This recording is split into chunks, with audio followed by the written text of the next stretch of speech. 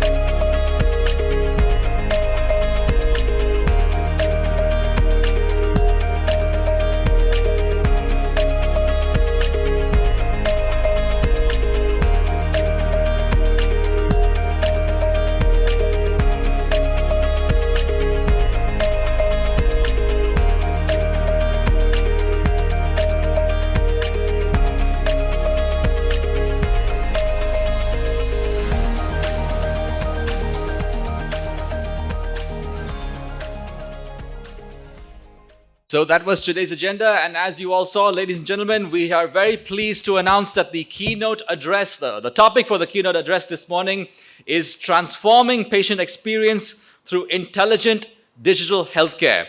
Fascinating topic, and an even more fascinating keynote presenter, a man who frankly needs no introduction at all, from in fact this city, Hyderabad.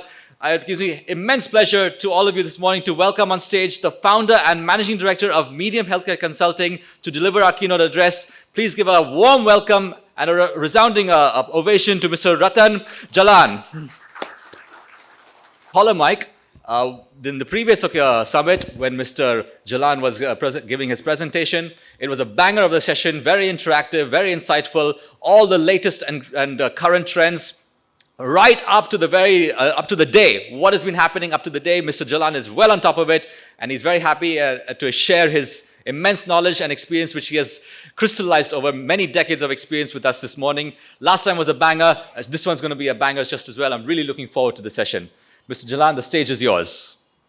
Okay, morning everyone, and I think I have about 20 minutes, but before I begin,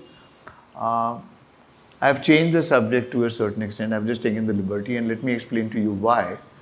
and it is about True Intelligent Digital Healthcare. Now, once in a while, all of us, at least at home, would have ordered through Swiggy, Instamart, half a kg of potato onions. Sound familiar? Something which gets done all the time? Yeah? Now, when you order, what happens? The moment you place the order, what happens? Yeah, please. No wrong answer. Huh? You know exactly what is happening every second. Somebody says that it'll be there in 9 minutes. The guy's reached the store. He has not reached. Packed, not packed. Got on the bike. Is there around the corner. All of that. Yes or no? And it's about 30 rupees or 35 rupees, half a kg of potato, and you know exactly what is happening every second. Now just shift to another scenario. If you go to the hospital and just meet people who are waiting outside the OT complex, what is it which is going on in their mind? If you meet somebody outside the OT complex, some relative, some friend, some caregivers, what is going on in their mind? They have no idea what is happening, right? The moment somebody walks out of the OT, they will all go and run and ask, has the surgery started? Yes or no? Or has it got over? Or where is it? And is it going all right? Or is there a blood loss? Or do you require blood transfusion? All of that. Yes or no? Can you imagine the contrast? That for half a kilo of potato, you know exactly what is happening every second. And your own mother, father, relative, brother, sister, you're talking about life-threatening surgery, and you don't even know what is happening. What is missing? Why it doesn't happen? Why it doesn't happen? No, I know, but why is it not happening? What is stopping it? Huh? And why not? Huh? Why not? No, I know, but why it doesn't happen? Is technology the problem? Is technology the problem? Inertia, right? Within course, let's say people don't care or people don't care enough. Would you agree there?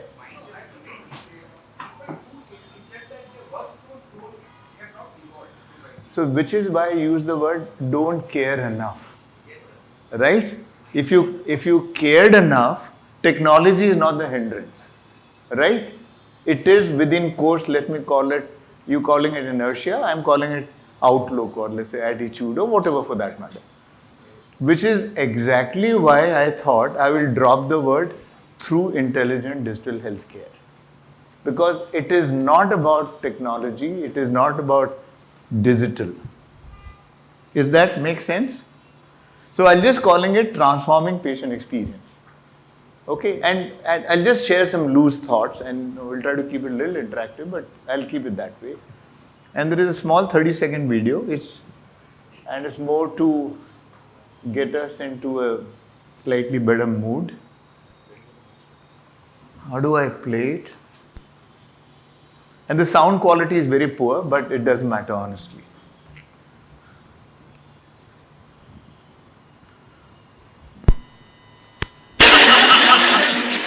Sonia?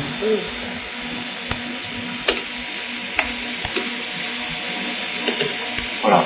Professeur? On en est où?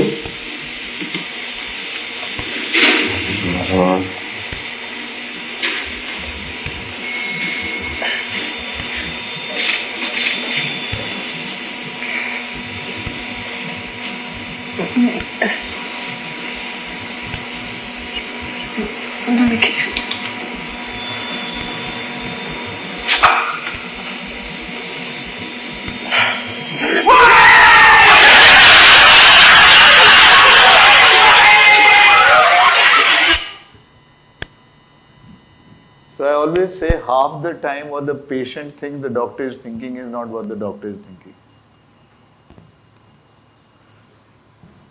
Okay, when we talk about patient experience, there is a word which gets used all the time.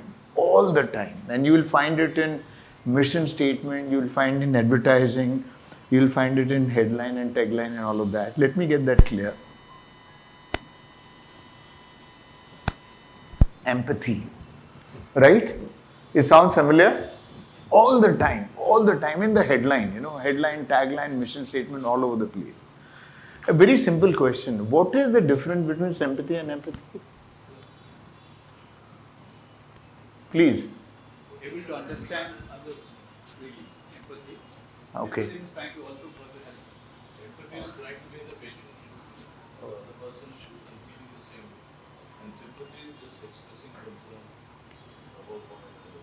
So absolutely. So I think the simplest thing is sympathy is I know how you feel, right? I'm just saying you passed in the exam, you did very well, or you lost an year in day one. I know exactly how you're feeling, what you're going through. Empathy is very, very demanding. Empathy is feeling what the other person is feeling. How often you see the mother of a 5-year-old kid, when the blood draw is happening, it is the mother who has tears in her eyes. How often you see that? Right? Why does it happen that way? The mother is feeling the pain which the kid is going through.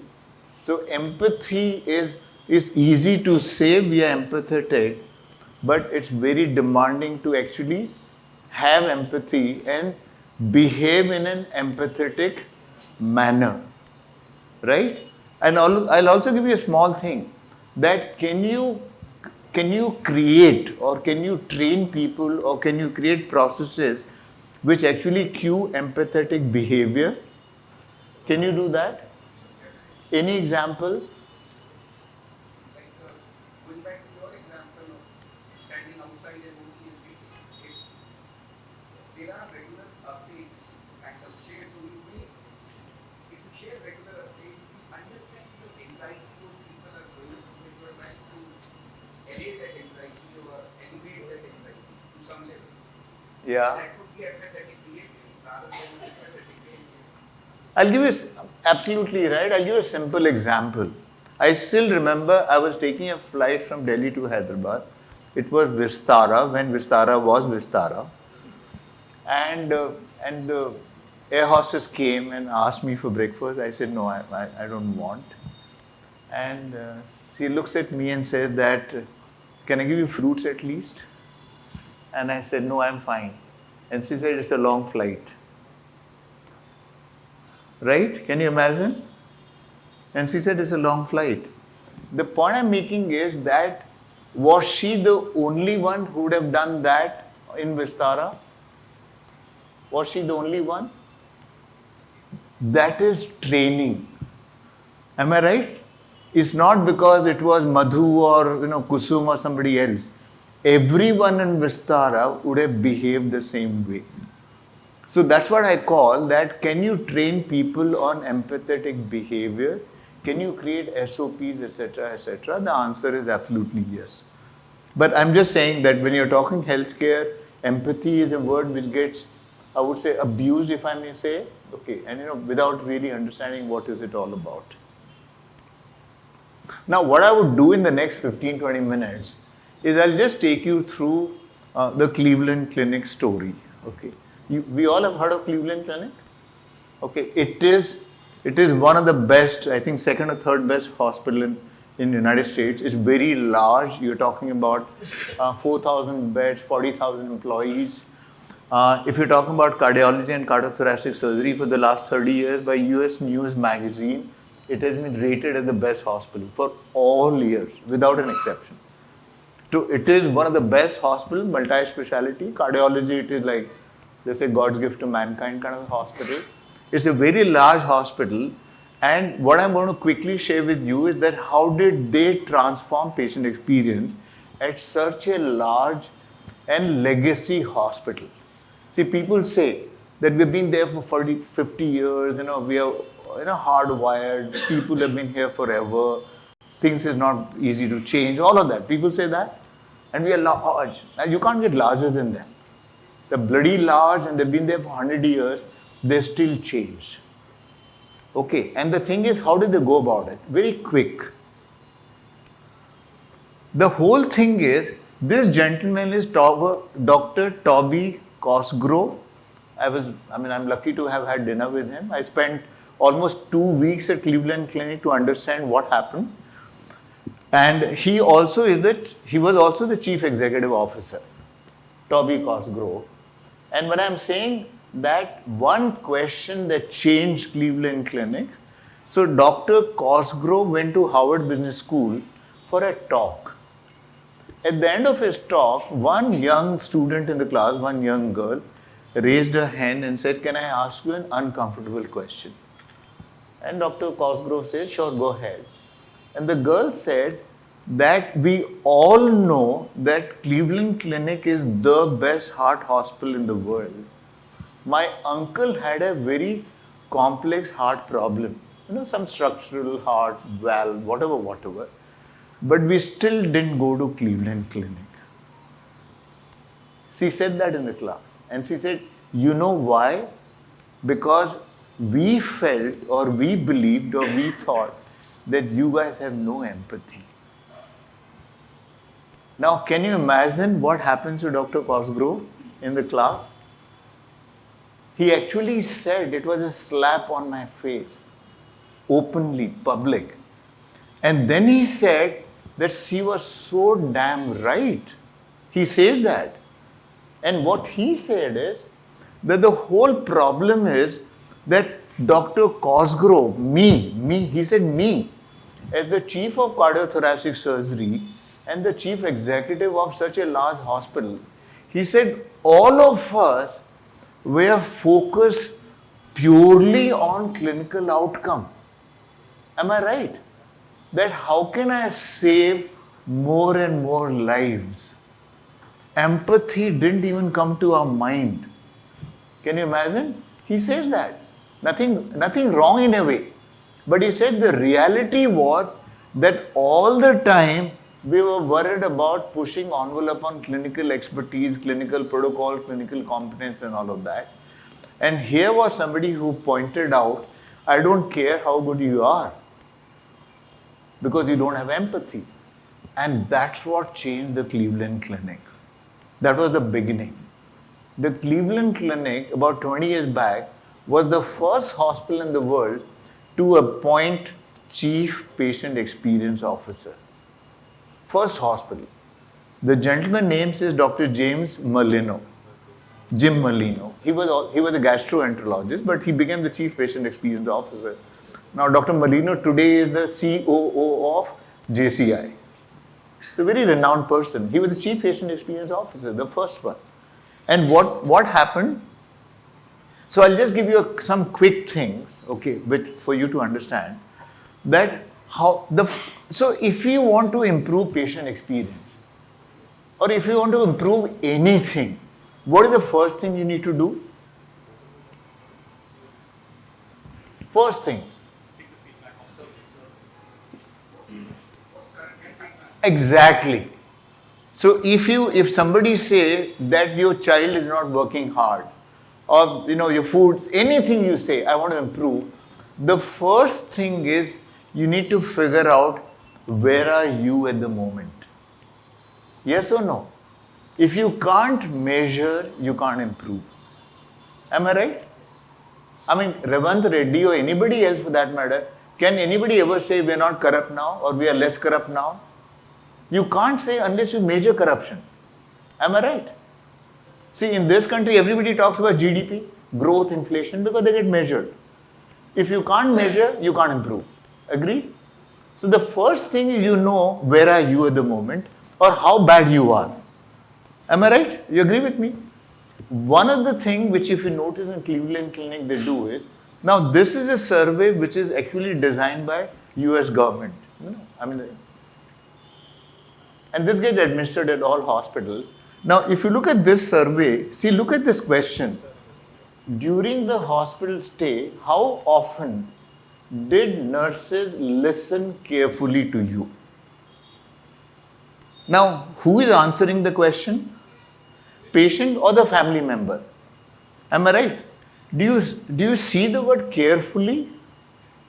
Carefully, not even listen, carefully to you. So it is all about the way a patient feeling. See, you may think the nurses did a wonderful job.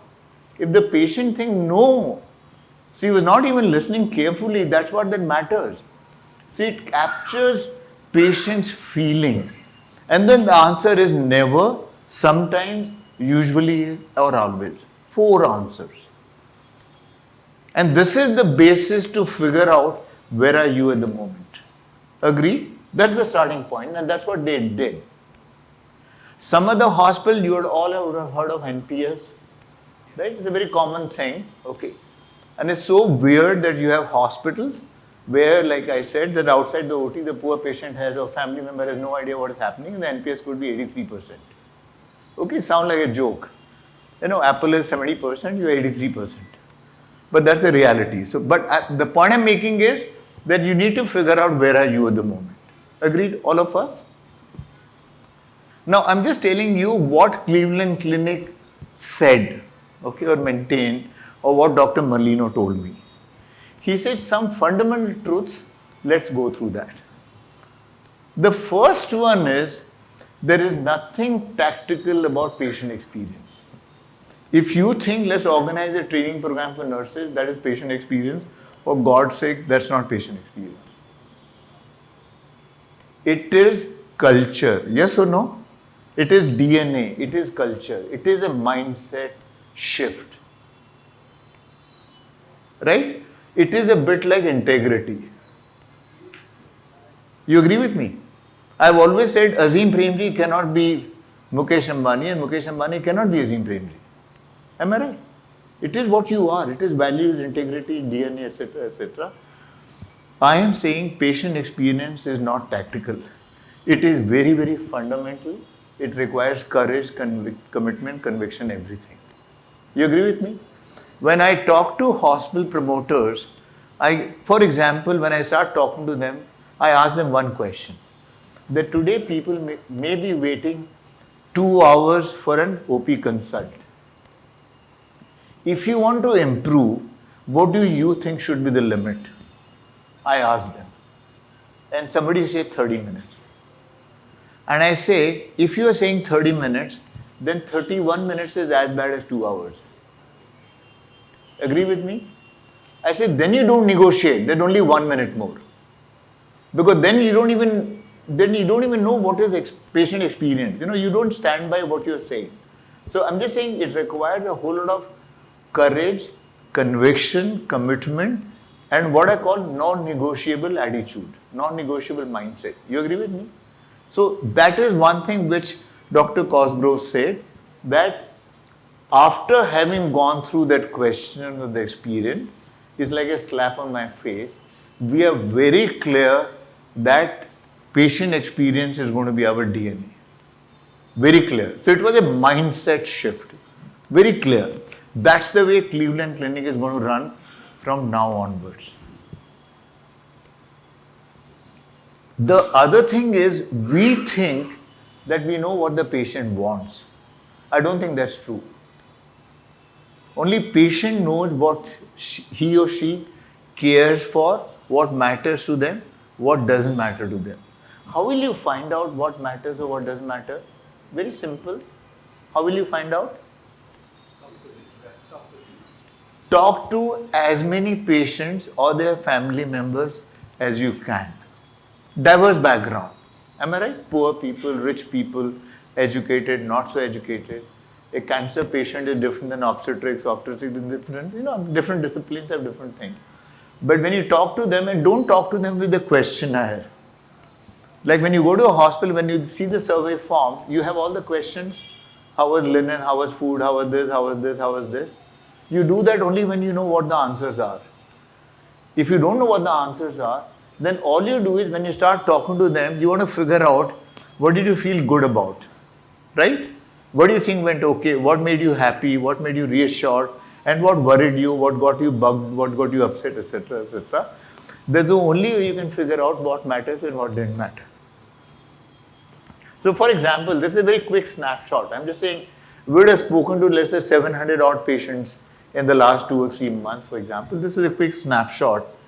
And this is just one hospital. And, we said, why did you choose a particular hospital? They give you some answers. We also said, and what got you bugged? And for example, the hospital is high cost, expensive, okay, commercial orientation. Somebody says that, and you need to ask them that what makes you think that the hospital is commercially exploitative? What makes you think? Okay. What makes you think that they overdiagnose or overprescribe, etc.? Okay. Transparency people talk about, unclear doctor communication, staff coordination, etc., etc. You see that? So I think the only way you can find out what matters to the patient is to actually talk to them.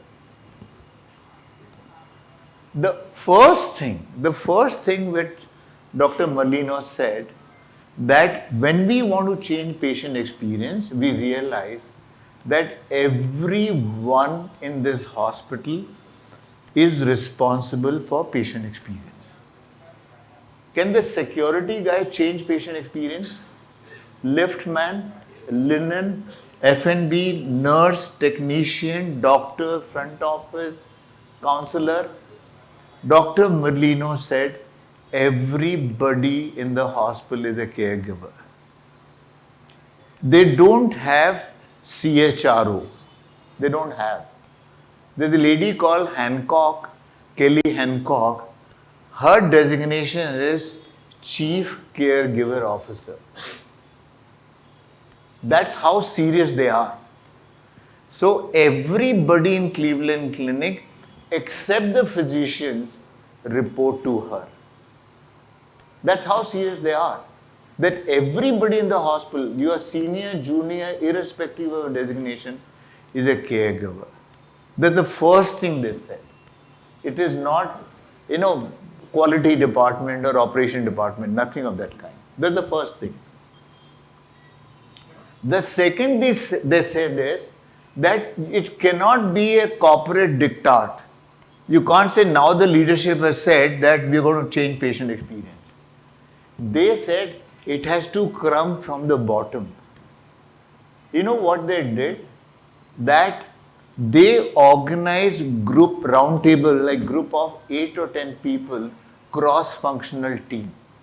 So 8 or 10 people round the table, doctor, nurse, front office, whatever, 8 or 10 people, diverse team. They actually met all the 40,000 people. It took them about 3 months, Dr. Merlino said. And it was all about that this is how bad we are. This is how bad we are. What do you think we should do? Do you think people will come up with some suggestions, some answers? Do you think people will? They will. And they collected all of that to help create an action plan. But what was very clear to them was, it has to be something, it has to be an initiative or a movement by all the 40,000 people, right? They have to be a part of it. It has to be their initiative, not our initiative. So they were very, very clear about it. It took them almost 3 months just to do that. So he says that get the buy-in from everyone. Get them involved. They have to own the program. They said make the data public. So you have a particular department, you have a particular hospital, you have a particular floor. They will actually say this is how screwed up we are. They said that. They said that. This is how bad we are. This is how bad we are as Cleveland Clinic. This is how bad orthopedics is. This is how bad cardiology is. Now, why do you think that is necessary? What you're saying is that I'm not hiding it, damn it. I messed up, but trust me, we're going to fix it. That requires a lot of courage and that requires a lot of commitment. A lot of commitment. If you're committed to improve, then you don't mind saying how bad I am. So, in fact, the first thing they said was when they got the ownership, they asked everybody that would you like people to know how bad we are? And everybody said, yeah, sure, why not? We're going to fix it. So they made the data public within the hospital and to the outside world. Outside world was known that they are bad, but within the hospital, department-wise, function-wise, it was made public. I told you conduct patient interviews. I told you that. They made observation studies. So a lot of time, patient doesn't tell you or the patient misses telling you. But if you sat in the front office, if you sat outside the OT, if you sat in the lab, etc., in the ICU, would you get a sense of what is happening and not happening? So other than patient interviews, they also did a whole lot of observation studies. You know, in the ward, in the ICU, in the corridor, outside, etc., etc. They did all of that. And then they identified, when you listen to patient, when you talk to, when you do the observation studies, you know actually what are the major themes. You know, like you saw nursing communication, nursing response, doctor communication, processes, there's a whole lot of pieces they came to know that these are the ones which are not going right, which are causing distress, and then they obviously have to figure out what the solution is. And then they created processes, they organized training program for various initiatives, various major areas. They conducted pilots. That if this is the issue, if this is the way we need to fix, there are processes, we design processes, we train people, and we conduct a pilot and actually see have things changed or not changed, or how far they have changed. If not, then what is it we need to fix in terms of the process we have designed. Make sense? They did that. This is very interesting. One of the things which I really love what they did was that the nurses would proactively go for an hourly round. Because patients have a whole lot of complaint about nurses. The nurses don't come in time, this happens, that happens, etc. What they did was that during their research or interviews, they found out that what are the major reasons or more frequent reasons for which a patient would call a nurse. They found out. Then if you see that, what they do is, a nurse would proactively go to the patient and ask 5 questions. You see that? Do you need anything? Do you have any pain? Do you need to be repositioned? Half the time patient says, na, you thoda pillow theek kar do, ye kar do, upar karo, niche karo. Okay. Do you need something moved closer to you? Get me the phone, get me the call button, get me this, get me that. And you need to go to the washroom. So these were the 5 or 6 most common reasons for which a patient would call the nurse, including the first one, which is open-ended. Is there any way I can help you? Now, if the nurse comes proactively to you, what does the patient think? She cares. Not only that, after the nurse is gone and after 10 minutes, if you feel like calling the nurse, you would be a little more patient. Am I right? So if she takes 5 or 10 minutes, you won't mind it because somewhere you will think, ki abhi abhi to aayi thi yaar. So this was something which was done as a process. Can you imagine how insightful it is? The other thing which I'm not saying they did, but which is done in some other places, and Ritz-Carlton is very famous for this, is they empower everybody in the hotel, including the bellboy, and they say you have $2,000 you can spend to create customer delight without asking anybody any question. In fact, I remember one of our engagements, we did that with nursing. And we did that with some front office people, that let's say you have 5,000 rupees, you can spend whichever way you want without asking to make a patient or the family member happy about it. And you should imagine what that authority does to people.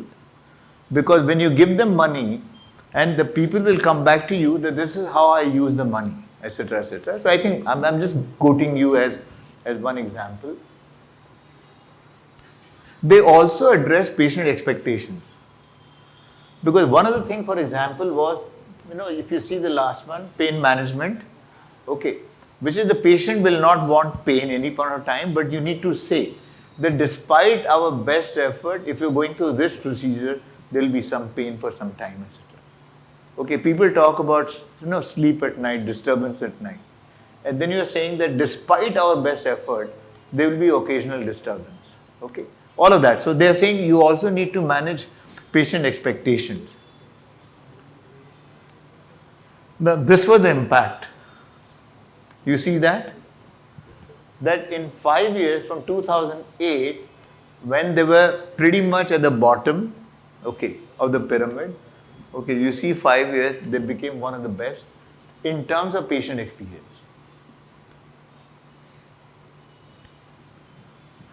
And this is like, communication about medication, pain management, quiet at night, doctor's communication, and different pieces, etc., etc. So I think what I wanted to give you a sense that if you care,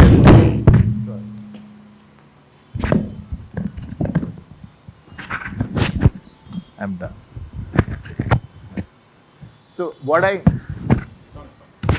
okay, sorry. Just last 2 minutes. Can you hear me? Huh? So what I said was patient experience is something which is not tactical. It is something, it has to be a cultural DNA, commitment, etc., etc. Or you need to wait for somebody to insult you in a business school to wake you up that it matters. But I think it's a big deal. What they said, that patient experience cannot be doctors or nurses. It is everybody's job. You need to measure it. You need to make it public.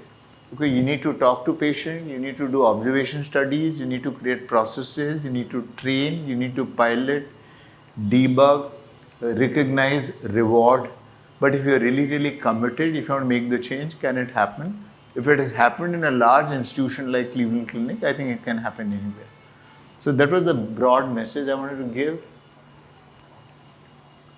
I talked to you about the champions. So, I'm just saying they would make it a celebration, patient champions, give them rewards, recognition, they have an annual event, etc., etc. This is my last slide. Howard Schultz, who is the promoter of Starbucks, he says, we are not in the coffee business serving people, we are in the people business serving coffee. If a coffee chain thinks we are in the people business, I think it's only fair that in healthcare we think like that. In fact, there's a very nice line somebody said, okay, don't treat the disease, treat the person. Right? We often think, that we are treating liver or heart or whatever the organ is, and the person behind the organ is hardly important, So I think, I'm just saying it happens all the time. People think that you're being rude, you don't care, you don't even look at my face. All of that happens. But I think somewhere, this is the last slide where I said that if a coffee guy thinks we're in the people business, high time in healthcare we thought like that. Make sense? Thank you so much.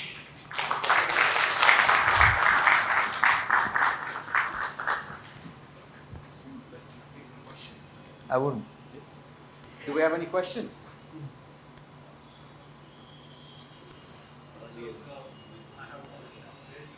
Can we get the mic, please? Sorry. Can we get the mic, please? So everybody can. I can speak louder. So, thank you, Jivan. So, my question is, you are referred as a OT, where communication, miscommunication happened, whether strategically improve some of the hospital. Do you have any, experience you had in India where there's transparency in between OT and communication to the patients better? So, I'll give you a very small example. I'm just saying my own personal experience. I remember I went through cataract surgery at LV Prasad. Okay, where there is a screen which you have and where they say that, patient number so and so has gone into the OT okay, the surgery has started, it's got over, come back to the room, etc., etc. I think, I mean, are there places which do that? I mean, LV Prasad is one example, my own personal experience. So I think what it at least demonstrates is that does it take a lot to do it? The answer is absolutely not. I think you just got to listen. It's as simple as that. No, it is. No, I'm just saying that I think technology is not the issue. Not the issue at all. It's just that do you think that it matters or do you think it is important? I mean, it's as simple as that. Thank you, sir. It's the best thing that, people change everything. Yeah, thank People? you. People change. People can change everything. Oh, 100%. Like the Randhir Kapoor or Randhir Singh said, na, apna time aayega. So I think the poor patient is still optimistic that someday things will change, but okay. Thank you so much. Thanks once again. And thank you very much for sharing your experience with us, an interactive presentation once again. Request you to be on the stage. And the reason why we request you to be on the stage is because we would like to thank you immensely for being with us this morning. As a token of our appreciation, we would like to hand a memento to you to indicate that you have been with us this morning, and a small token of our appreciation. And to present the memento to you, I would like to request on board our platinum partner, Saint-Gobain, and I'd like to request Mr. Dharmik Vaishnav, who's the head of project sales and key accounts, contractors and exporters of Saint-Gobain, to please come on the stage and hand over a memento as a token of our appreciation for spending your time with us this morning.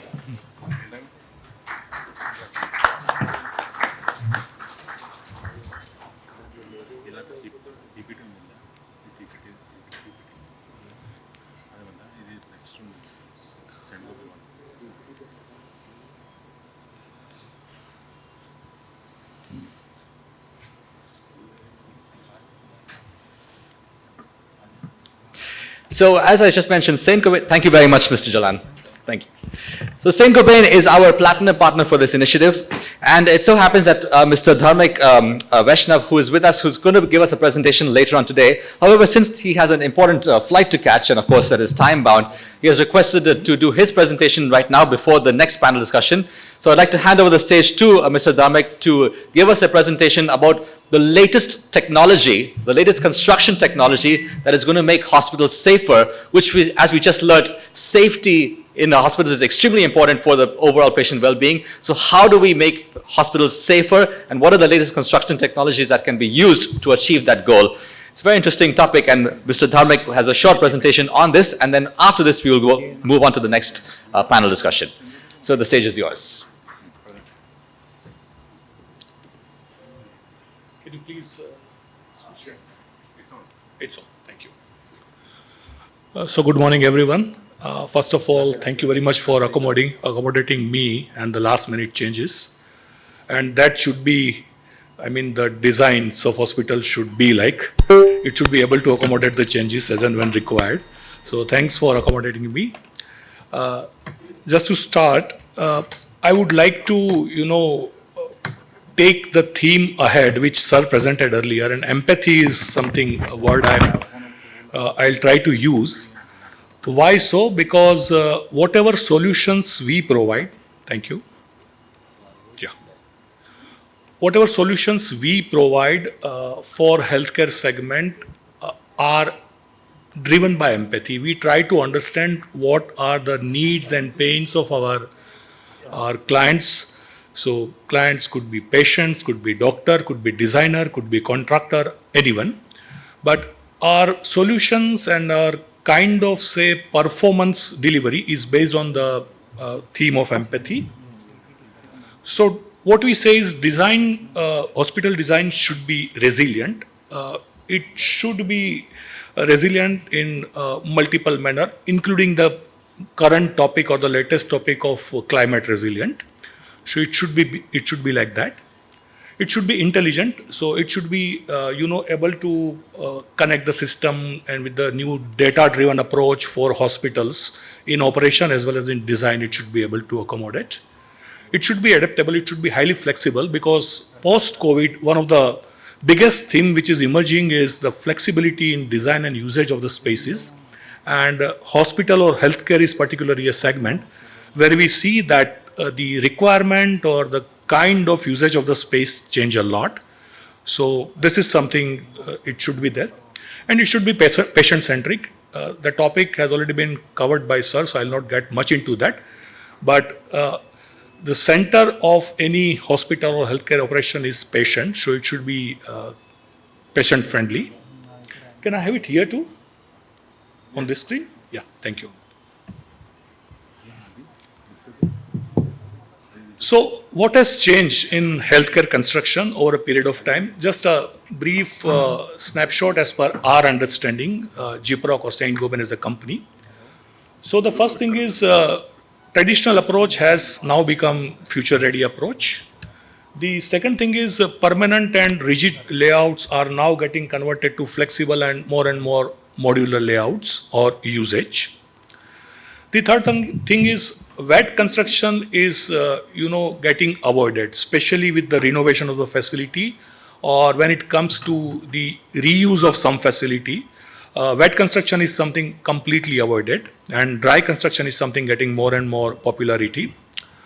Timeline of the project, this is very important because shorter the duration of construction, better is the output. So that's something we are able to see. And from asset-focused approach, which was earlier, now it is becoming more and more outcome-based approach. So this is our understanding about what are the changes in the trend of healthcare. And like it's not a permanent kind of construction or a permanent kind of ideation behind the creation of a facility. It needs to be a evolvable model. So as and when you want to change something or you want to make it more evolved, hospital design should be something which actually meets this requirement. So what we do, we just try to create the future of healthcare. It's not about just better hospital, but it's also about building them differently. So I'm going to talk about dry walls. I'm going to talk about the walls. Now walls have different kind of usage, starting from basic capacity to divide two places to multiple kind of functional requirement. But I'm going to talk about wall and little bit about ceiling too. So we have got various kind of walling systems. So drywall is the name of the kind of application, or I should say drywall is the name of the products we sell as a solution, but you consider it as wall only. So it's a wall. And the thickness of these drywalls can start from 75 mm and it can go up to any kind of thickness you need. The second thing is starting from very basic height, it can go up to 21 meter. In just 400 mm space. So 21 meter will never be a requirement in hospital, but I am just trying to share the kind of, this product's innovation or this product's capability. Duty rating, starting from very basic duty rating to severe duty rating, can be achieved using such drywalls and solutions. Fire, which is one of the biggest kind of concern for a hospital operator or a designer. Starting from 30 minutes fire rating for dividing two spaces, our solutions, our system can give you fire rating up to 4 hours, that's 240 minutes. And sound insulation, so acoustics is one of the major requirements of hospital design. So we can provide you sound insulation up to 70 dB. Just to explain what 70 dB is, I mean most of you would be knowing. But we divide, two screens in a multiplex using our system. So that is something we can achieve based on your requirement. So these are the things we offer in drywall solution, and how it is beneficial for the hospital design or construction is, it is 4 times faster as compared to the conventional construction. It's lighter. So just to give you an example, conventional construction is about 210 kilogram per square meter in terms of weight. Drywall, GPROC drywall is something around 26 kilogram per square meter. So practically 1/10 of the dead load. It's 50% lesser when it comes to the labor productivity, and also 50% either lesser labor requirement or 50% or 2x higher productivity. And practically it's a dry construction, so there is no water usage in the construction. One of the biggest challenges after fire and acoustics is the MEP integration in hospital design. So it is able to take all kind of MEP accommodation inside the drywall. No dust practically, easy reconfiguration if required, and fire and acoustic performance, which we already discussed. So we have got various kind of solutions for healthcare. So all kind of walls other than OT, because it requires a special kind of say treatment and requirement. Other than OT, everything can be built using Gyproc drywall, including your exterior wall. So I'm not getting into the details, but it can be shaft wall, it can be patient room to patient room, corridor to patient room, doctor room to, I mean all kind of walls can be created using Gyproc drywall, and all kind of ceiling system can be created using Gyproc ceiling system. So fire, as I said, one of the biggest constraint, and whenever we design or we propose some kind of solution for hospitals, fire and acoustics are the main two concerns we try to take care of. So generally we follow STM 56 or whatever are the latest regulation, or sometimes BS, or sometimes local regulations. So these are the standard regulations which we try to follow, but sometimes if you want something better than that, that can also be achieved using our various solutions. So we follow BS 476, which is the standard for fire resistance, and we also comply to ASTM standards. So be it local standard or any of the global standards, we are able to achieve the desired performance using Gyproc drywall systems. As I said, service accommodation is one of the biggest challenge, and drywall itself has slots and some kind of, I should say, cavity inside, which will be able to accommodate all kind of services and any kind of future reconfiguration you want to do. It's very easy. Just to explain, by using simple paper knife, you can cut the wall. It's not that easy. I am just trying to explain it in an easier way. You can cut it. You can do the kind of changes you want to do. You put the same board again and you finish it. No one will ever know where the reconstruction has happened. So it's very simple to accommodate these services, and later on if there is any change, very easily it can be done. So this is just an example. Practically we try to do on a conventional wall or on a drywall how things are easier or better to accommodate. So we've got various kind of solution, and one of the challenges we used to face earlier is that when it comes to unplanned loading on drywall, what we will do. So to solve that issue, we have launched a product called Habito. It's Habito, it's severe duty rated wall, and it takes any kind of any kind of load which is not dynamic in nature on it. And one simple 10 number wood screw can give you 30 kg point load ability to be hung on this system. So practically if you want to say hang something which is of 120 kg, 4 screws have to be used. So no prior intimation is required to the designer. When you use Habito wall, you can hang anything afterwards which is practically unplanned. So this is a solution to that. It's durable, more impact resistant, and at the same time unplanned load, what I earlier referred to. Then there is a product called Glassrock Edge. This is paperless gypsum board. It's a revolutionary board. And the beauty of this board is practically it does not absorb any kind of moisture or water. So dimensionally it's more stable as compared to anything else available in the market.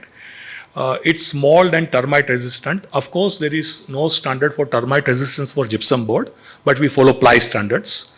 So, I mean, we are trying to get this standard, documented somewhere, and test should be there, but it's still the work in progress. But even from plywood kind of comparison, it's termite proof, and up to 60 kilograms per square meter load can directly be fixed on the wall when it comes to marble, tile, or stone cladding kind of thing. Another application, like if you want loading with moisture resistant or water resistance, Rigirock is the solution, and like Habito, this board can take load up to 15 kg with a single 10 mm wood screw. That was 30, this is 15, but this also has moisture or water resistance. And Other things are very much similar to Habito board, but it also has the moisture resistance capability. Why I'm showing this, that whatever you see here, it's UAE pavilion, and whatever shapes, etc., you see in terms of construction are done in a gypsum board product, including the exterior one. So we have a product called Glassrock X, which is exterior grade gypsum board, and it is paperless gypsum board. It can be molded in any shape. That's the beauty of the product. So no need to think in a straight line kind of design. You mold it in any shape, whatever you want. And this is one of the best or iconic projects we have done in Glassrock X. That's why I'm showing it here, just to show the possibilities with the product. These are various exterior wall solutions we have done globally and in India. So just showcasing the capability of the product. This is dimensionally very stable. So generally the problems with other material that, tiles are cracking or the final surface is getting disturbed because of the dimensional stability issues. It doesn't happen with this. So dimensionally more stable. It's light and sustainable because gypsum is the material. Fire resistance, so starting from 30 minutes once again to 4 hours fire resistant wall can be created. Practically it's impact resistant, and whatever you imagine in terms of say performance from an exterior wall, everything can be achieved along with the various kind of shapes, designs and accommodation of any kind of texture or finished surface. The most important thing is the skeleton when we build anything, and gypsera is something or metal. This is galvalume. Generally whatever available in the market is zinc coated, and what we have seen is over a period of time it gets rusted very easily. So to get rid of that problem, we have launched this gypsera with galvalume. It's a patented technology when it comes to serration and all. And here corrosion resistance is much higher as compared to the conventional AZ150 or AZ120 kind of solution. And especially in hospital kind of construction where this mold or rusting, this kind of problems can create a bigger issue. This can be the best solution. I'll just take you through the plasterboard transformation. So we started our journey in India with the most basic plain gyp board, which generally goes in ceiling. You know us through that only. So that's the most basic board. Then we launched other products like fire resistant category, that is plain board, then fire resistant board. Then we moisture resistant board was the next category we launched.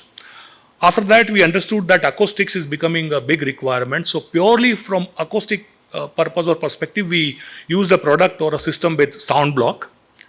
Then we realized that impact plus acoustics is also a big requirement. Then this Duraline was that's the complete product range we launched. Then paperless gypsum board is something which became a thing required by various people due to few design limitations people used to find or perceived to be a problem with plasterboards. So then we launched this Glassrock Edge paperless gypsum board, and Habito, which I discussed, it's practically a product with any kind of loadability available to the designer or to the end user. Basically, by the grace of God and other things, we are industry leaders. So we try to, create more and more better standards for the industry, because plasterboard industry earlier they did not have any standards. So we work very closely with BIS to accommodate or get the global standards in. Skill we do a lot. We have 12 running skill institute and 8 new in pipeline, because ultimately the finish of the product depends on the skill or the labor who are applying it. A third-party certification, so EPD, we have got EPD for all the products. I'm happy to share that we were the first product in India or gypboard plane to get EPD certification in 2017. So environmentally, as a company, we are very conscious. All kind of green or global certificate for sustainability, etc. Generally, people talk about carbon neutrality 2070 or 2047, this kind of things, but our 2030 goals for carbon neutrality or sustainability is something like that. So 50% water reduction, 33% usage of recycled content and recyclable material, 100% LCA for all the products. So these are the various things we do in sustainability, and these are our 2030 kind of guidelines or mandate. We are on track for this. Happy to share that. We also provide a lot of support in terms of technical services on site. So it's not only about giving solution or supporting a designer or an end user, from various kind of drawing or detailing perspective. But as and when required, we also provide on-site support. So training, on-site, sometimes, it's simulation before the project. Post-occupancy phases, if you want some kind of, testing to be done, all these things we provide free of cost. So this is also something we do. So it's a 360-degree approach, not only sell. So we don't sell product. It's a solution designed by us in consultation with you. And finally, the performance is also something in our scope if you want us to do that. So national footprint, wherever you require, our material would be available. We have more than 1,300 dealers across the country and more than 3,000 sub-dealers. So practically we are in every nook and corner in the country. We are aiming to be, a product which is available on phone call within 24 hours. It will take some time, but we are also working in that direction. And that's all from my side. Thank you very much for your patient listening. I look forward to work with you. Thank you. Thank you. Well, before we go, sir, we can probably accommodate one question, comment, or if there's anything of the kind. If there are no questions or comments, then maybe I could just, what really caught my attention, at least very quickly before we proceed, you said you worked on the UAE pavilion. Is that the same UAE pavilion that was the talk of the town during the Expo 2020? Absolutely. It's the same. The same pavilion that caught all the attention? Right. The same one. Whatever beauty you see, that's, yeah, sure. Yeah, so it's the same pavilion, and whatever beauty you see in terms of design or, aesthetics, thanks to designer and end user, it is Gyprox. So that's something like that. So the UAE pavilion was quite stunning during the Expo 2022 it became, instead of 2020. And it's fascinating to know that your material was used in the construction. But what about any iconic hospital projects? Do you have anything that stands out so remarkably? So many hospitals, practically all big chains have now adopted drywall. Sometimes we sign NDA, so we are not supposed to give the names, but you think of any big chain in India, now they have shifted completely to drywall. And it's not about big chains. Even in T3 and T4 towns, now drywall is very, very much in demand. So now it has become a part of design, but more and more awareness and penetration is required because healthcare and education are two segments where as a country we are investing a lot. So that's why, we try to push it more towards the design and the end users part. That's something tried to do. Thank you. Thank you very much. Thank you very much. Thank you very much, sir, for your presentation.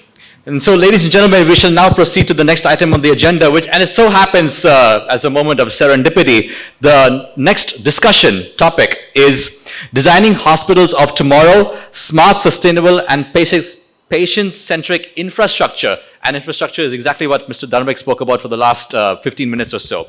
And it's a continuation of that topic. So we're going to put the microscope on that and explore this topic a lot further.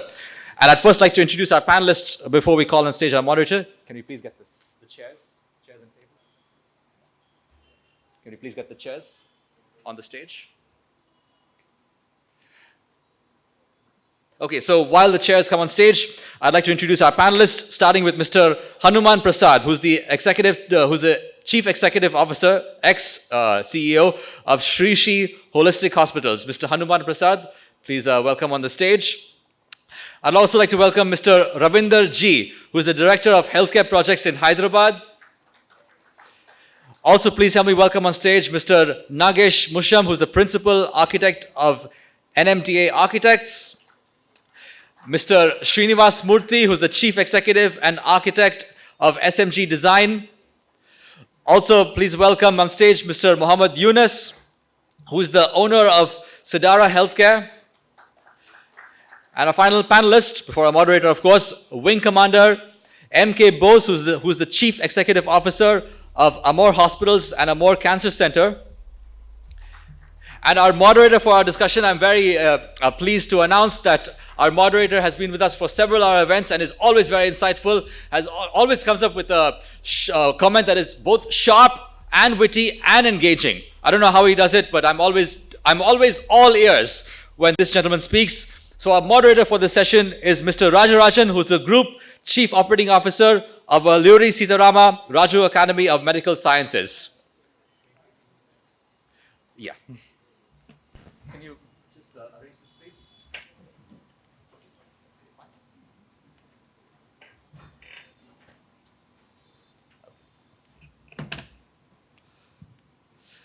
So, Mr. Rajarajan, without any further ado, I'm done talking. The stage is all yours. We've all come to listen to you. Yeah, of course. So while the mics are coming on stage, thank you very much, ET Business Consulting, for the trust in you. Good morning, ladies and gentlemen. It's wonderful to be here in Hyderabad, and it's a very engaging panel, a learned panel, I would say, who will throw light on our topic on designing hospitals for tomorrow, smart, sustainable, and patient-centric infrastructure. You know, we had a very powerful start to the day with our very famous and very respected, revered Ratan Jalan sir. I've been seeing him from my hospital management days in Apollo in Chennai. And it's so good to see you, sir. You're still aged mind, tireless bodies, still all these ideas fresh and young. And he took a master class on design thinking without telling the word design thinking. So I teach design thinking for some of the universities now. And I so like it that he took us through the various process of design thinking without telling it is design thinking. And next, we saw how Saint Gobain Jiproc talked about design. So this panel is all about blending it all. You know, we have traveled through times. We have India as a very vast country, and we had Charaka Samhita, Sushruta Samhita, one of the earliest documented records to the latest with respect to MR-based Linacs, cyber knives, proton therapy, and all those stuff. But amongst all this, the one most important person is the patient. You know, the patient centricity is also, this panel is going to blend in all of this. So without further ado, I will just start the panel.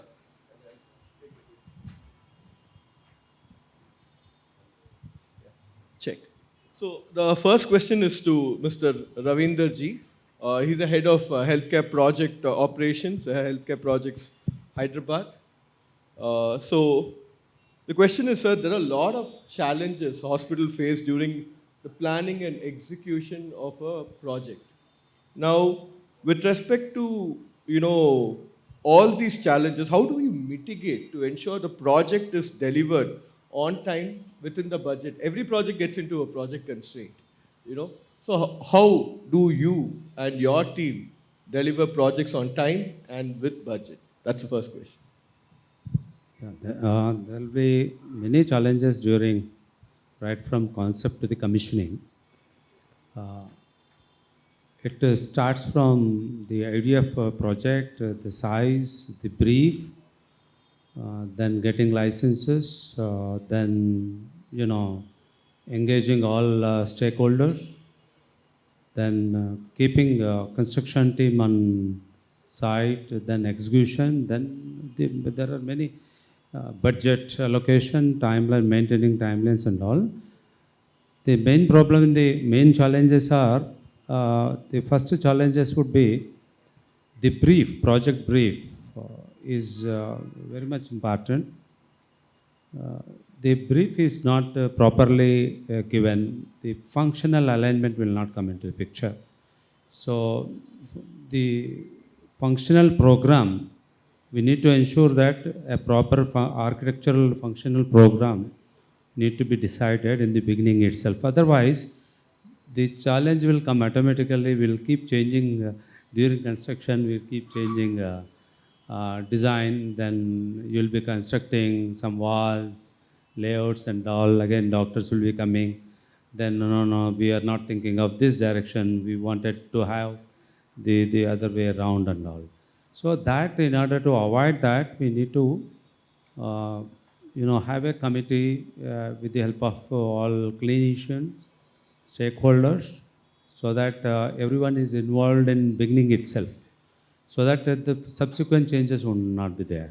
So any changes you make, again, subsequently architect changes layout, then MEP consultants and all, again they have to make changes. Then in the middle of the construction, you'll have many more challenges. This is one aspect. The planning Basically, scheduling of the project also is very important in order to keep proper timelines and all. If a project is delayed, then naturally budget also will increase. This is other thing. The statutory compliances, timely, handling the statutory compliances are very important. In order to stop the changes, one we can make it, we can get into some 3D walkthrough designs is one solution where before construction we can show to all stakeholders, not only doctors, there will be, you'll be creating some areas, functional areas for procurement and other people, staff, nurse counters, and many more people will be there. So this is one idea. So we can have the walkthrough designs. We normally give more importance on that much before construction of this thing. So these are the main areas. Thank you, sir. So stakeholder management, reduce number of iterations, workflow designs, including AI. Yeah. Various tools are available in the market. So these things would definitely help deliver things on time and reduce the budget. Thank you, sir. Yeah, there are softwares available. Yeah. The project management softwares available. People have to use those softwares. Yeah. So for want of time and since we are delayed, I would like the panelists to be quick and crisp in their answers. So the next question is to Mr. Hanuma Prasad. He was ex-group CEO of Sri Sri Holistic Hospital. So patient-centric care. How you can bring it into the design? There are various things with respect to operational planning in these hospitals. So how do you encompass all these patient centricity and bring it into the project design and deliver it? What do you say? Yeah, good afternoon, everyone. See, when you look at hospital designing, most of the people look at the institution first approach. But I think what is important is the experience first. If you can bring in the patient experience as the motto, I think the designing can happen in that particular manner. So I mean, maybe 2-3 aspects I can tell you. One is, as my colleague said, workflow design and then layouts. Most of the times, patients spend enormous amount of time running between the floors. If you can bring in a co-service culture where if you are developing a cardiology department, bring in the entire peripheries of cardiology, like non-invasive cardiology, their pharmacy, their lab, all those things together. If you're building maybe a pulmonology department or a neurology, whatever is required for that particular department, you bring in all those things together. And second thing is the workflow design for operating rooms and wards. The ambience is very important. If you look at the operating rooms where there is a huge or good ventilation, the patient recovery is much faster. And the third important aspect is, digitalization. Wherever there is a possibility of bringing in some kind of digital touch points, it could be reducing the wait times in the discharge. It could be when the patient is inside the hospital, the OPDs, you can create a OPD kiosk where patient can do everything on his own. I'll give you a few examples. I think what Mr. Jalan said, that Cleveland Clinic example, where they have invested heavily on getting instead of chief executive officer, they have got experience officer. I think the studies shows that around 35% of their OPD times have reduced. And the second example, Narayana is experimenting in NH in Bangalore. They're building a hospital in Banashankari. They want to build a hospital without having a OPD reception, and they don't want to have a billing counter. So the investment is heavily on the HIS as well as on the digital platform. The third thing is, Manipal has invested enormous amount of money on patient experience. They map the entire patient from IP admission till discharge. So as Sir said in the beginning, what is happening to the patient, you don't know. So they have got good technology where the patient flow is already incorporated. So the study shows around 40% of the queries come to the nursing counters have reduced. You don't have to go to the nursing counter and just ask, where is my blood report? When is the doctor coming? If you can map these through digitally, I think there's a lot more experience you can bring in. Thank you. Thank you, sir. So, takeaway points are spatial planning, uh, digitalization, and also the ambience aspects. So, the Panashankari Hospital apparently is also going to be completely run by nursing leaders. So, that's something which Devi Shetty sir had also said. And so, next up, we'll have the question to Mohammad Yunus sir from Sedara Healthcare Private Limited. Hello, sir. So, so the thing is, hospitals, we focus on one important aspect called recuperation, the faster way of healing, and also the comfort level of patient we need, and also now the attendants and the whole family who's waiting, the waiting areas. So, and the productivity. So, how do you balance this trifecta and deliver it in your projects? Over to you. It starts with the simulation studies. Where you map the patient journeys. When we talk about patient centricity, you need to map like how many times a patient moves for a service. He goes to the counter, then he goes to the waiting room, then he goes to the clinic, comes back to the counter, goes to the diagnostic services. So instead, if we can limit those movements, like he comes to the counter once and then the rest of it is served in a clinic where the doctor comes, sees him and goes, where the phlebotomist comes, takes the sample and goes, right? So if we can design around this one, that is true patient centricity, and that would enhance the patient experience a lot. And we have to be cognizant of the fact that a patient who's coming to a hospital is anxious and is not in a comfortable state. So if we can reduce that discomfort by limiting his movements, that would be a big. Thank you, sir. Major focus is on the movement matrix. So, since we have talked a lot about Cleveland Clinic, I would like to throw upon something from the Mayo Clinic. So, Mayo Clinic, way back in the 60s, did a pin and the thread diagram of how much a nurses move in the facility. Okay, they eventually found out, based on the nursing station setup and the rooms and this control of the thing, a nurses on an average walk about 2 kilometers. So that today, that study is being adopted in many of our hospitals to see how we reduce that to only 600 to 800 meters and stuff. Actually, that has given rise to the concept of multi-acuity rooms. Yeah. So one more thing on Mayo Clinic is the Jack and Jill room to increase the productivity of some of your star consultants, wherein in about 15 minutes, they will be able to see 2 to 3 patients rather than just one patient. And also scheduling, your new patients are scheduled in the morning, your follow-up patients are scheduled in the afternoon, because the new patients who come in, they would all want some test to be done, and they come back in the afternoon. And so the number of times the patient needing to come to the hospital is also reduced. So a lot of things on comfort level, on productivity. Thank you very much, sir, for those insights. And our next thing is to Mr. Nagesh Musham, sir, Principal Architect, NMD Architects.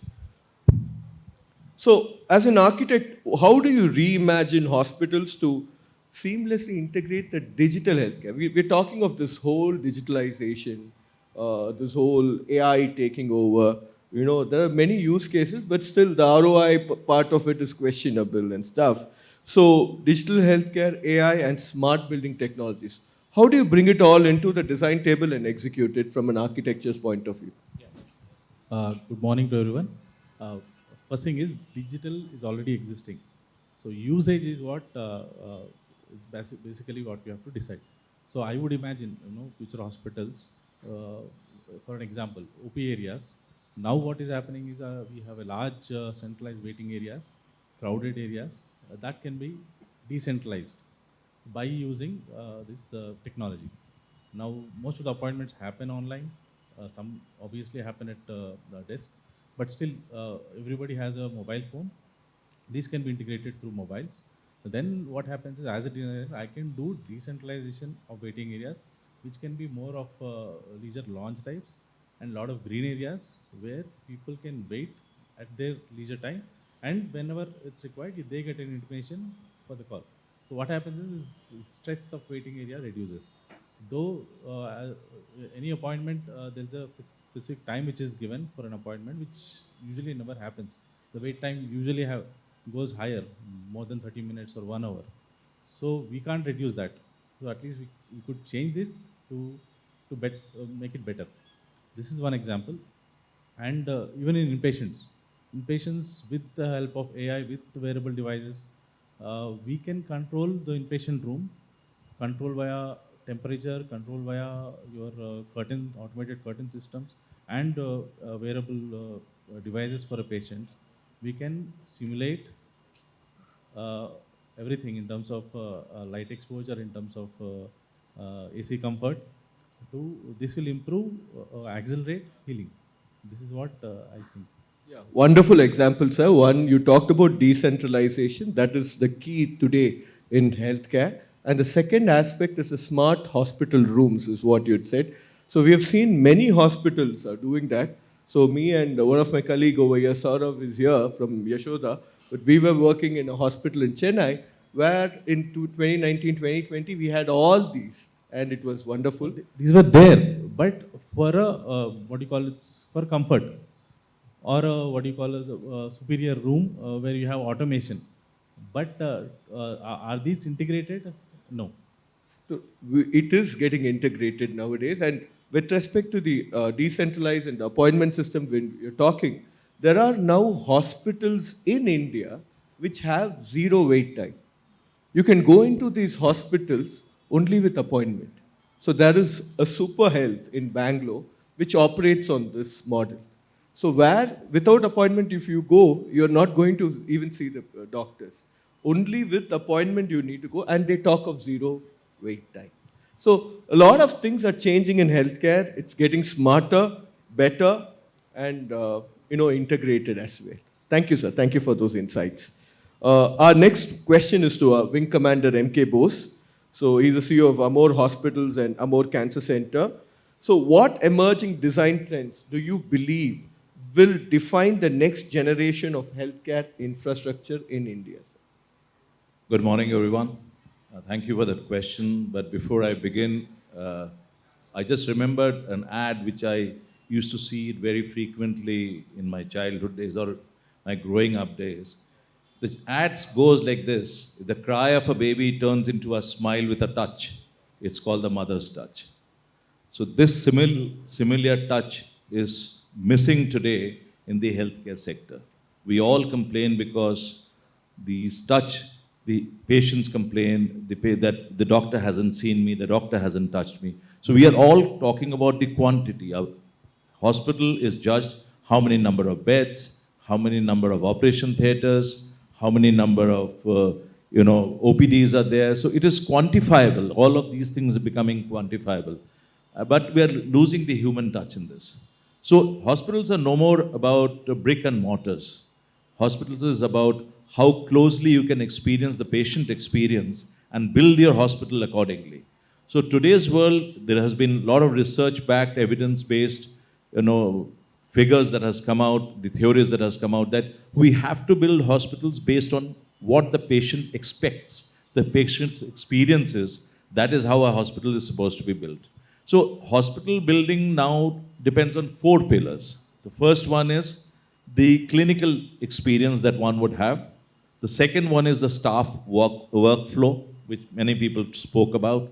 The third one is what is the psychology of a patient that matters most when they come to a hospital. And the fourth is, of course, the environmental factor that plays a huge role in today's hospital. So talking about taking these factors into consideration and cognizance, the hospitals today have started building in the same fashion.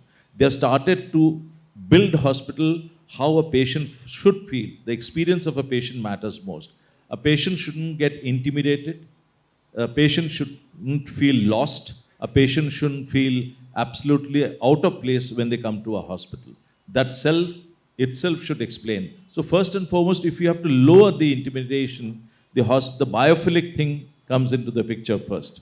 The hospital environment should be built in such a way that the nature is built around the hospital so that you are close to the nature, whether inside the room or in an OPD or just in the lobby of a hospital, in and around the hospital, the biophilic, the nature.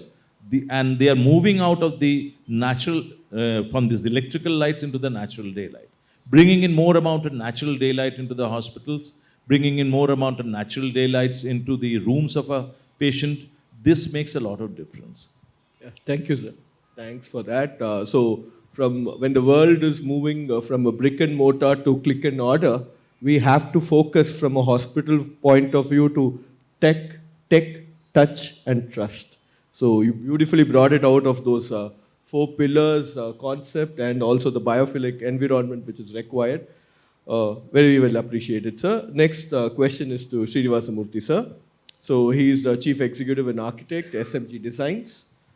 Sir, you're an architect. So now in today's healthcare infrastructure development, so how do you balance this clinical functionality? Because doctors come with a variety and range of requirements. Then there is this whole set of patient-related requirements, patient experience, the outcomes. So doctors come with factors saying that this would only give us better outcomes. Say the patients would want, the operations, or the design thinkers would come and say that, okay, we need a lot of things for the patient experience. But again, at the end of it, the patient who's going to pay still values the money that they're going to pay. We're still an evidence-based healthcare management system. We are fast moving into value-based healthcare management system. So in this environment, as an architect, how are you going to do justice to these things? Thank you. Thank you so much. It's a very fully loaded question, but let me start with contradicting something that you said. Since morning, we have been talking about how to design hospitals with patient being in the focus, the patient experience being the focus. But in the last 30 years that we have been doing hospitals, I've seen a kind of a tectonic shift at a very primary level, I would say, where hospital planning and design has now become doctor-centric than the patient-centric. We have seen many of the hospital layouts, whether it's clinical area, non-clinical area, intensive care units, OT areas, all have been designed now that how best you can get the services out of the doctor, because he is now the most expensive service provider in this whole project. I'm not too sure as an architect whether I have the kind of capacity to comment whether it's good or bad, but that's something which we are seeing constantly being evolved. And that doesn't mean that the doctor or the management is not concerned about welfare of the patient, but definitely the floor layouts, the way the movement pattern has been designed is now somewhere focused on the doctor, including the fact that what should be the size of the OP room. I mean, there are many. When we start designing, in our studio, we are very clear that we don't start with this whole Excel sheet that comes from the client. Because that really is the last thing that we really get into. We actually, if it is a group which has got existing hospitals, believe me, we designers, as our team, we walk in with the hospital team, actually spend almost like 10 to 12 days actually meeting and talking to patients, doctors, management, and we derive our own methodology that how should we go about designing the hospital. That's number one. Excel sheet, of course, is there in order to make sure that the requirements are met with. But then another stark realization that we come up with is that we always think patient and so-called sick people are the focus, but you have to realize that now the numbers in a hospital planning is that there are equal number of healthy people in the building. So you are not only designing for the patient, but you are also have to design for the healthy people, because if they are not in a great shape or if they are not in a great space, their performance also gets affected. And it's a combination of all these factors would ultimately deliver a beautiful space to experience, both from a living or let's say being there, and also from a patient recovery perspective. So that's something which we are very clear that we have to design. So some of our hospitals now have spaces. Now the typology and also the requirement format of hospital design also has changed in the last few I would say, in a decade or so. Like now you have places like there's one full floor in one of our hospitals we have designed, which is nothing but a jungle where you have a tracking, jogging track, you have a gym, you have a health place. So this is all for the people who are attendants there.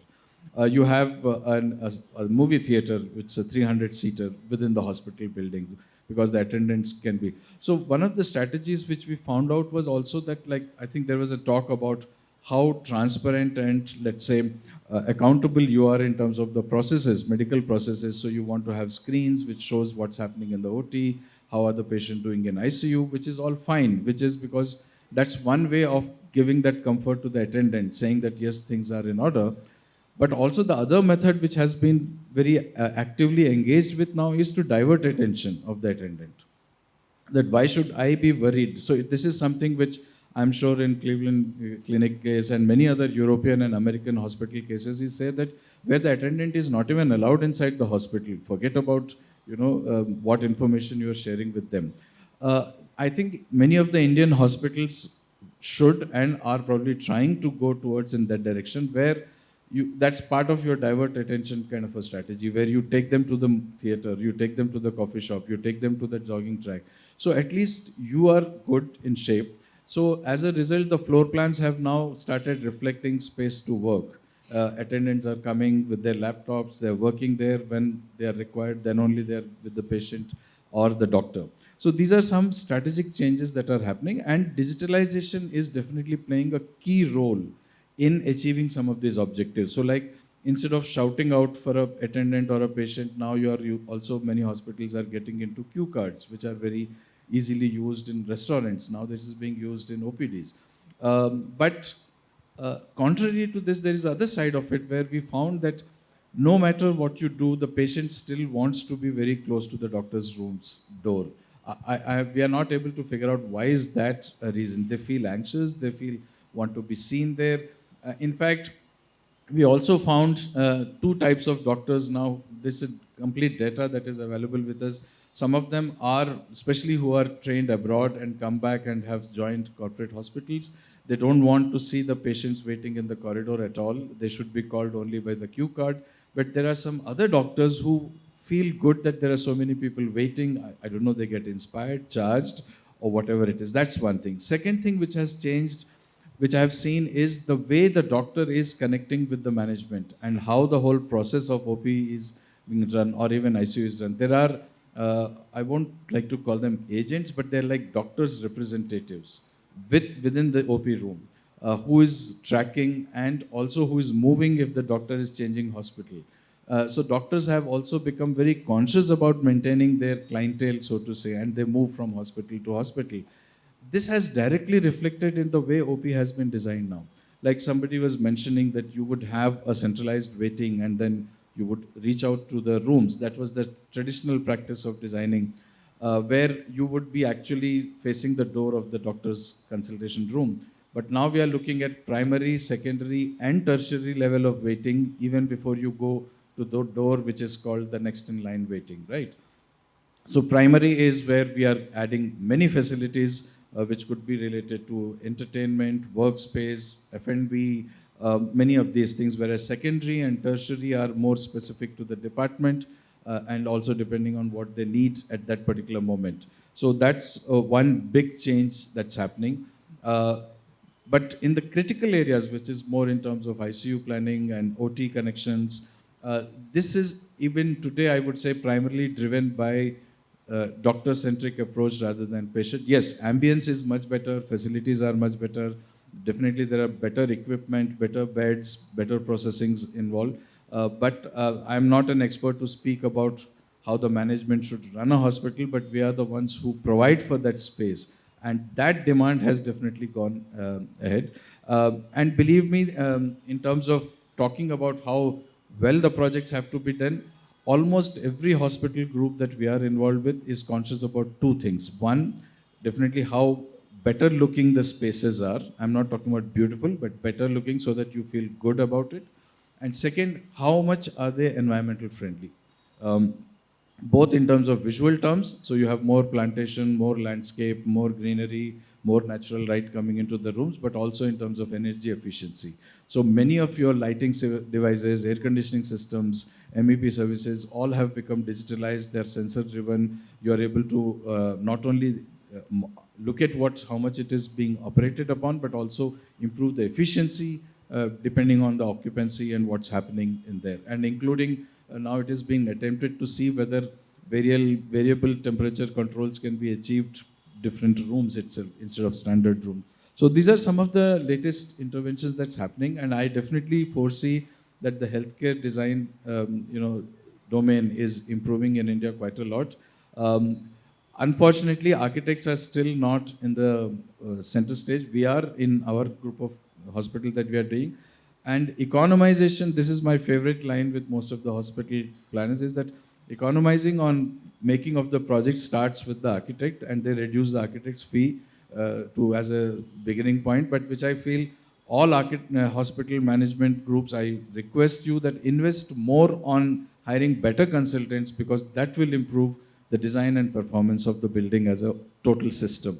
So that's what I have to Thank say. you, sir. Thank you for taking us through the paradigm shift from promoter-driven centric designs into doctor-centric for the clinical areas and the patient-centric or the attendant-centric in the non-clinical areas.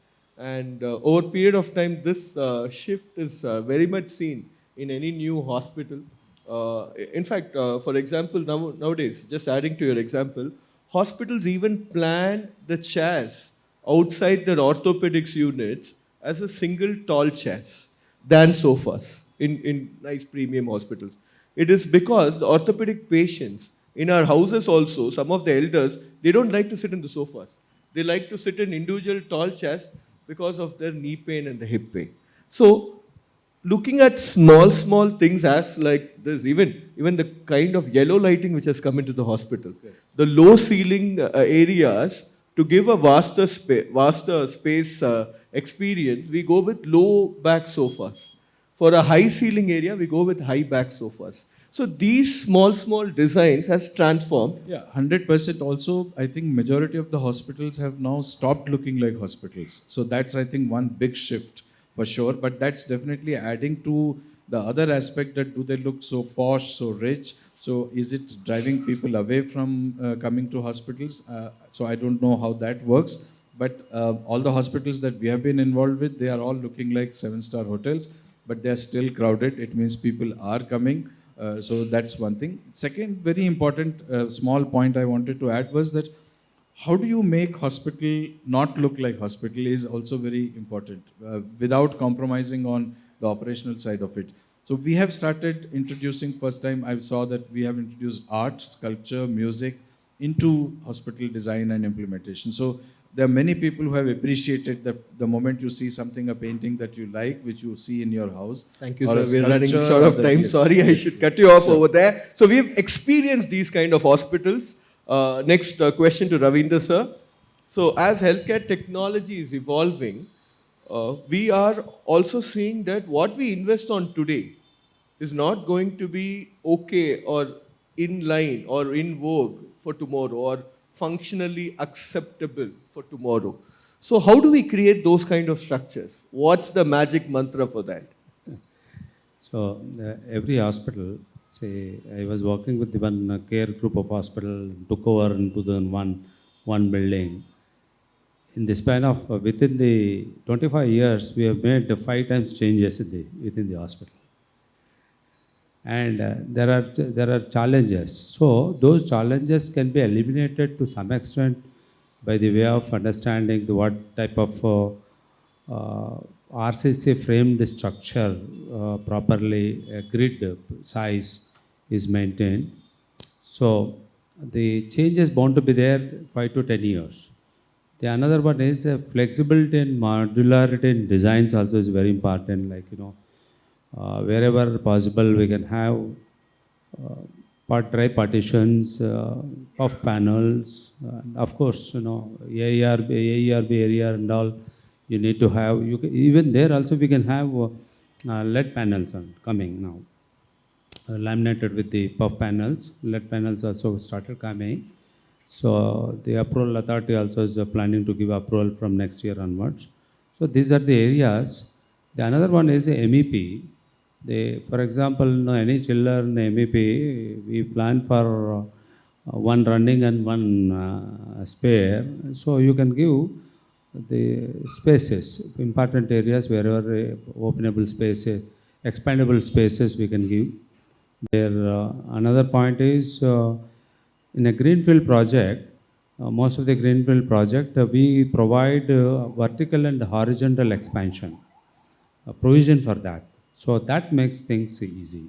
So these are the important points while designing and. Thank you, sir. Thank you for those powerful insights. Next question is to Mr. Hanuma Prasad, sir.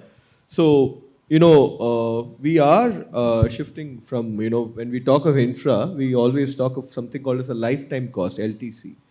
Now, that concept is changing, like how evidence-based is changing to value-based. So now it is changing to lifetime value. So from lifetime value, if you are to bet on the horses for the races with respect to operational efficiency and also with respect to operational efficiency and with respect to patient delight, satisfaction and all those stuff, what are those that you will bet on? If you look at whatever you do in healthcare, I think two things should happen. One is improve the efficiencies, be it clinical, non-clinical. And second thing is, whatever we do, it has to create some kind of value in terms of either in the top line or bottom line. So when there are 3-4 aspects, if you look at in the infrastructure, which obviously give you that amount of efficiency or expected value outcomes. I think the technology is one thing, which is we look at HIS alone, but if you can integrate EMR with HIS, a lot of things can happen. I think a lot of examples we have got, maybe AAG is one example, NH is one example, Manipal is one example. So you basically bring down the billing inefficiencies if you can inbuild AMR into your HIS. The second aspect is, when we build operating rooms, the concept of the operating room has changed now. It is completely hybrid. You are putting a cath lab, it is a hybrid cath lab. You can do a CEBG, at the same time you can do a invasive cath lab procedure. Operating rooms, you can even take any kind of robots inside now. I think, you have to invest long term. The third most important aspect is if you look at the, anyone who looks at the P&L of any hospital, overheads takes close to 15 to 20%. The majority of the overheads is the electricity, power. So I think, hospitals have to look at investing on renewable energy. It could be solar, it could be, any other renewable energy. And BMS, I think that is one area where a lot of efficiencies can come in. And the fourth important aspect is, when you build a hospital, most hospitals are built either for patients or for clinicians. But, when you build a hospital, I think, you also have to keep in mind, there are, other than patients and nurses, a lot of other staff members. You have to bring in amenities for the staff members. If you look at the IT companies mostly, a lot of amenities they do. I mean, in healthcare, you don't need so many amenities. If you can create a good change room and good pantry, and then maybe restrooms every floor, I think, a lot of these things can bring in a lot of employee satisfaction. Just to give you a few examples, I think, to talk about, I think, HIS integration, I think Mayo Clinic has invested close to $1 billion a few years back. And they're currently getting the benefits of that particular HIS EMR integration.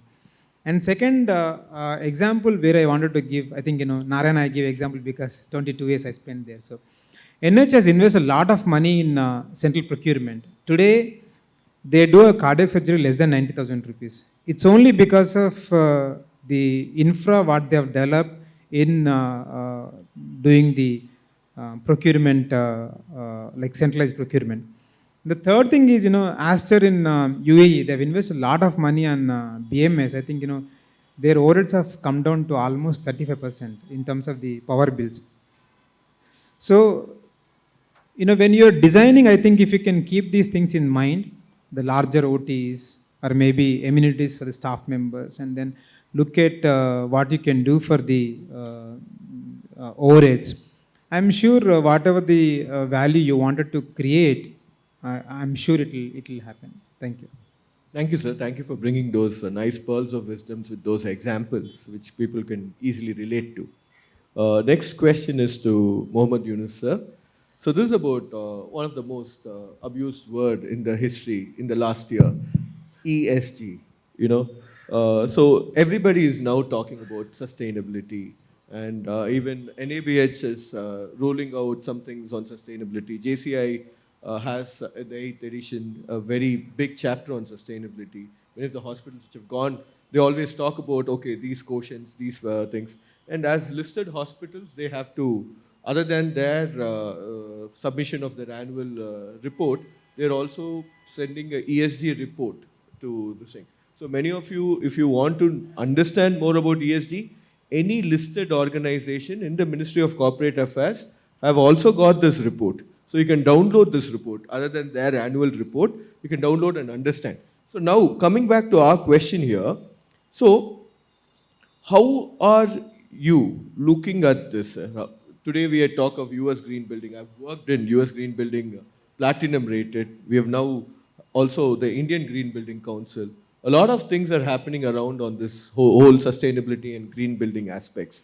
So how are we going to integrate and, which green building practices are delivering measurable benefits for hospital today?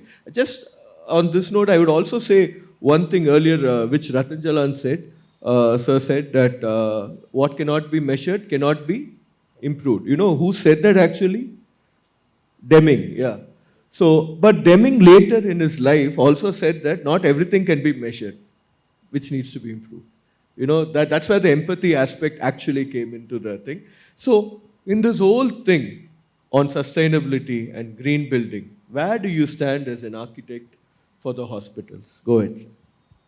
See, sustainability has got two parts. One is in the built environment when it is getting built, like what kind of materials you use. So you have to be loud. Yeah, what kind of materials you use, source it locally, more of natural materials than synthetic materials and all that. And then how is the energy consumption going to be? Especially these days we tend to use a lot of glass, which is not, which absorbs a lot of heat, and then we create air conditioning. We can limit that use of glass in the sun-facing areas. Also, when it comes to operations, also hospitals are one of the most polluting or waste-generating buildings in that. So, like you said, BMS is one system which can actually control, because as systems age, they tend to get more energy efficient. So, having good preventive maintenance programs can be this thing. Using renewable energy, recycling water. These are the strategies that can, make a system more sustainable. And also, we have to be very aware of conserving resources, like reduce the wastage, the amount of plastics, paper, and other things that we use, that can be controlled to a great extent. Thank you very much, sir. So for those hospitals which would like to start on their ESG, and also there is a NABH book, the first edition of the NABH Environmental Sustainability and Climate Action thing. It has case studies from 20 hospitals across the country in Indian setting. I'm happy that one of our submissions also got accepted from Ashram, and it had come in that. So that would be a good start. Even low VOC paints is another thing which, as a thing, when we start using it, is going to be very good thing. So over to Nagesh sir. Thank you, sir, for this. Nagesh sir, so with respect to hospital, retrofitting is very costly. So how do you create a structure which can be modularly expanded? Even Ravinder sir threw some light on that. Vertical, horizontal, and all those aspects. So from your point of view, so how to have the cost taken care of a project right at the beginning and not worry about it at the later things with retrofitting and all? Yeah, most of it is covered by Ravinder sir, I guess. But structurally is one thing where we have to find that sweet spot of the grid where it OPD, whether it be IPD or ICU OT, everything fits in that grid. So we have to find that sweet spot. Then comes to the floor-to-floor ceiling height. This is where everything goes wrong. So we need to have a little higher ceiling. Then something which I've seen long back, old hospitals used to do, they used to create the service slabs on each floor where services used to run. And any modifications, this would easily be retaken, reused, or introduce new elements. These are the main things. And then comes to the service shafts. We have to at least increase 20 to 30% of the sizes which are actually required to accommodate future requirements. I think these are the major aspects. Thank you, sir. Over to Wing Commander, sir. So, with respect to the hospital environment, we talked about it much and the design thing and all. But one important aspect which we have not touched upon is the infection control with respect to the clinical aspects. We don't want readmission rates to go high. We don't want SSI. Reporting is also here and there on these things. So, how do you see these? How do you see this? How can we welcome patients in a hospital which takes into these aspects of clinical acumen and infection control rates as a key metrics? What do you say? Well, infection control has been one of the key factors in every hospital that we come across in India today, and especially with the antimicrobial resistance growing by numbers. Everywhere we are fighting against that, and the numbers of multi-drug resistant cases are also going up because of this infection control prevention programs not going through. But nevertheless, what I would wish to say is the first and foremost thing which is most important, we can create zones through which we can segregate the soiled linen and the unsoiled linen. We can segregate zones wherein the patient flow and the patients admitted are separated, wider corridors, taking the nursing station closer to the patient room so that the movement between the patients and the nursing station reduces. So the contactless things, all this is fine, that we have sensors into a faucet or into the doors where they don't have touches. All these are the methods which are meant for infection prevention control. But the most important factor that we always miss out is no matter how much all these integration happens, no matter how much of technology is built into the hospital, the first and foremost thing is the training. Unless and until we focus on the training, because it is the man behind the machine, as I always say, unless and until they learn, and I think most of us have experienced it, that the housekeeping staff is where most of the problem starts. The nurses, hand washing areas, how much of hand washing practices do they do? So when we take a percentage of how much of these steps are being followed, we have seen many of the doctors have violated this in terms of the percentage of hand washing. So that is one of the major issues that we have to take into account, that how much of training, how much of care do they give in terms of prevention of infection or cross-infection, cross-contamination, so that they follow and abide by these rules. We can have various kinds of materials infused into the hospital surfaces so that the cleaning is easier, non-porous material, the surfaces are cleaner, smoother, so that the infection control prevention is better. We have these biomedical waste prevention by following it, keeping it much away from the hospital, so that when the biomedical waste is moved out of the hospital, is moved out from a separate corridor. But again, the same thing. Do the nurses, do the doctors, do the patient who is there. The patient needs to be also educated as to how should he or she, when being admitted, has to take care of infection prevention, so that they also learn. So patient education is another important factor in every hospital. So clinical governance is fine, where we have wards and ICUs which are modular now. The ICUs are made in such a way that they can undertake, or even the rooms for that matter, single rooms where they can undertake robotic surgeries, and we don't have to shift them across.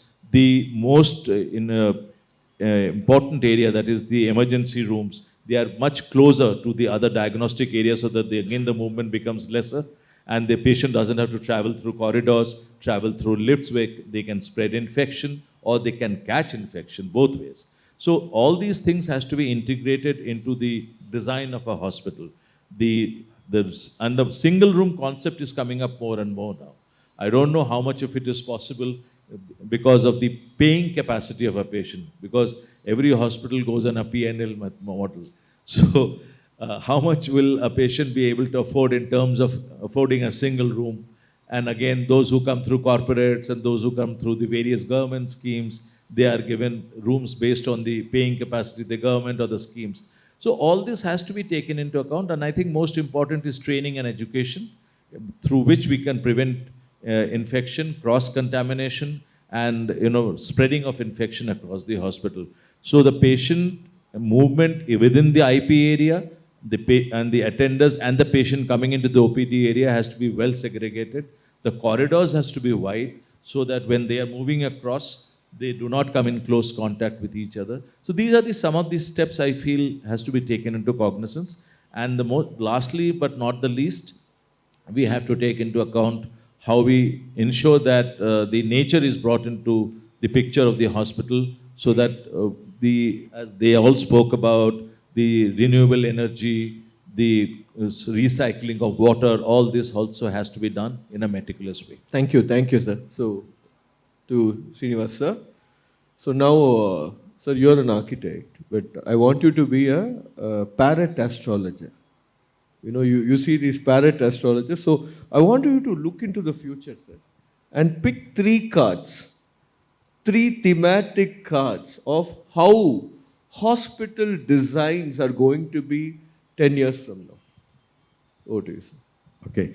So one quick response, definitely, which we are already seeing in many of the projects that we're doing, is that attendant-less hospitals can be a good way to look at it, where the healthcare, or let's say recoupment of the patient, is more important than anything else. So that is something which, if it could happen.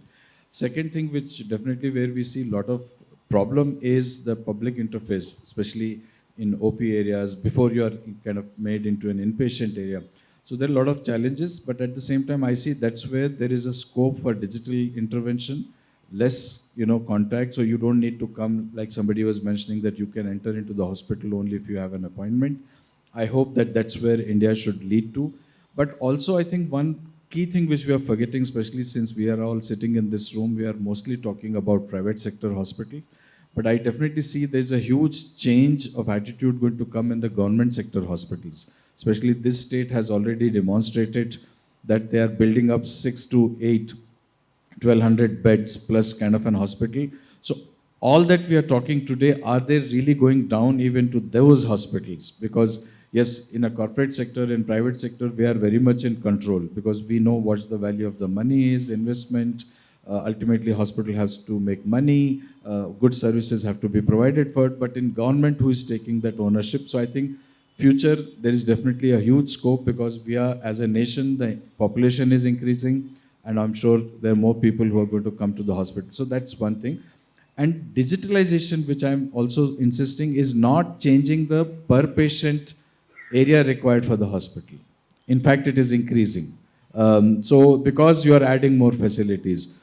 So that's a good sign. I think we are heading towards almost becoming standards-wise international, where per patient or per bed, we are in fact designing which are upwards of 800 SFT per bed kind of a scenario. I think which is a good thing. So the more spacious thing you have, I think more healthier environment you are creating, and that's where the future is for sure. And coming last thing, that this whole sustainability thing, IGBC, since you mentioned, we need to look into that very critically, and IGBC is probably one of the only platform right now in India where they have not only promoting this whole concept, but they are encouraging the whole ecosystem to evolve, where you know where to get green products in case you want to make green buildings. Because as he was mentioning, you have the embedded energy which needs to be low, and then operational energy also needs to be low. And operational is all about technology and machines, whereas embedded is all about material. So I think that's also another way of looking at the future, where we need to create more greener buildings. Yeah, thank you for that, sir. So we do have more questions, but for want of time and other learned gentlemen who have come here who are going to engage us through the day. So we'll close our panel with this. Quick closing comments from all of you in phrases or single word of what tomorrow is going to look like with respect to how you see healthcare industry. I think, mostly the future hospitals will be tech driven. I think that's what I would like to say. Thank you, sir. Thanks. Ravindra, sir. Future hospitals, 60% of the service would be on mobile. Thank you, sir. Thanks for that. So room standards, these need to be standardized. There's some kind of a government norm or something which needs to be introduced. So there is no crampage, because that is where the architects struggle to justify the space. Thank you, sir. I think the patient should remain at the center of what all we do, because ultimately he should be the first beneficiary of the healthcare process. Thank you. Thanks. I think I would like to say that let us collectively look that if we can help make this planet a better place to live, so that we don't need hospitals as many we need today. So that could be real future. Thank you, sir. Tomorrow's hospital will not be judged by how big a building it is. It will be judged by how good was the patient experience. And second most important is the hospitals will survive and sustain if they're smart enough to adopt and compassionate enough to heal. So from teaching and treating, it should become healing more important. Thank you, sir. To close this panel, I would leave with some shocking statements, which is the stark reality of how our healthcare is moving. Deloitte has published a study called Hospital Without Walls. It's happening as we are talking. Hospital without walls is the future. I heard this comment when I was in Indonesia attending a conference. The then CEO of GE, she had come over there, and when she was delivering her speech, talked about a concept, how to keep your hospital lights switched off and your cash registers ringing. We are in a concept of EBITDA and PAT and all this stuff.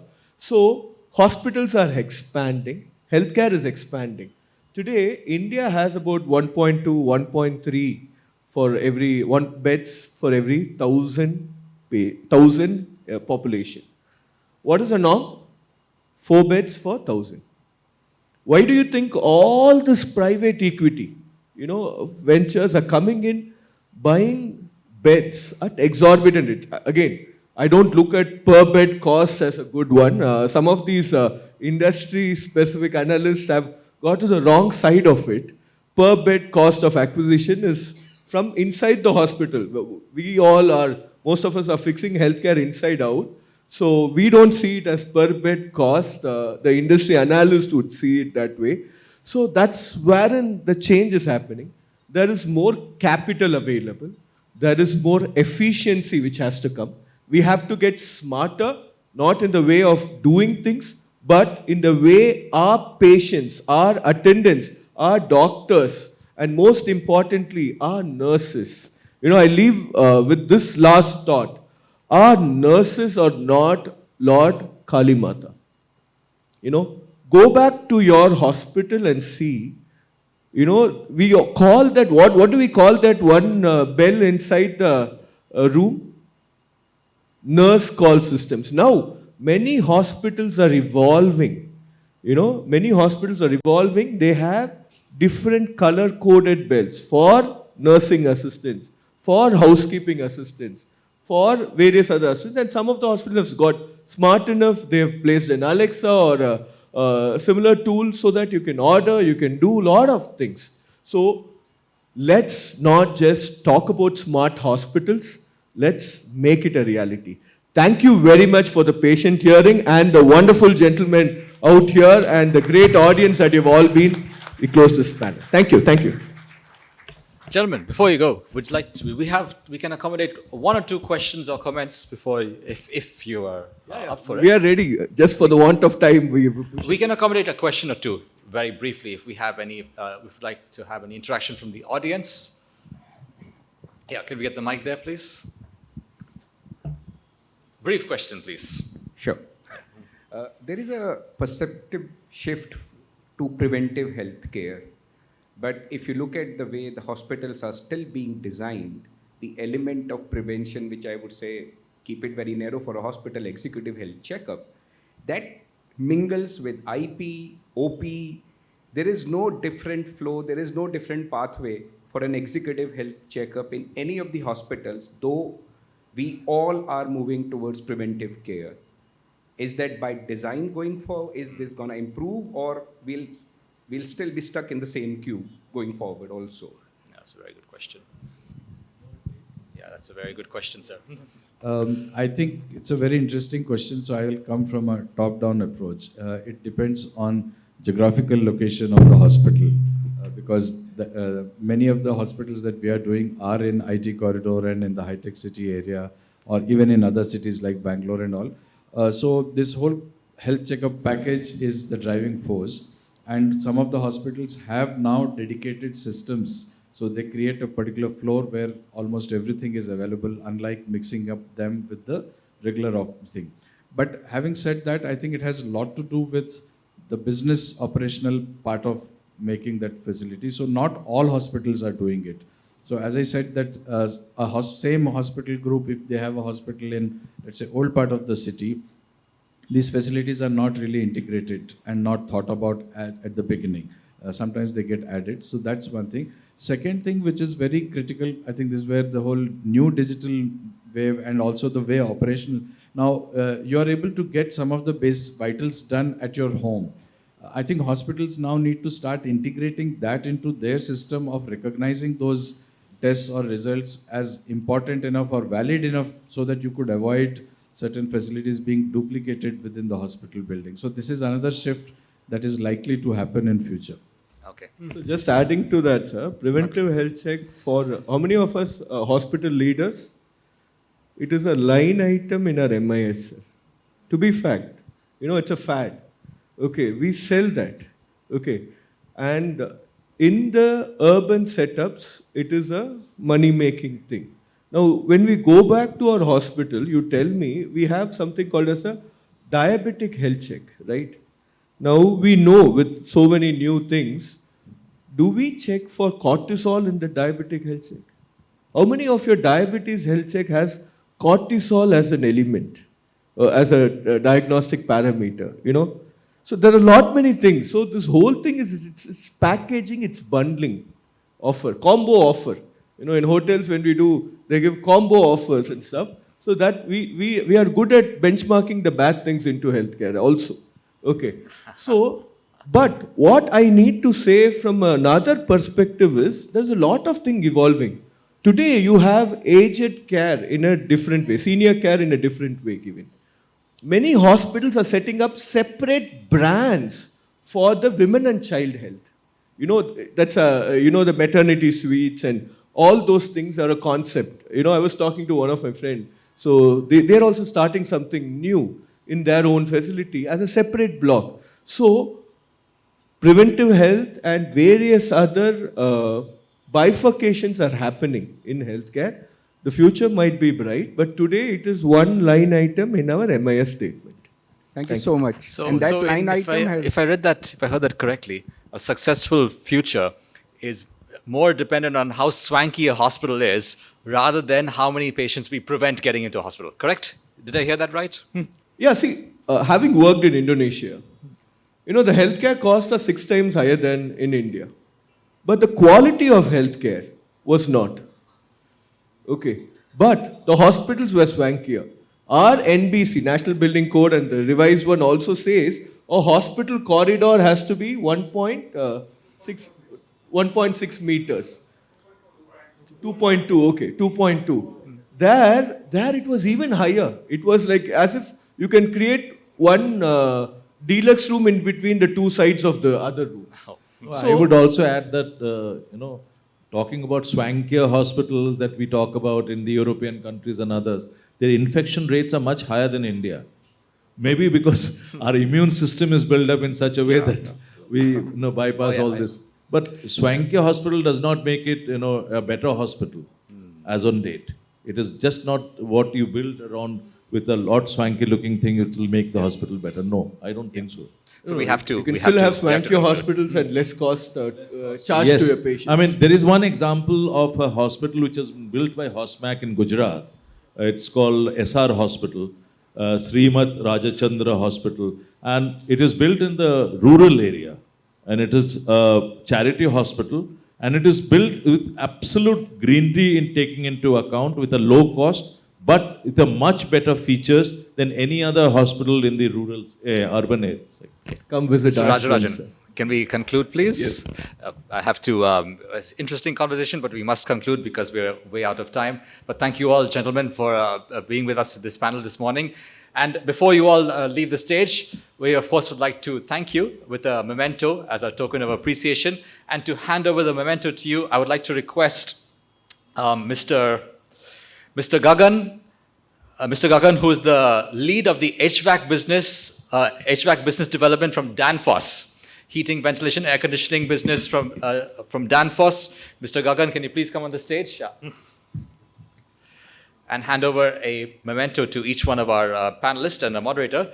So we'll start with, and before you hand over the mementos, that's for the wing commander, I'd like to highlight the fact that these are not just any random mementos, these are all personalized mementos to indicate that you were present with us for this event today.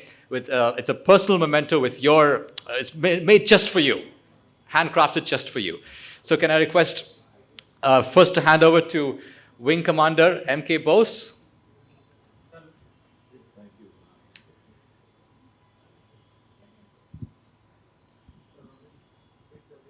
Then Mr. Srinivas Murthy.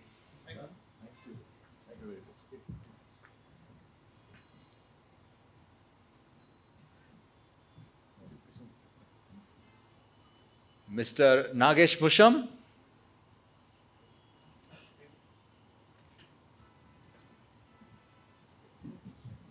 Mr. Hanuman Prasad.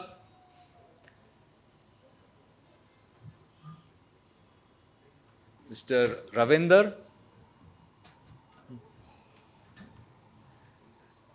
And Mr. Muhammad Yunus.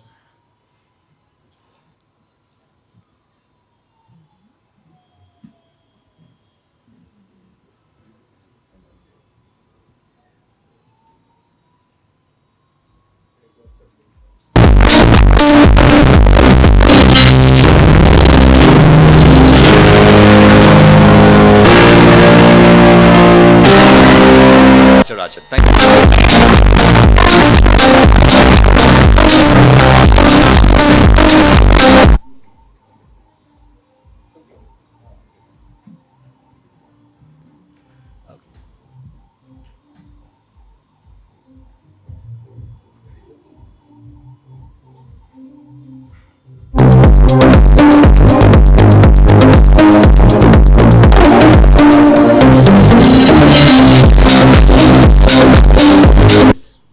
Thank you very much, gentlemen. And Mr. Gagan, I'd like you to request you to be on stage for a partner presentation from, which is the next item on the agenda. So Mr. Gagan Sagwadia is the head of business development for the HVAC vertical at Danfoss. Danfoss, of course, is our gold partner for this initiative. And now we're going to hear from Danfoss what is the latest tech and HVAC solutions that they have for the hospital and healthcare sector here in India today. Mr. Gagan, the stage is yours.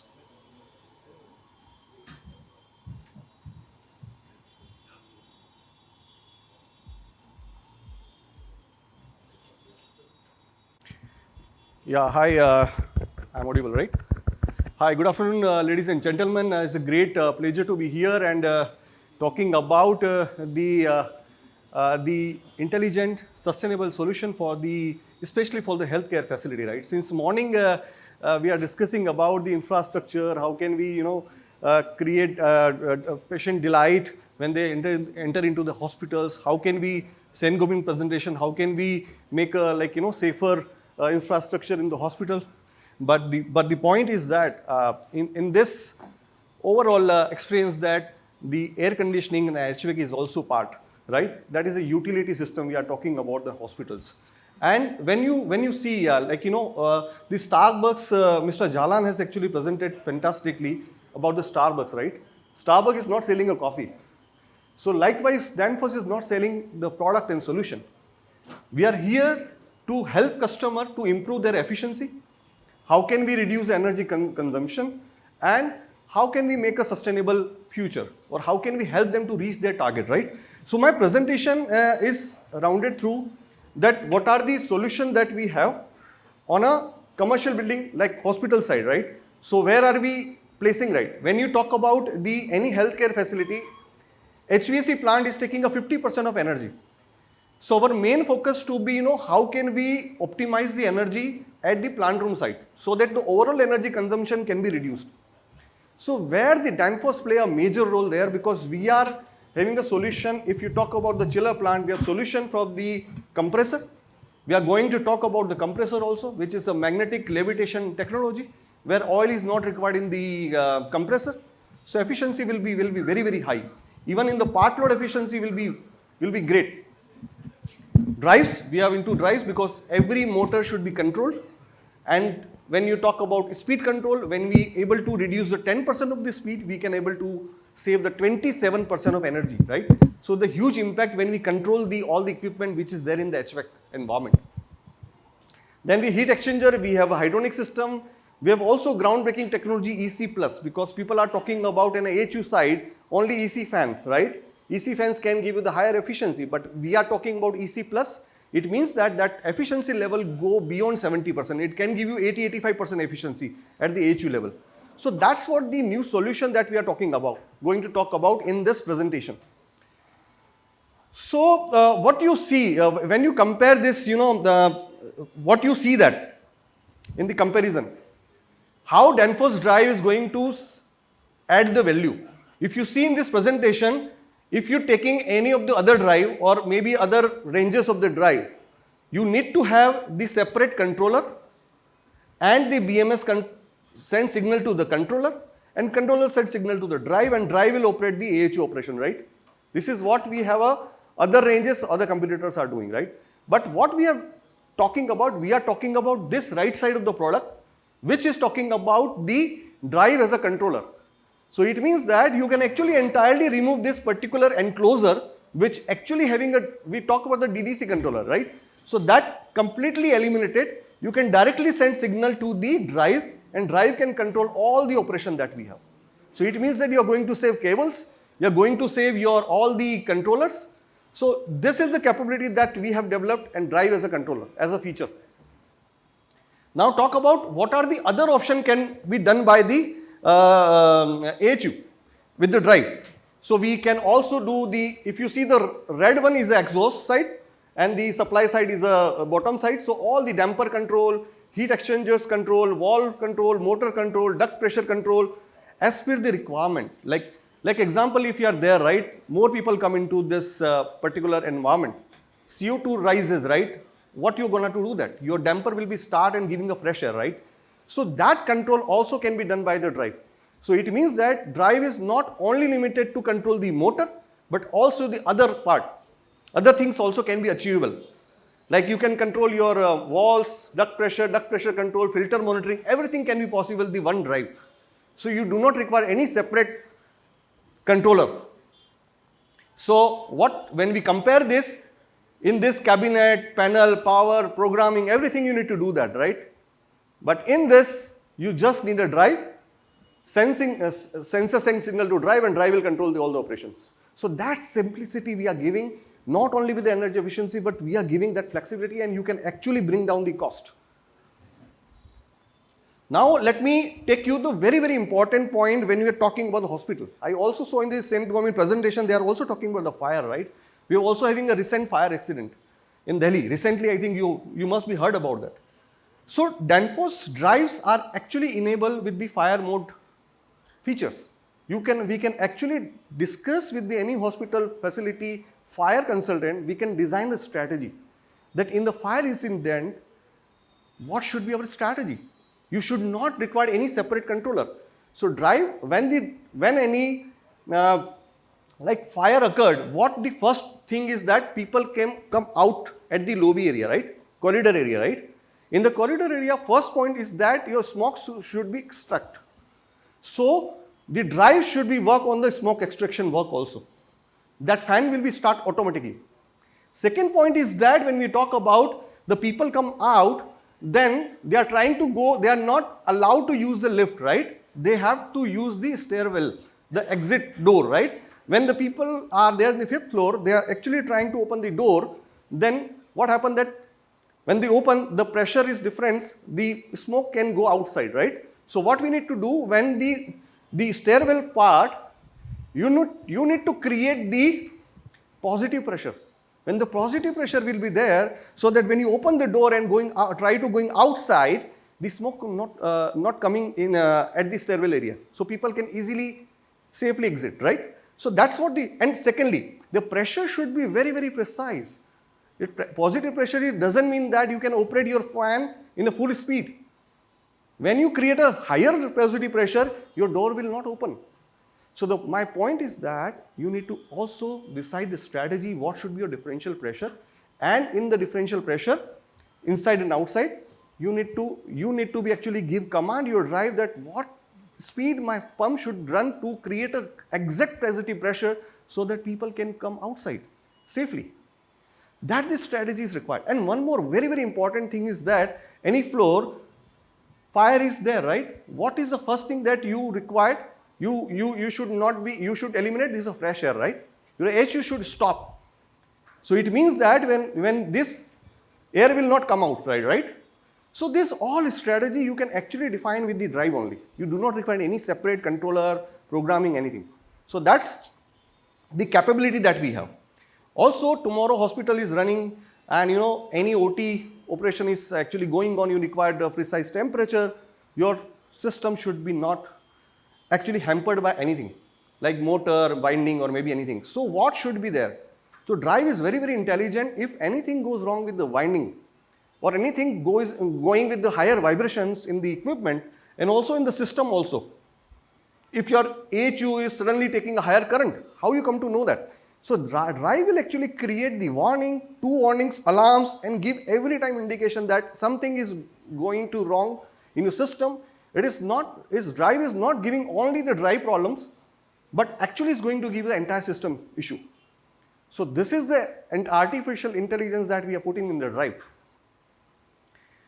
Next, harmonics is the biggest thing, right? Hospital, lot of electronics, like machines are there, right? So your EMC, like whenever any electronics, any electromagnetic environments are there, signal are actually trying to be disturbed to any other PLC, any other system, right? Like example, you are actually connecting the drive and the motor with the same cable, and in the same cable tray, the temperature cable is going, pressure cable is going to give signal to your BMS or controller, right? What happened that your EMC, like your leakage current will be very high, so that is going to be hamper your temperature signals or maybe pressure signals. So a lot of disturbance will be there, interference will be there, and you are not actually getting the right input, right signal. So that is why we are talking about the EMC should be also there, and harmonics is one of the area that people are talking about. I need filter everywhere. You are unnecessarily increase the cost of the project. What IEEE Highwind is saying, I need IEEE THID level at the PCC level. So what these 2 standards are saying, clearly mention that I need voltage and the common point of common coupling, I need a THID, whatever the level that we have. No need to put the product level. Product level only talking about the THID 48%. So that's what the solution we have. We are talking about, you only talk about the PCC. We are also solution on the product side also. But majorly the point is that whenever you are talking with the harmonics, you need to also think how to you need to calculate the real harmonics also. Then you create and doing your strategy in the harmonics. How can we control what kind of filters you need? We have newly launched drive that is also inbuilt harmonics inherent property to reduce the harmonics. So we can able to reduce the harmonic by THID less than 3%, and the part load we can able to reduce by THID 5%. Let's example what harmonic does. When you're creating like 50 ampere motors are there, right? When harmonics are there, your current will be increased, your noise will be increased, you're adding a current, right? Current load. So 50 ampere motor will get 60 ampere load. What happened? That will load on the motor. Motor will be burn out. So to avoid that. That's why we are using some impedance, some harmonic filter to bring down that level. So this is EMC. I think already we have discussed. So this is very important. You need to go with C1 filter 50 meter. It is actually required for hospital to avoid any interference in this. This is also the drive. Whatever the heat we have generated, we can actually directly dissipate it outside. We have this kind of design. So you can put 2 holes here. Fresh air will be coming, and the heat sink will be there. The heat exchange will be there in the fresh air and the heat sink circuit. Then you can actually dissipate the heat outside. So heat management is very smartly done, so that actually you can reduce your HVAC plant room air conditioning load. Pump, all the built-in pump intelligence are there. Anyways, you can actually eliminate the controller, pump controller also, because we have multi-mode, multi-advanced cascade controller, multi-pump controller inbuilt in the drive. This is the groundbreaking technology, I would say that, ladies and gentlemen, because EC Plus is there. You can eliminate entire EC fan. You can use this fan, axial fan, which is efficiency 92%. We have 95% efficiency with the PM motor, and then we have a drive which is efficiency 98%. When we calculate this in a ventilation system, it will give 85% efficiency. It means to say, whenever you are using the belt-driven fan 30 kilowatt, same thing can be achieved in the 15 kilowatt with the system. Direct load will be 50%. And the EC fan maybe use 22 kilowatt, same thing can be done with the 15 kilowatt. So that's what the difference in the direct load reduction. So this is how we are talking about. You can also, for retrofit project also in hospital, you want to improve the efficiency, we can replace this entire system with EC Plus solution, so that you have a lot of savings in that. At least I would say 30 to 50% savings will be there in the air side.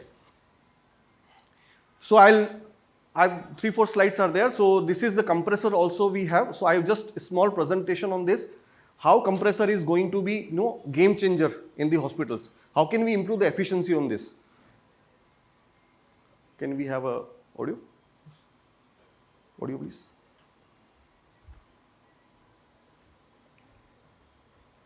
So this is a compressor which does not have the oil.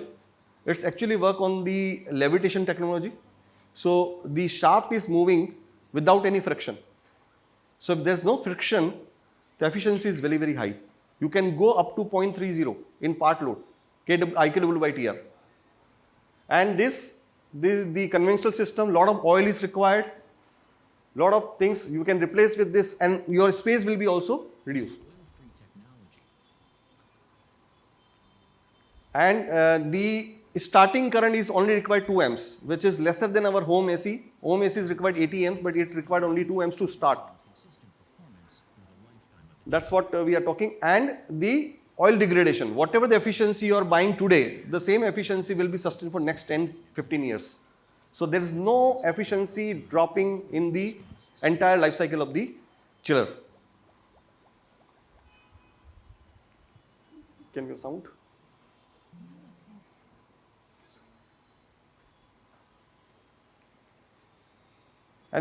And sound is very less. You can't hear when you enter the HVAC plant room. You are actually able to only hear the pump sound. You are not able to actually soundless system will be there. You can actually utilize the space which you are going to save for any of the commercial activity and any office activity. So this is a groundbreaking. Any of the project you are doing, right? The message is that you are working and designing the screw chiller. You can discuss with us. What we can do, we can give you the comparison between oil-free compressor and this. And you can check that how many years you are getting the ROI, what is the efficiency level, what is the IKW by TR you are going, COP levels are there. So that details we can provide to you. No problem. We can take it. No problem. Done?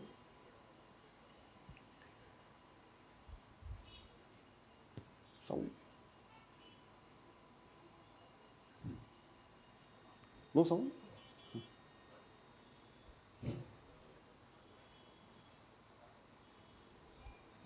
No? So this is how your chiller will be small, and you can actually save this footprint. So I will not, can you move next?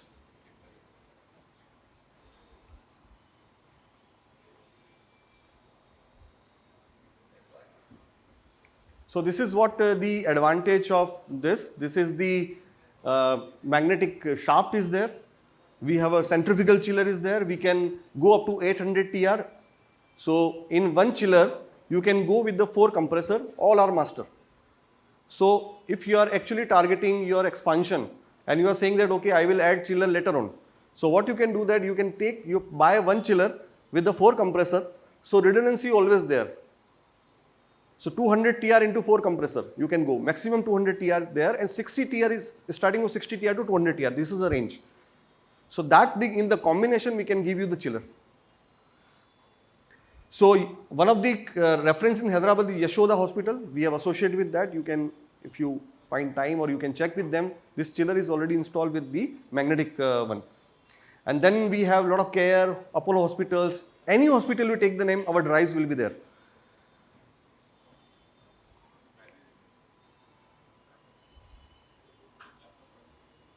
Charge new.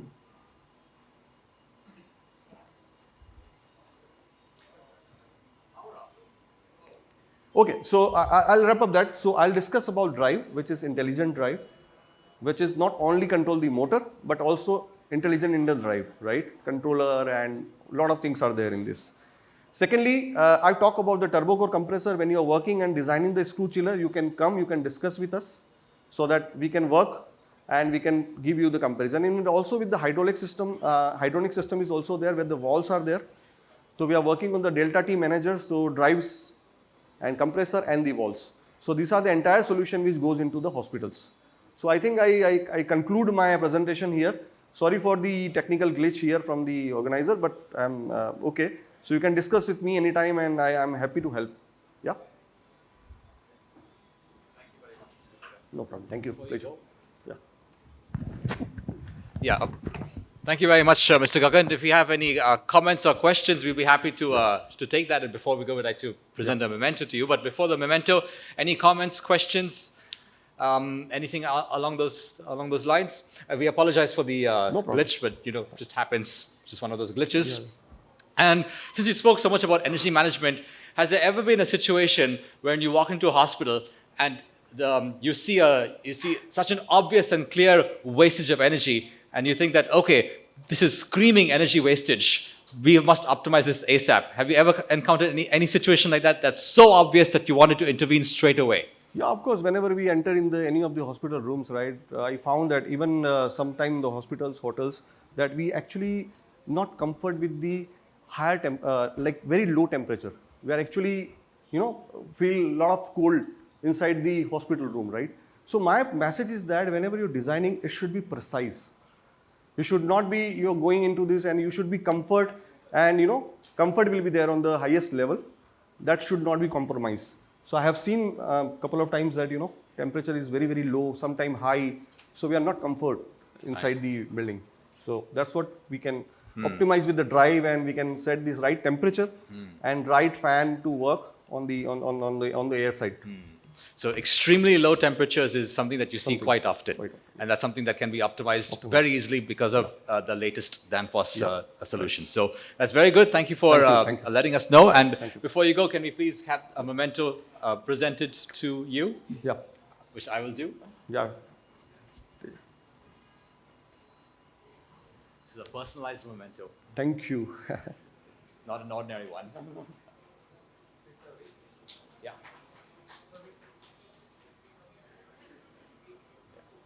Thank you.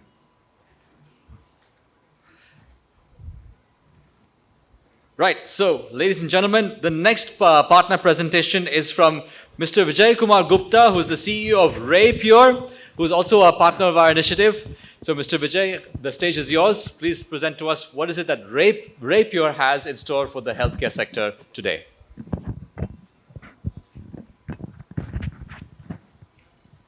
Also, let me add, RayPure is, of course, one of our gold partners for the initiative, and it is thanks to our partners that we're able to bring this together. So we thank you very much for being with us today and for your patronage also.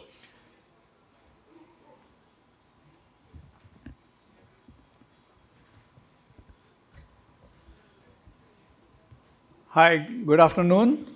Though we thought we would finish this before the noon time, then it's okay.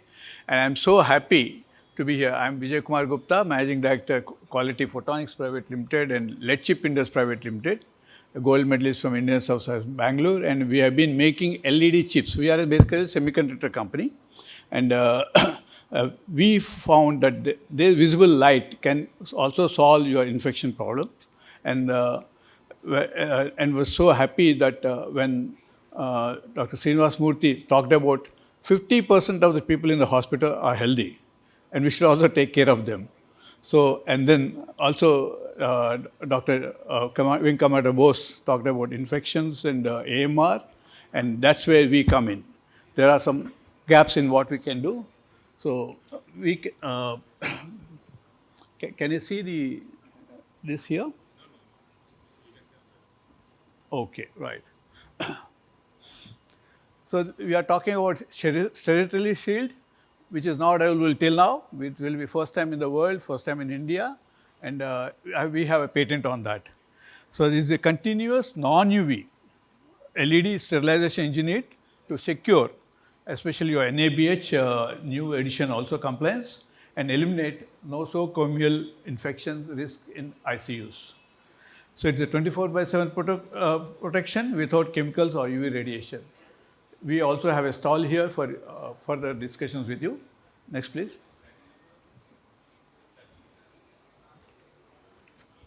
Excuse me.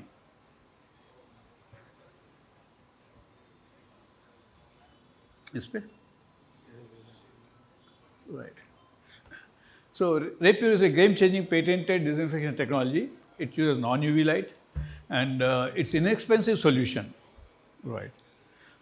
And it helps you to overcome the toughest problems of AMR, HAI, hospital-acquired and SSI, surgical site infections.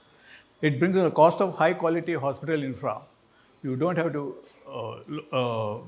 provide for repeated this thing, and then it's affordable. And it has zero running cost for 5 years. You just fix it and forget it for 5 years. And you don't even use power for that because your existing lighting power is being used for this, right? It gives you illumination at the same time. On the background, it keeps removing the bacteria and the air. It's unique that it makes possible for the first time concurrent and continuous removal of infectious pathogen airborne on surface in the presence of people. It sensitizes irrespective of people's presence. There's no need to evacuate. This is the biggest plus point. And it's easy to install. Just remove, your electrician can take care of this. And this is our main problem. We are talking about hospital-acquired infections. Almost 8% of the world, whether, Dr. Srinivas Murthy said, even US companies, they have higher rate of infection in their swankiest place. So these are the ones which has to be taken care. And most of the world's deadliest diseases are airborne and fomiate transmission, especially you talk about acute lower infections, then tuberculosis, measles, and then these are only mortality rates. If you take, suppose 1 in 1,000 is reaching extermination, then you have at least billions of people getting affected. And all those can be prevented by using this preventive method. So, traditional disinfection methods we know are chemical cleaning and UV light, and they have major drawbacks like one is temporary effectiveness. It requires frequent reapplication and recurring consumables and power. Health risk, chemicals and UV are hazardous to humans, and every surgeon who is going on the next day of fumigation, he knows he has absorbed, he has infiled something, residue, and then he has got a damage, long-term damage on his heart. And you have to disrupt your activities time to time to do this disinfection processes. And then it all brings us to NABH, where Rapier fits your IPC objective directly, infection prevention and control. And what auditors actually flag are the risk you don't, and the risk if you don't fix it. One is NABH defined 11 mandatory indicators: surgical site infections, intravascular device infection rate, and respiratory infection rate, and urinary tract infection rate, among others. So these are hard numbers, and then without corrective action, lead to direct non-conformity. Then they also very clearly demarcated the high-risk areas like ICUs, operation theatres, casualty, endoscopy rooms. And these have to be taken care. And if frequently high risk, including lapses in infection control and patient monitoring, can mean HIC or IPC failures. And it is not when you get a NPA, it is not just warning and move on system. It can block or delay your accreditation outright. So, and also you could have other indirect problems like disqualification from insurers, Ayushman Bharat empanelment, and that will also medical tourism referrals. They again completely depend on NABH ratings of your company.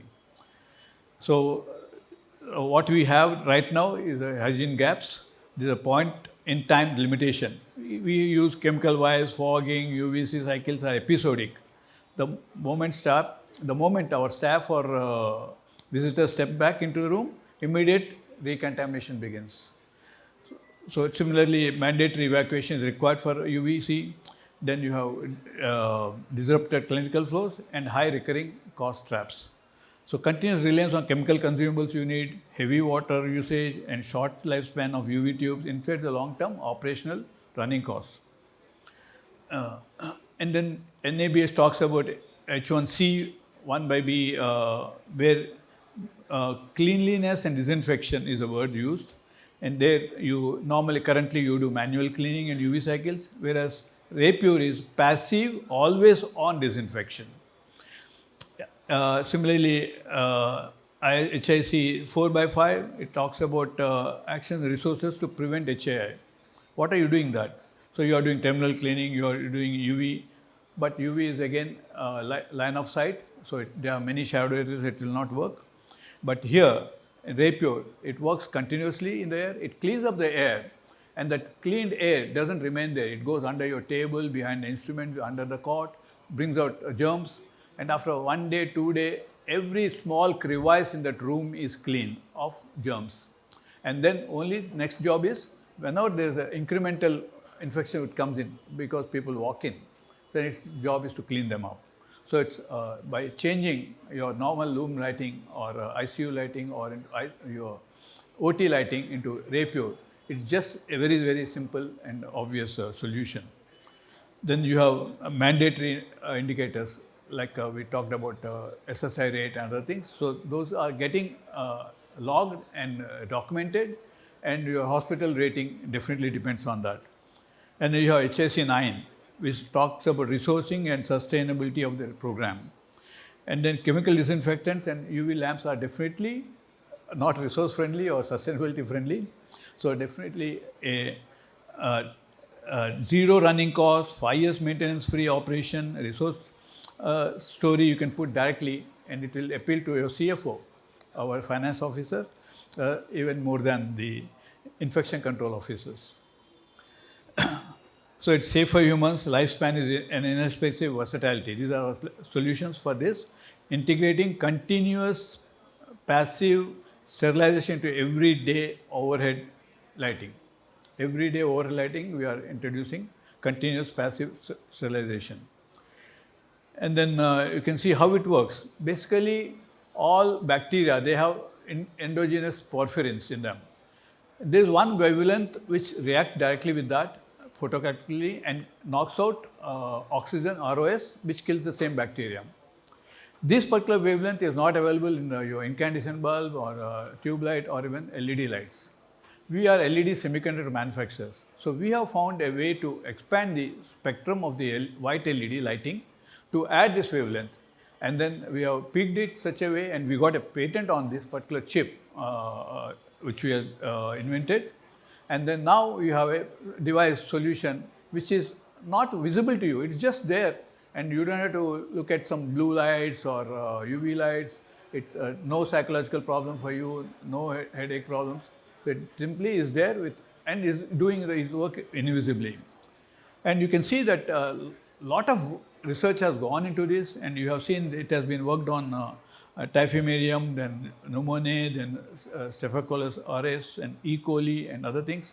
And you have received nearly 3 log reduction and within 12 hours, and nearly even if half the distance is 3 meters rather than 2 meters, you have received within 12 hours, again almost 3 log reduction. So it shows it's not just simple light, it doesn't, it's something not visible to you, not really affecting you. At the same time, it does its work so efficiently, right? So, and the lot of clinical research work is there. So where are we going to deploy them? ICUs and CCUs and operation theatres and NSU. This is all very well understood. You are all doctors, I don't have to explain. And other vector shield, see the preventive infection, preventive health they are talked about. So hospitals have mix of people with infections and non-infection, no infections. So they are deployable in corridors, elevators, lobbies to halt interdepartmental pathogen. This is a very, very important which you never had any access to. Now your hospital design can start looking into these particular aspects also. So what are the other competition for us? Air purifiers. They require expensive HEPA filters, can be noisy, can have maintenance issues, include potential UV leakages. Fumigation, highly toxic and serious health problem for the users, like even surgeons. Sanitizer, they are only a very temporary effectiveness. And then so you have what you have. Rapure is non-toxic, human safe, zero recurring cost, sustainable, zero maintenance for 5 years and eco-friendly. So we have, what we have achieved, we have ICMR review, we have tested on SARS-CoV at CCMB on live SARS-CoV. Within 15 minutes, we got 40% reduction, and within 60 minutes, we got 90% reduction, and we have got all the necessary things. And these are certificates. We'll all talk about this later. I think then you have ICMR recommendations, then Australian test on again on SARS-CoV, and then this is a patent one which you have. All this data is available with us, and we can also have this thing. And what we achieved is again, the third one is very, I love this, the CPHA Pharma Startup Award. We are not a pharma company, we don't produce any drugs. But when we were shortlisted at CPHA and then had to call for interview, again all COOs of these large medical companies as well as hospitals were there. And they were really impressed when they said that most of our NPS happened because of drug contamination, drug recalls, and cancellation of FDA because of contamination. If you have this light in the pharma company, they can have across the board completely controls, it reduces the board, your work later. So thank you. So let not this episodic manual disinfection gap put your NABH accreditation to risk. And then we have upgrade, you can upgrade to Rapure, continuous sterilizing, LED lighting, and actively defend your staff and vulnerable patients 24/7. Thank you so much.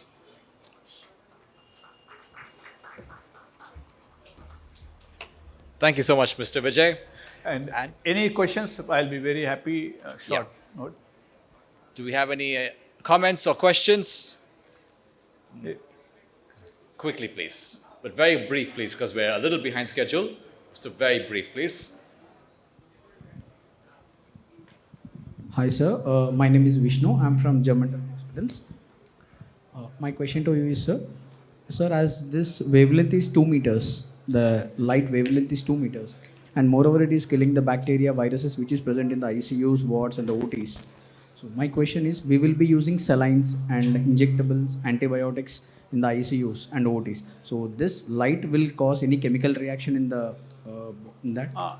No, this is basically a pure violet light, yes, which you are not disclosing, but it's been very well documented. Everybody in the knowledge can know it. And then normal light has not reacted with, humankind has been using it for a very long time. It has been tested. One of the test reports you will see that MS University Baroda has tested for radiation, and they said there is no UVA, no UVB, no UVC. People do suspect that if it is killing bacteria and they see it, they say you have added something UV in that. There is nothing there. And then also people will still say it must be affecting some skin somewhere. Then we have tested it at Oliva, the skin clinic, for more than 6 months, and they have come back with the reports that there are no, they are dermatologists, they know any smallest difference there. and they said there's absolutely no effect on the skin, which is It's obvious. not about only skin, sir, but also like when we use the salines and IV bottles, we get the light get exposed to the area. Right. So I mean, does it make any chemical reaction Yeah, while exposed to that? because it's purely visible light, which is there in normally all the lighting also. Absolutely. It doesn't get any effect. But as we said, if somebody is interested, we can help them to do this test for themselves. Right. Absolutely. So we. Interesting. What is the cost effectiveness? And then what we ask is from the hospitals time for us to see whether we can do any small trials, and it will be a very attractive way we can do that. Safety data is available, sir, on this? Haji? And any kind of safety data is available? Already any trials were done? Yeah, they have been done. We have already installed in pharmaceutical companies as well as several scores of hospitals, and they're being evaluated at Mallareddy Medical Hospitals also, and then 2 other places. Thank you. Thank you so much. Thank you very much. Good set of questions. Mr. Vijay, we will thank you very much for being with us today. As a token of our appreciation, we'd like to hand over a memento, a personalized memento, not just an ordinary one. Please come forward.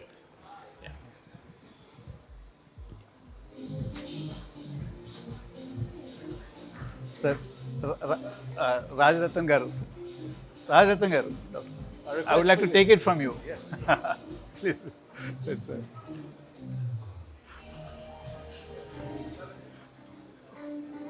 A great scholar and understand the whole hospital requirements. I'm so happy that I'm able to take it from you, sir. Thank you very much, Mr. Vijay. And in the interest of time, we shall swiftly move on to the next item on the agenda, which is a partner presentation from Mr. Vijit Purushottam, who's the National Head of Business Development at Everest Industries Limited. Everest Industries is our regular partner for our various initiatives, so thank you very much. And Mr. Vijit has been with us on stage several times in the past, so it's going to be another interesting presentation. So without any further ado, Mr. Vijit, please come forward. The stage is yours. I would request everyone if we can sit, we can have a good session. I mean, it's a privilege to be among such creative geniuses who create stories. I mean, in a healthcare segment.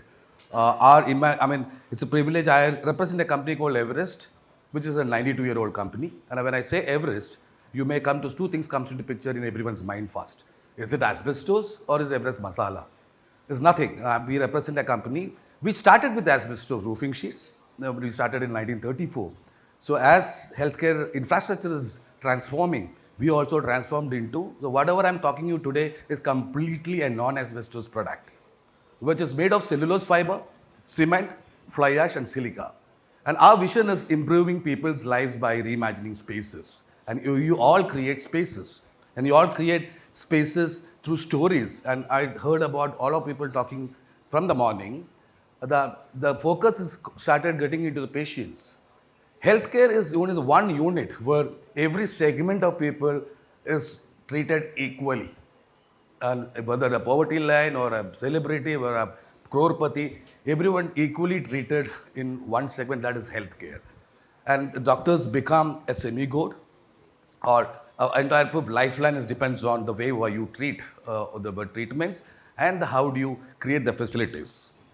So we come into picture wherein we have almost 13,000 outlets. We represent almost 600 cities. We export our materials to almost 25 countries. We are almost covering 1 lakh villages. We have 3 factories who specifically manufacture these non-asbestos products, which can be used in various applications in a building. That speaks about availability of material across pan-India, starting from Jammu, Kashmir to Kerala. When we talk about, I should thank Damik sir. He made my life more easier. He spoke about the importance of dry walls. And what the person says, he spoke about various products which can give certain difference of technical prerequisites. For us, a fiber cement board, we have 2 variants of fiber cement board. One is a regular fiber cement board, which is available in the market with a density of 200 kg per meter cube, which can be used in internal applications. We have a product which is type A category 4, which has a density of 1450 kg per meter cube, which can be extensively used in wet areas and external applications. And these boards can take different kinds of finishing options. You can paint on it, you can have wallpaper stick to it, you can have tiles stick to it, you can even clad with marble and granite. And using this kind of drywall partition starting from 67 mm thickness to 250 mm thickness of a wall can be done. Based on the height, based on the length of the wall, the studs thickness goes up, the wall thickness goes up, where we can give fire rating from more than 30 minutes to more than 3 hours fire rated walls. STC rating from 30 dB to 70 dB, which is a multiplex theatre requirement. So this kind of intersection sensing we talk about, when we design, we take your sectional drawing and design accordingly. If you look at in healthcare, different types of wall is required. If you look at in a nursing changing room, the doctor consulting room, the OPD theatres or the cath labs, pharmaceutical or pantry, every wall have different technical prerequisites of STC and fire rating. So we customize and design and give it to you as per your stories. So then based on your stories, our products become characters. Now, if the character is not good, the story is not good, the entire system going to flop. So the integration of, we become a culmination of your design, making it to a reality in a construction business. For example, if you look at a brick masonry construction, which has been traditionally used, and a lot of people have transformed into drywall constructions, 100 square meter of a wall of brick wall, including plastering, going to take 21 days. The drywall construction, this kind of system takes hardly 5 days. So you get an ROE, so I was talking about the ROE, the EBITDA, all that stuff. So you get an ROE almost 15 days ahead on your construction site. And when I say dry construction, you doesn't require water, you doesn't require cement, you doesn't require sand. Because in Indian tropical condition, we have lots of constraints on sand availability, water constraints. We also have constraints of getting right laborers. So we have require very minimal laborers to do this kind of constructions. There's various kinds of technical detailing we give. We also have technical service. I mean, fire is a very major factor. People doesn't think about the safety of in a wall. We may, like sir talked about, future maybe without walls, but currently we have walls. The walls speaks a lot of language. When the patients come to today's scenario, I should appreciate people like you where you started early. The hospital was somebody getting into hospital really lowers down their confidence. Now the hospital has become like a commercial office or a 7-star hotel. So that's a transformation as a overall you all started getting into. So we have become a part of that, a board which can give all the intrinsic properties in one product, which can give as a drywall system. That's Everest drywall systems. When we say the STC rating, we have a certification of 57 dB, but at side, and there are a lot of planking parts which can have leakage of STC rating. So in actual, you may get a STC rating of 53 or 52 dB. So that's a way which you need to really look into.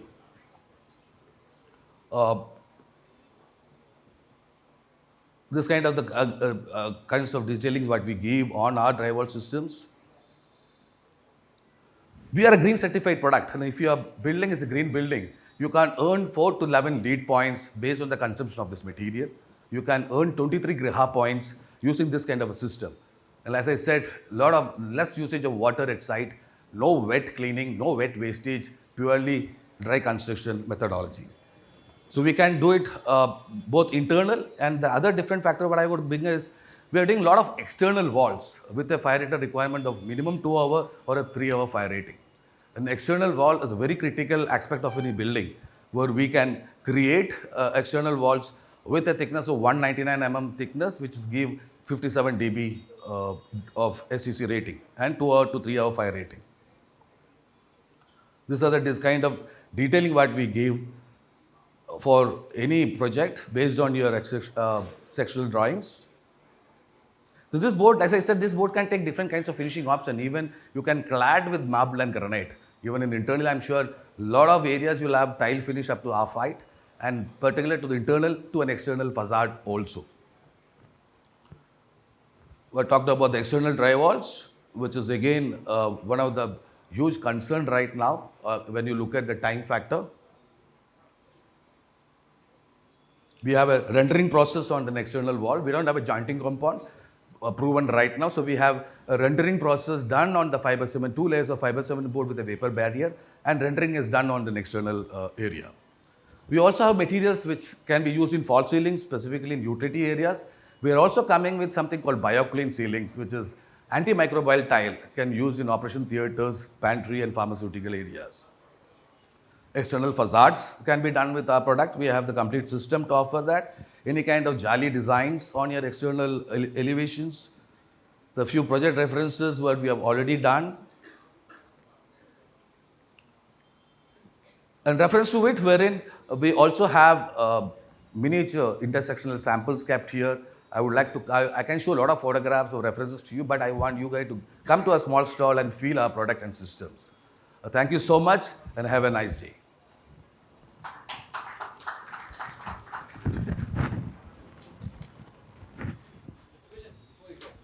Before you go, if you have any questions or comments for hello. Yeah, okay. So if we have any questions or comments, if we don't, then we'd like to hand a small memento for our appreciation for you coming and being a partner of our initiative. And if Mr. Srinivas Valluri, who's the moderator for our next discussion, can I request Mr. Srinivas Valluri, who's the CEO of Synergy Infra Consultants and also the moderator for the next session, to please come on the stage and hand over a memento as a token of our appreciation to Mr. Bijit. Thank you very much, sir.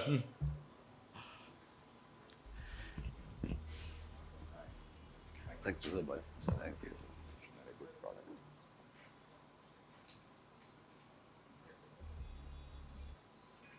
Play the music. Thank you. It's too late now. It's okay. So, ladies and gentlemen, we shall swiftly move on to the next item. Hospitals of Tomorrow, Innovation in MEP and Facility Design. In fact, we had just heard about this from our various partners. So now we're going to go and look at this in depth from the hospitals and administrators' perspective. I'd like to first welcome on stage our panelists. Chairs, please. Our panelists, starting with Mr. Giridhar Rao, who is the Principal Consultant of Valleys Engineering. Also, Mr. Chandrasekhar Narayan, who is a Consultant and Certified Energy Auditor of GenX Consultants. Also, please help me welcome on stage Mr. Rajiv Chakrabarti, who is the Senior Director of Colliers. Mr. Nilesh Podar, who is the General Manager of MEPF Design at KIMS Hospitals. And our moderator for the discussion, Mr. Srinivas Valluri, who is the CEO of Synergy Infra Consultants.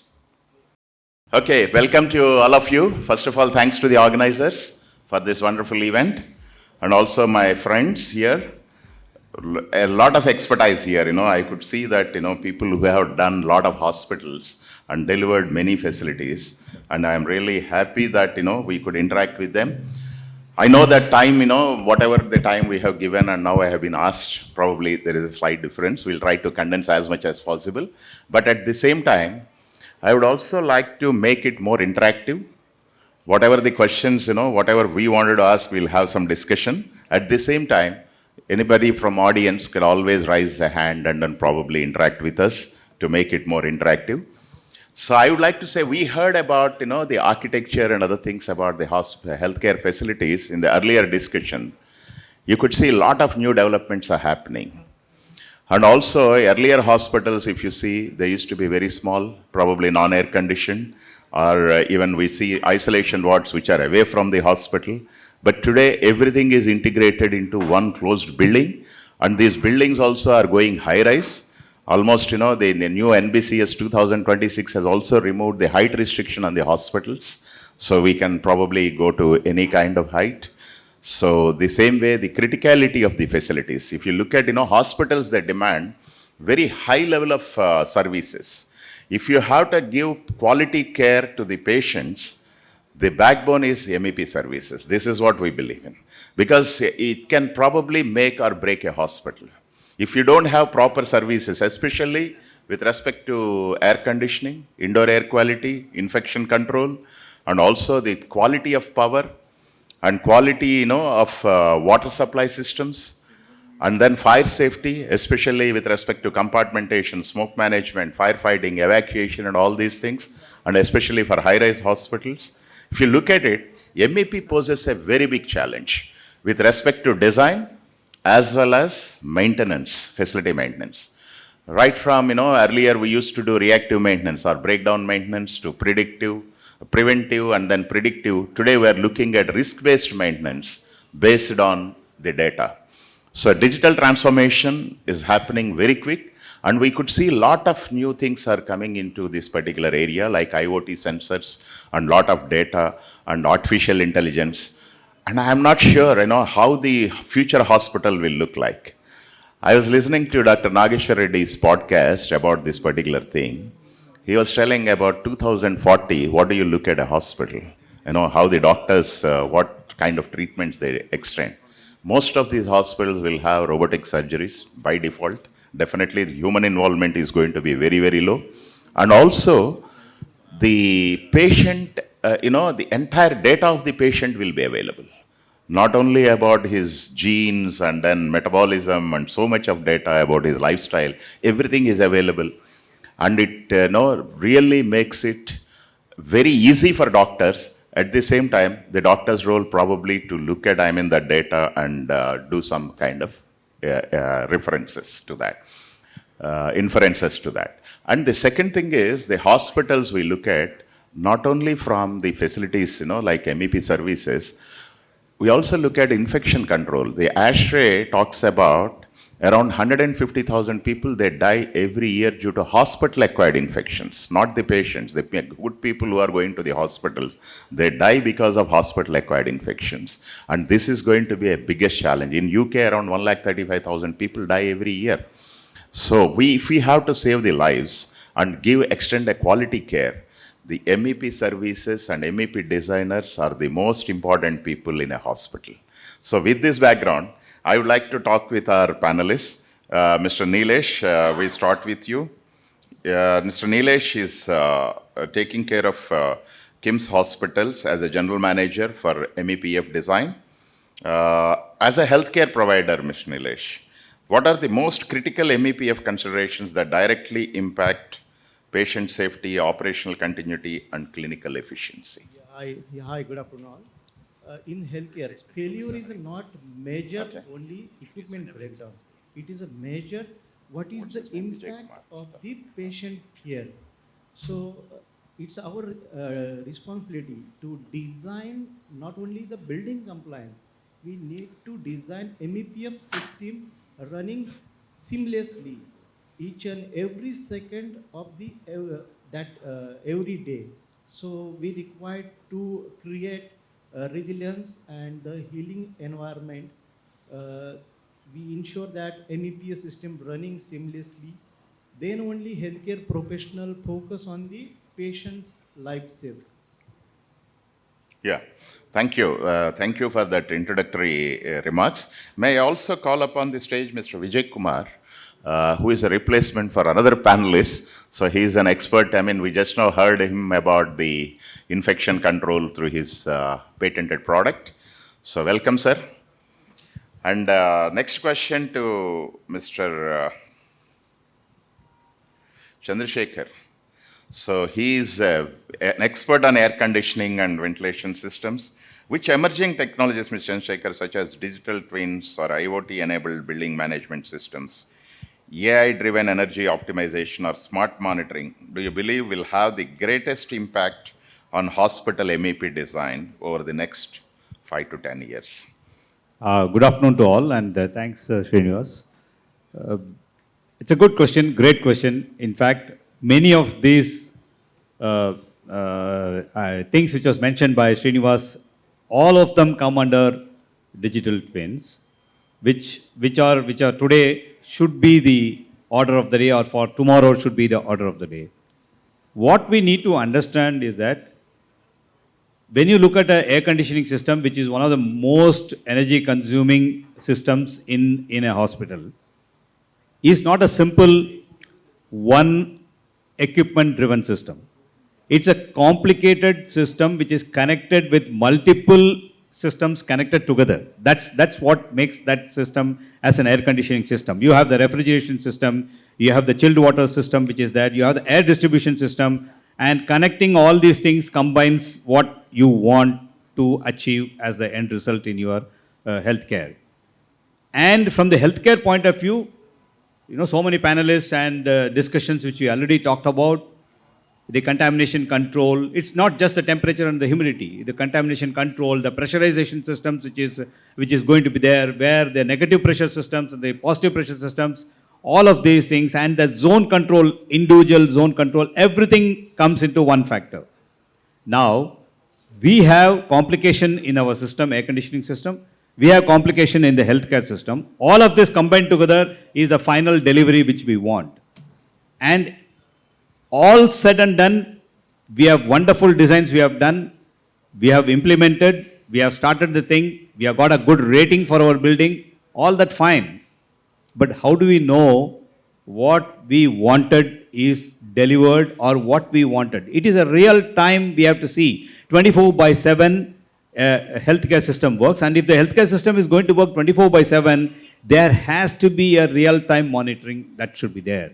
And that real-time monitoring which is required is the one which is going to make you understand what exactly is you are having it today and what exactly is the problem that is going to be coming there. If all of this thing has to be done, there has to be a digital twin which encompasses the energy, the building management system, which also encompasses the results which are being achieved in every item and which can also predict what is going to be the future action which you need to take. So all of this thing will come within that. So that's where the resilience of a healthcare system or an air conditioning system for an healthcare will be there. So we need to look at it.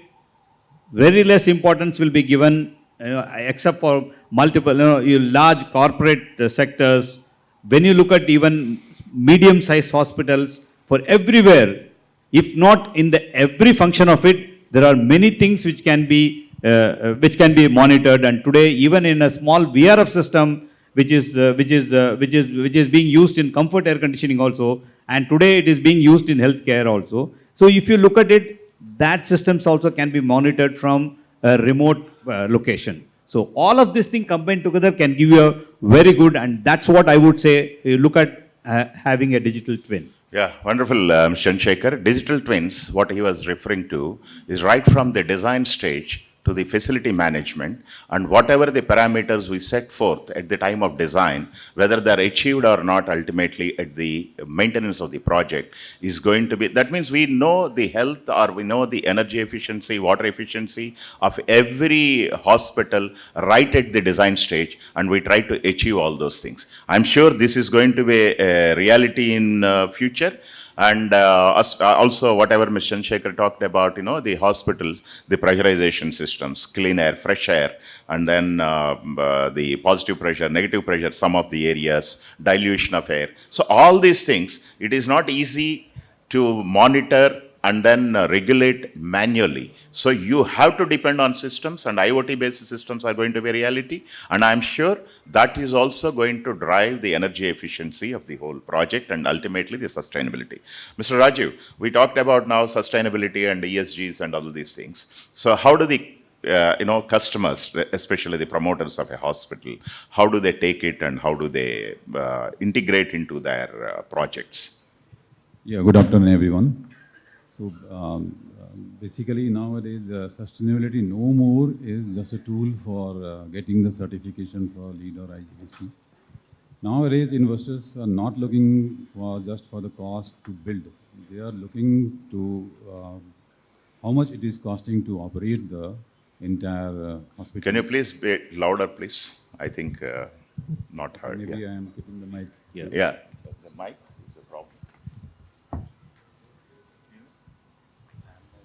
Yeah, right.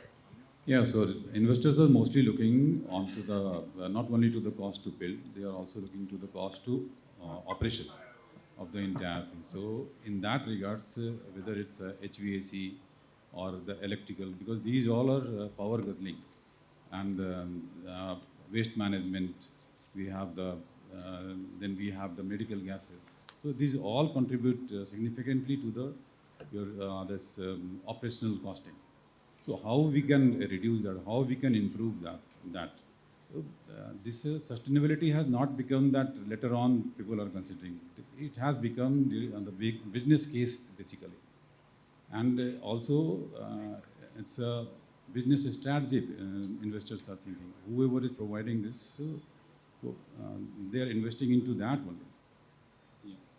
Yeah, thank you. Thank you for that. And Mr. Giri, next question to you. What are the key strategies for ensuring seamless integration between MEP systems, medical equipment, architectural design, and clinical workflows from the early design process itself? Yeah, good afternoon all. Yeah, regarding the seamless integration and other things, before that actually we will just start with actually on the design part. Actually, unlike any particular commercial building, hospital is a very critical thing actually and the most complicated ones for the MEP consultants fundamentally. In this actually so much of expertise is required at the senior level of the design team getting involved and actually along with the hospital particular engineering staff. And unfortunately, most of the initial discussions are happening actually at the management level executives and actually somebody else actually who is not connected to the engineering field. This is one very important thing actually which I would like to bring to the notice. And once the designs are finalized, actually how sustainable it has to be there and how long. And a couple of cases what we have seen actually, like for instance actually, the spatial aspect actually with respect to the spaces given from the architect side and the structural aspect of the design, both when you consider actually the serviceability of the equipments and the placing of the equipments and tomorrow the maintenance aspect, this is getting neglected in the most modern buildings. So adequate spaces are not being given actually. We have to literally argue, fight, or finally come to one conclusion or to compromise at some point. So this is one very vital point actually which will impact the sustainability tomorrow in refurbishment aspect or in some sudden outages and other things actually will become an emergency. A couple of case studies I'll just narrate basically. In 2000, early 2000s actually when we started a building actually which was outskirts of the Hyderabad actually for a cardiology institute basically we started. The operations were actually done actually on the generators actually switched on because actually the EB power was not consistent and UPS systems were only just getting evolved. So from there actually those days were good enough for us actually. Reason being actually whatever spaces we were asking for all the equipments, it could be air conditioning related AHUs or something or any other particular electrical rooms at the floor levels, all of the things actually we were given a free hand. Today modern buildings and everything actually with new architects coming, youngsters actually, who are not aware of the services impact actually everything. Actually yes, that is one particular thing. Then coordinating with architects and structural actually with respect to the integration part actually is becoming difficult because of the heights, restrictions of the spaces and other things. Thank you. Thank you for batting for MEP consultants and one more thing designers. actually, one more important thing was actually, we did a job actually some 4, 5 or 6 years back actually, remember actually. I was specifically called actually, we were doing some IT buildings for them. Then he called actually and made me speak to some doctors. And we went to the site and we have seen that to be IT building, which is not at all suitable for a hospital. So I told actually this will not rightly work, sir, please understand. The only question they told actually, can you do it or not? So today actually that is doing well, but actually I am still having my own doubts on that because actually it is very tough actually with doing those particular running the systems continuously. No, maybe you're right, Giri. Maybe before, I know, earlier days it was like that. But today, what we see, you know, architects are also highly knowledgeable and they are adapting themselves to the requirements. And the coordinations are also, in my opinion, they are becoming much, much better. I'm sure the future buildings, whatever we are going to look at, are going to be definitely much better in that format. Sir, you have talked about, you know, the infections and other things also. When we talk about sustainability and resilience of the hospitals, how do you, I mean, not only the MEP services with respect to the sustainability point of view, what do you look at it? I mean, how they should be designed, how they should be taken care of, something like that. Can you? I think the new technology gives us a lot of opportunity to keep the whole the continuity of the disinfection areas Right. makes it so simple that you can you are tempted to use it everywhere, and to keep the bacterial levels, loads down, and then make. We all talked about lots of customer experiences. At the same time, when they go back, at least they should go back with confidence that they should not be afraid to go into any hospital and not be worried about catching something there. And then most important thing is in ICUs, your hands are really tied. You cannot use any conventional UV or fumigation, and then you are purely dependent on the circulation through HEPA filters, and that's what NABH till now has been prescribing. But if you are able to, and then the AC systems are such that you want the cold air to come across all the beds and not get short circuit somewhere. So it's counterintuitive in the sense that the air from one bed, it will go over all other beds before it reaches the exhaust. And whereas we want, like in after COVID, all the airplanes you have seen, they have vertical movement of the cold circulation. They have the ingestion of the cold air from top and then exhaust from the bottom. So that's kind of thing which is too difficult for it. So we talk about laminar systems there, right? But this cannot be implemented in this. Whereas this particular thing gives us a lot of scope to see what kind of levels of light has to be done and whether we can further augment it with purely antibacterial light without the white light, because too much of white light also could be the issue. So these are things which we would like to really work with the hospitals and MAP consultants and see how we can evolve one standardized method so it can do the maximum effort. Thank you, sir. You talked about hospital-acquired infections and other things. Is there any data in the country, in India? We talk about always, the US or UK, whatever is represented in international journals.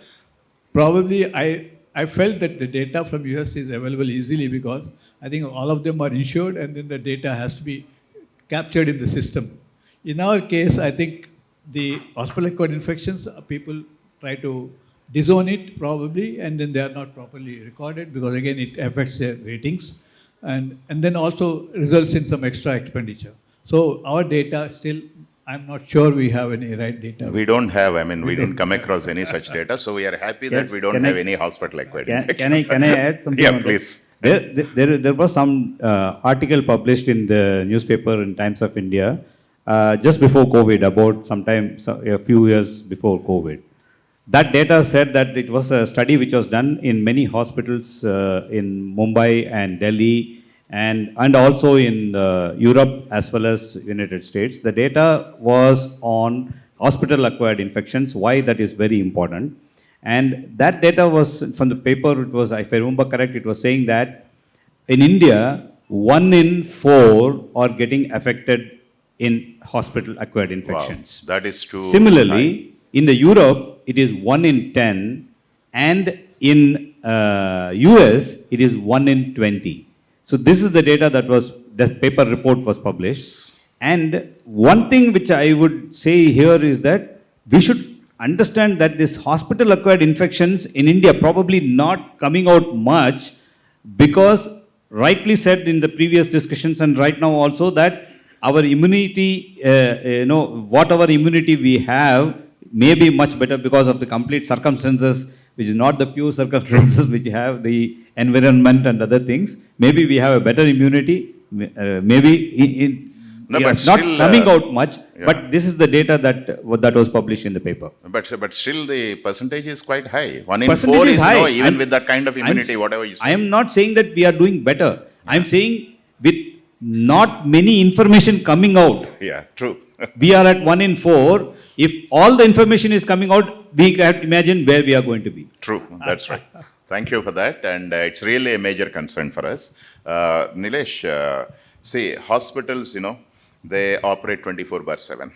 In most of the cases, and they are energy guzzlers. They consume a lot of water and all the other utilities, definitely. So there are two challenges. One is, getting a shutdown or anything is not easy. because nothing can be done in a hospital because your surgeries or operations will be going on throughout the day and night. And how the energy, say, consumptions could be taken care, or the reliability of the whole system, how can it be taken care in the MEP design? So in healthcare, sustainability, capex and opex, it is like running between the wicket. Okay. So for the design, we need to design our systems for the first 1 to 3 years, 3 to 5 years, and 5 to 7 years. Then only we maintain all the modularity for the HVAC side also, for the MGPS side also, and for the plumbing side also. Fire, no doubt. Then only we maintain the sustainability hospitals and our energy consumption also. Okay. So modular design is very important. Okay, okay, right. Thank you. Yeah, please. So recently I have discussed with someone. So till date we are using lead acid battery. So we are recommending that it's hardly 3 to 5 years of it will sustain. Again, we will have to purchase it.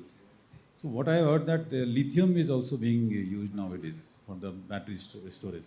Battery storage, power storage, we are using that. Right. So how it is evolving, that we have to figure it out. And yes. If required, we can implement it. Right. Yeah. Yeah. Sure. Thank you. And your question is, the life cycle costing and other things. If you work out in any project, what role do life cycle costing and smart facility management play in improving the long-term value and operational performance? With regards to facility management. Facility, yeah, absolutely.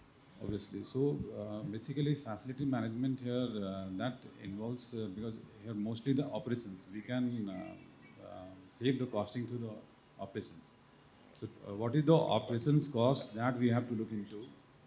And also the very important factor here is that how we are doing it. So with the smart maintenance, what we suggest that, what we see that in the smart management, mostly we see that we are implementing with the softwares. Whereas there are different tools. We can use the digital maintenance, wherein we have the predictive maintenance, which will the risk-based maintenance. Yeah. Today, that's what we are talking about. Nowadays, so those need to be implemented to get rid of such operational cost and get the operational better efficiency. So how we maintain is just operating the instruments is not a bigger thing. It's better how efficiently we are managing it. Right. Through the facility management. Thank you for that. Also one thing I'd Yeah, like to add. please. Nowadays, we are actually suggesting as a project manager, the management to include facility management inputs during the design concept. Wonderful. That's good. The feedback, whatever the data or the existing hospitals data could be taken into consideration while designing the new facilities. That's a good input. Thank you very much. At this point of time, anybody has got any questions from the audience? Maybe 1 or 2 questions. We're also running out of time. With respect to, I'll tell you, you don't get this kind of panel every day. They're all experts in hospitals planning and sustainability designs. Okay. Yeah, please. Happy, at least one question. Can you give the mic to, can you please introduce yourself and then ask a question to whom you are referring to?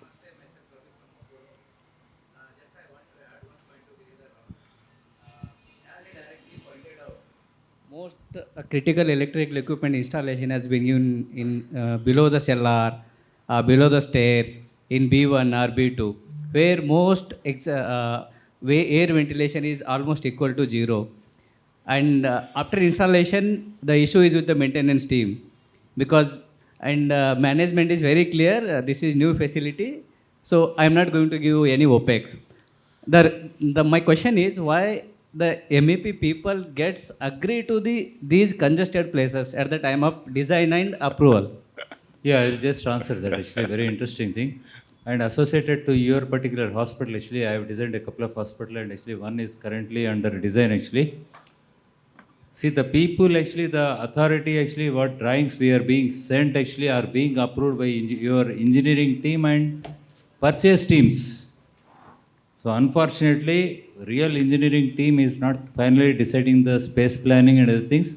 Non-engineering teams are deciding the equipment type, price I am not connected, the brand and the warranty aspects, and the vendors whether capable or not actually because of being L1 actually they are being given. This practice has to be changed. Otherwise hospital sustainability will be in jeopardy. Thank you, Giri, for that. Yeah, you want to say something? I just want to add, I think it's a very great question which you posted. I mean, it's a great thought. I would say, I would look at it that way. What we need to do is that we have to move away from designing any system, any building services system after you plan everything. That's the current problem that is there. You plan everything, you're even chosen the building, you hire a building and then you come and design this building services system, then this kind of issues will come because you have a space, you have to put something into that space and there are multiple systems available for many things. But ultimately the maintenance takes a big hit and then future ensuring that compliances are there takes a hit. So that is where integrated project management system wherein the owner, the project management people as well as the building services consultants and even the commissioning team, final commissioning team, all of them have to be there and that will be an ideal system where this kind of issues will not come about. Thank you, sir. We look forward for that kind of facilities definitely in future. One last word actually. Yeah. I've taken one of my relatives some years back to a physician friend basically. Then I was asking, then he told actually it is out of my particular thing. There is a specialist who requires them to be seen. Then I asked him, who is the famous doctor? Then he told actually, no, don't use the word called famous. You go to a famous actor's movie, go to a good doctor. So I still remember that. So thank you for that and thank you gentlemen. It's really a wonderful discussion. You have a question, sir? Please. So most of the time... Can you identify yourself, sir? I'm a radiation oncologist, sir. Most of the time the problem is with the radiation safety, sir. Other things are okay to a certain extent because but radiation safety aspects are not properly, because most of the time the corporate hospitals take up the built-in structures and they can probably manage somehow, but from radiation safety point of view, that is not mostly adequate because we cannot give full dose of I1 ablative therapy and things like that. So. Thank you, sir. Thank you for that. And yeah, definitely it's a lot of awareness. I mean, that's what I feel among various stakeholders to design a good hospital. Nothing beyond that. And the last thing I just would like to conclude, hospitals definitely save lives, but a sustainable hospital, it saves, sorry? Srinivas. Oh, sorry, ma'am. Yeah. No problem. Yeah, briefly. A question only, please. Yeah. Okay. I'm Dr. Sandhya, wellness consultant and a thought trainer. One question to you. We talk about innovation, MEP, design, facilities, so many things we talk about. But when it comes to the client, always there is a compromise on the cost, right? Cost is something which is always playing a very big role. Do you think the future is such when the cost will not be compromised and will come up with... No, definitely. In my opinion, at least whatever we have designed, nobody asked us to optimize or reduce the costs or cut the corners. It is for us to justify, you know, the whatever the cost what we are putting into the hospital is definitely justified. If we can justify to that extent, I'm sure any promoter will be happy. That is what I'm trying to say. The hospitals, you know, whatever the innovation systems and whatever we try to do, definitely they save a lot of resources, a lot of money even for the promoters ultimately. So this is where we need to convince them, these systems, either from the patient safety point of view or from the sustainability point of view, they are highly recommended. So basically, I think how you put things forward, people will definitely accept. This is what I believe in. This is what I say. Thank you very much. We have to move away from the initial cost. Yes. to a life cycle cost analysis. That is, when Absolutely. we get into that, then there will be a more understanding, for which you need to understand the entire scenario and not give some theoretical values. There has to be a more kind of a backed up values which should come about. If that comes, then there is a possibility. Thank you very much, ma'am. Thank you for that question. And so we concluded this, and hospital saves lives, and sustainable hospitals, they save a lot of resources and save earth also, and also saves a lot of money for the promoters. This is what we believe in. Thank you very much to everyone. Thanks to the nice panel. Thank you very much. Good day to everyone. Thank you all. Thank you, moderator Garu. Thank you so Thank much. you. Before the panelists go, I'd request you to please be on the stage. Thank you very much for helping us, stick to our schedule. And very quickly, as a token of our appreciation, we'd like to hand over personalized mementos to each one of you gentlemen. I'd request Mr. Bijit from Everest to please come on the stage. We just heard from Mr. Bijit a short while ago.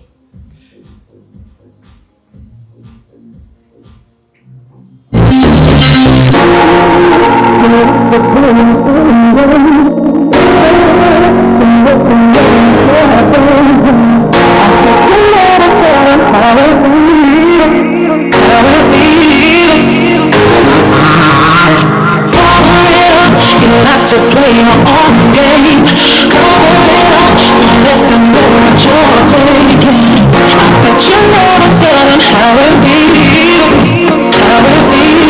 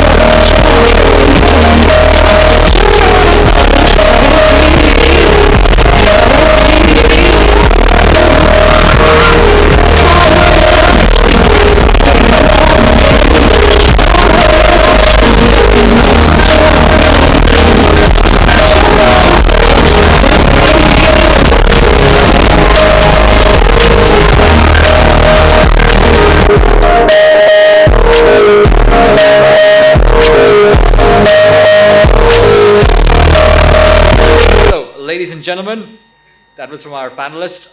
Our final panel discussion before we head for a break is very interesting. In fact, the lady briefly touched on this subject, how do we maintain costs? And this topic briefly touches on this and looks at it further, because we're now going to be talking about the future of hospital administration, that is including leadership, innovation, and patient experience.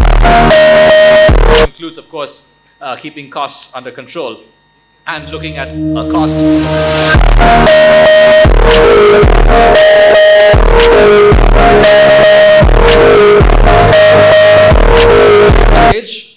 Starting with Mr. Rahul Datta, who is the Group Chief Operating Officer of Ankura Hospitals. Welcome, Mr. Rahul. We'd also like to welcome on stage Mrs. Smita Chowdhury, who is the Chief Executive Officer of Mitra Fertility and Beyond. Also, please help me welcome on stage Dr. Hari Kumar Reddy, who is the Cluster CEO of Telangana and Andhra Pradesh of Aster DM Healthcare. We also have Mr. Kapri Jalota, who is the Chief Operating Officer of AIG Hospitals. Mr. Mahendra Pala, who is the Group COO of Omega Hospitals.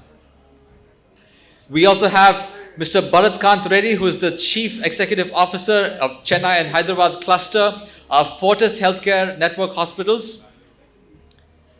We also have Mr. Sudhakar Jadhav, who is the Chief Operating Officer of Kim Sunshine and Kim Shikara Hospitals. And finally, the moderator for this discussion, a veteran of our events, who's participated in many of our initiatives in the past. It gives me immense pleasure to welcome on stage Mr. Subramaniam Yadavali, who's the CEO of Apollo Hospitals.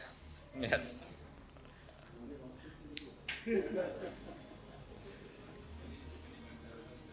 Yes. stand here, say whatever you're comfortable with, and we'll get the chairs. Yes. Chairs, please. Whatever you're comfortable with, sir. Yeah. Namaste, everyone. I know that we are late for the lunch, and first of all, let me first thank the organizers for inviting us here to talk to you, and also I thank all of you to actually accepting to listen to us before the lunch. Thank you so much. So, without losing much time, I would like to say that I think on the single stage, now you are seeing every corporate hospital on this stage now. Starting from Apollo because it's A, then you have AIG, you have Aster, KIMS, fertility hospitals, Gleneagles. So you name anybody, I think everybody is here. I had a great opportunity to work each one of them in the past. So they're all my friends. So it's it's like a home for us, all of us. So before we start this topic, the future of hospital administration, I belong to a generation where the hospital administration word just started that time. About 40 years ago, I've been in healthcare for last 40 years. So when we started getting into hospital, there were only hospital superintendents in medical colleges, government hospitals. Then the advent of this private hospitals came. So we started getting into actually the administration by non-medical people to understand the cost, to understand how do we scale this business, to understand the patient experience. So these are the 3-4 things. It's not that doctors do not know that. I still feel doctors know much more than what we know, though we administration, we administer the whole thing, but the doctors know better because they see the patients. So having said this, I have seen in my own life that what innovation means, what from a point where people used to come to corporate hospital and start fighting with us, physical abuses, then how do we scale the hospitals to the next level? How do we make people to believe that there is a quality healthcare available for you, sort of thing. So it's a big journey. So having said that, I think in today's topic, we will be looking at each one of their experience as administrators in terms of innovation or in terms of in the field of, how do you, look at your costs? How do you make sure there is a patient experience, which is the most important thing around it? How do you engage with your employees? These are some very, very important aspects of any medical administrator. So, though I think we are prepared for two questions, but we promise you that within half an hour time, we will leave you for your lunch. So we will have only one question, gentlemen, for each one of you. So I hope everybody is all right with that. Yeah? So we will start our panel discussion with my old colleague, Dr. Bharat Reddy.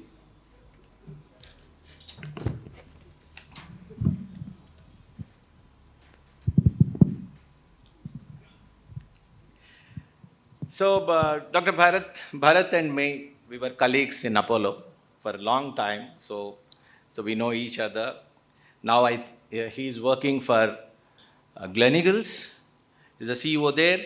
So the first question which we would like to understand from you is, Bharat, is that the healthcare is rapidly evolving. So what leadership qualities do you believe will define actually a successful administrator?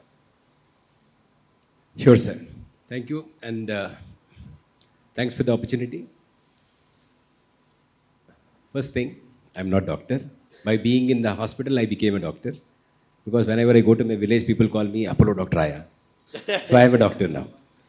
And one more good thing is like, if you are the last person in the session, then I'll say, as he said, or as he said, as he said, because we don't have anything to say. I don't know who is the last person. So I'm the first person. See, hospitals, as Subramaniam sir said, was not managed by hospital administrators for a long period. This has come recently when we all started administration courses and all that. And I have been into this hospital industry for the last 26 years now, more than 26 years.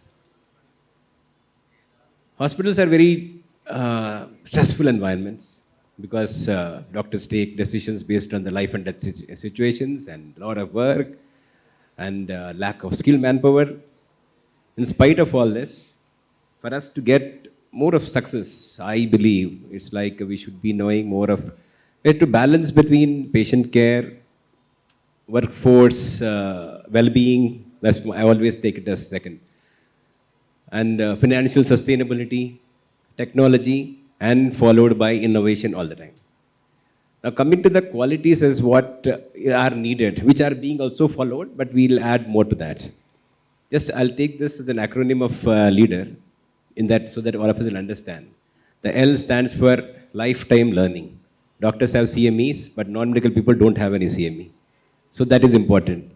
What I learned in 1997 when I completed my MBA is not valid now, not fully valid now. So always keep learning something new. Because now AI, everywhere AI has come, there has come to an extent saying that all of us will lose our jobs. Need not, may not. So we have to understand what is that AI can do, what is that AI can't do. Strategy planning, how implementation. Next is emotion. As administrator, I always ask these two questions. Whatever I am doing, what benefit patient will get? And will this affect my employee? I'll say I'll do this. But is this affecting my employee? Affect is the negative. So if we are emotional and we understand the skill set of each person, then the decisions will be even more easy. Because now the data has come and based on this, now there is one nice saying in management terms. Lot of fiction is written in Excel, not in Word. Because we take this Excel, saying that in January 2025, we had 10 doctors and they have seen 10 patients every day and 10 patients have given 25 surgeries every month. Now that 10 doctors became 15 doctors. So into formula, divide. Then this our same 15 doctors should see 50 patients. That is the fiction. Need not be right all the time. So understand that, understand how employees can be part of this discussion. And whenever we are doing something, value the employees. That should be the quality of the leader who will see that, yes, my employee is being valued. And when he's felt or he feels, understands that he's being valued, yes, he will give it to you. It can be small things, minor things which you don't think. Now I'll give an example of what has happened in my earlier hospital in Kolkata. Our electricity bill was very high. Like all of us were discussing what to do. One person out of blue in a town hall, he's a barber. He says, sir, apna wo name board hai na upar neon board, whole night it is on. रात में 10 बजे बंद कर देंगे और सुबह 6 बजे we'll start at 6, close at 10. Then our engineering guy said, boss, ऐसा कुछ है क्या? हाँ sir, there is one timer. We'll get a timer and fix it. So who thought barber can think of that?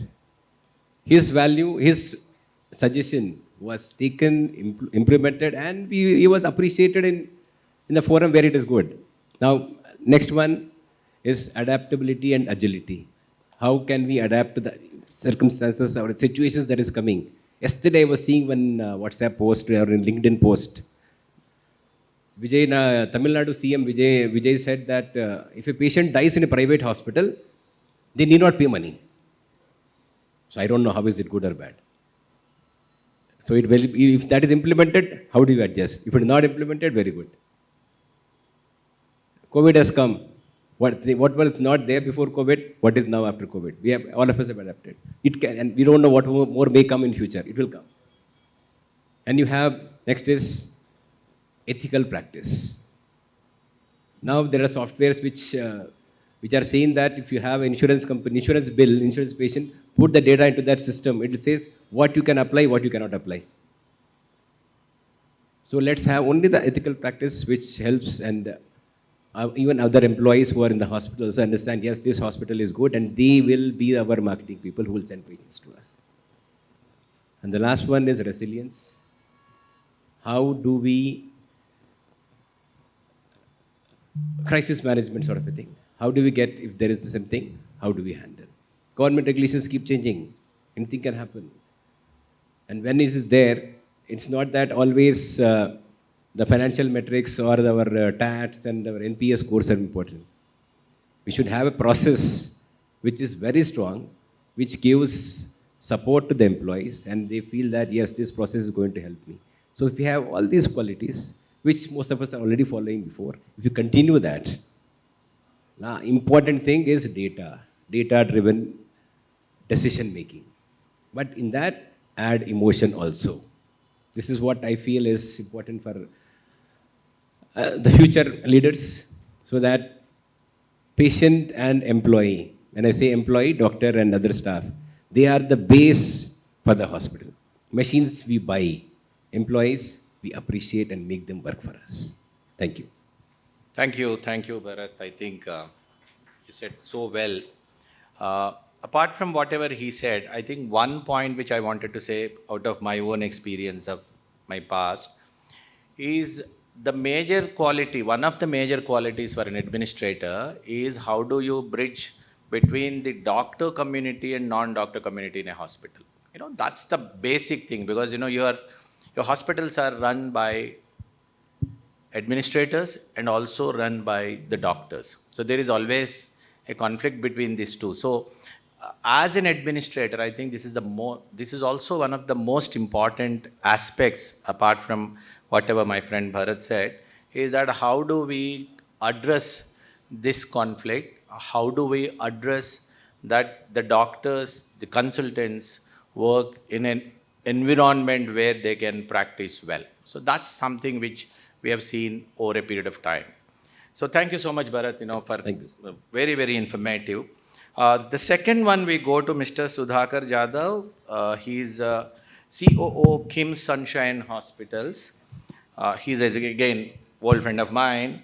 So Jadhav, we keep listening about operational excellence. See, these are all buzzwords. Don't get worried about it. These are all buzzwords because we have all done MBA, so we have some words like this comes. So operational excellence. So we would like to understand, Jadhav, from you, one of those initiatives actually you have taken to make that operational excellence, there is a significant improvement you have seen in your hospital administration.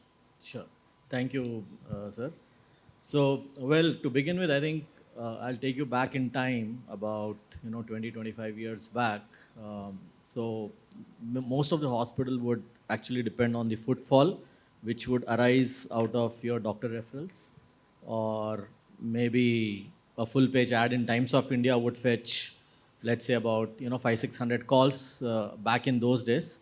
But you try to do the same thing today, I think you won't get a single call, right? And I've seen in last 25 years, the percentage of dependency of the hospitals from a referral standpoint was almost about 65-70% about 20-25 years back. That has now straight away gone to about 15-20%, if I'm not mistaken. I'm sure everybody will agree with this. Now, why this shift is happening? Fundamentally, because of two reasons. I think there is plethora of information in the public domain. Patients are well aware. Patients are making their own choices in terms of which hospital to select or which doctor to go in. I think these are all independent decisions which a patient is taking. I think the whole idea of patient, the service excellence or patient care, I think started off from that standpoint, right? And for that, extremely important for a hospital to sustain from a long-term perspective is your patient experience. How do you give a patient, did you experience? Because as someone was telling in the morning that nobody would like to go to a hospital. Given a choice to go to a movie or a hospital, people would prefer going to a mall or a hospital, to a movie, but nobody would come to a hospital. People in distress would come to the hospital. Now, as a hospital administrator, how do you make people's life extremely, smooth, easy? Let's say we talk about a loss of about 3 or 4 days. How do you make the life of the patient, more than patient attenders, very easy in the hospital? I think that is the whole perspective. Once you start doing this, automatically the patient or the patient attendant is actually, is becoming a fan of yours. And then there is, in the bargain, a repeat customer is actually in the making, right? So that is the whole concept of this entire service excellence. Right? So one of the initiatives which is fresh in our mind, especially in KIMS, from a KIMS perspective, is that we have started something known as APIA. Now, what is APIA? APIA is a Sanskrit word which fundamentally talks about creating a positive environment, right? So we have taken this project about year and a half back, and then we are seeing tremendous response from this. Now, what do we do? It's very, very fundamental. We treat all patients. First of all, I think we are erasing that word patient from our directory. We are calling all our patients as guests. So once you walk into KIMS Hospital, you'll find everybody wearing guest first batch, just like hotel. And so it starts from the first call. We call it as touch point 1, where the patient is actually calling our call center and trying to book an appointment. I think the patient experience or the patient journey is starting from there, right? So now how do we do that? We have included certain technology aspect also now that we have conversational AI. So we understood that almost about 8 to 10% of our calls were getting unanswered. So we are just piloting a robo picking up the call and then fixing up the appointment. And it is so seamless, so natural. The patient who's actually calling would feel that he's actually speaking to a male or a female. And then we have simulated an environment where the patient feels that he's actually talking to a live human being, right? So that's typical one example of our touch point 1 and giving that patient experience to the patient. Now, the moment patient comes to the hospital, the guest comes to the hospital, I think we have various touch points again there in terms of our security, our valet drivers, everybody is trained well, and then the minute somebody walks into the lobby, there are 3 fundamental cardinal rules in our organization. A, I think they are supposed to be greeted with a smile and a namaste. Number 2, if they are carrying any bag or any baggage, there is somebody to help them immediately with assistance. Very, very fundamental, very, very basic, nothing great about it. Third, not more than 30 seconds to 1 minute, the patient or the guest is supposed to stand. We offer them a chair immediately, right? And then if he's asking for a direction, no verbal direction or no hand signaling. They are supposed to escort them to that particular point and then come back. So these are fundamental. The biggest pain point in any hospital is the waiting time. I'm sure you must all have experienced, the doctor asks you to come at 10 o'clock, but he's busy in OT or busy elsewhere or busy with patients. Eventually, everybody would, actually start getting late. So we have created a lot of environment, something like a free Wi-Fi, and we have libraries. And then rest assured that every half an hour there is a round of tea, coffee being served to the patient. Now, the question you might ask that how do you recover the cost? Because I think cost and patient experience, they are not competing priorities. For us, I think they complement each other.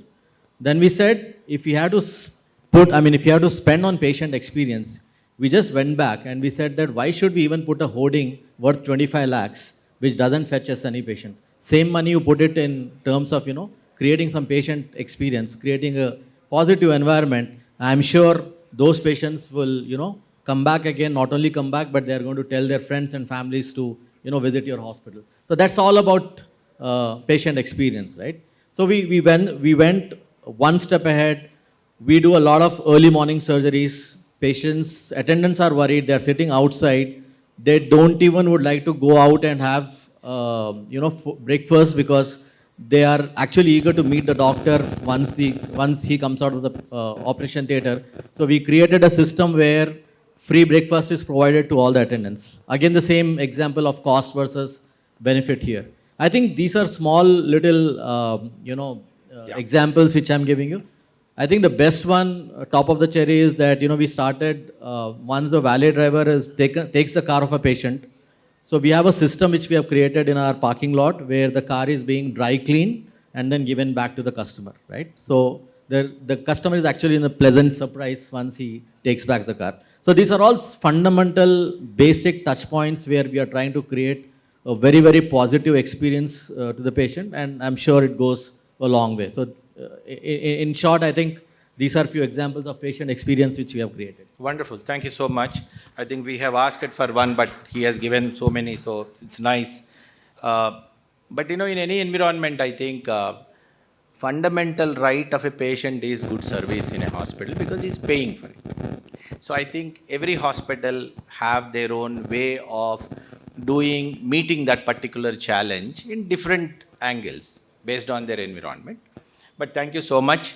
Gentlemen, I think we have another 10 minutes to go, so kindly make sure that we don't make that audience will come back and hit us. They're all hungry now. So the next question goes to Dr. Hari Kumar. He's the CEO Aster DM Healthcare.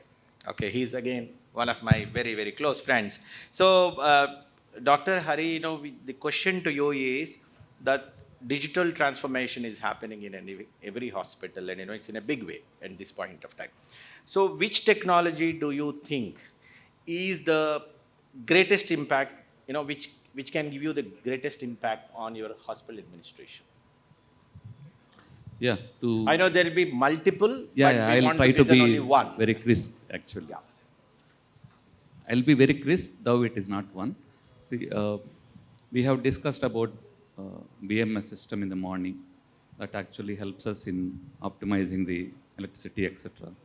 And we also have MS projects to evaluate the construction of hospital. Likewise, we also have tools that save us from conversions or TATs or realizations.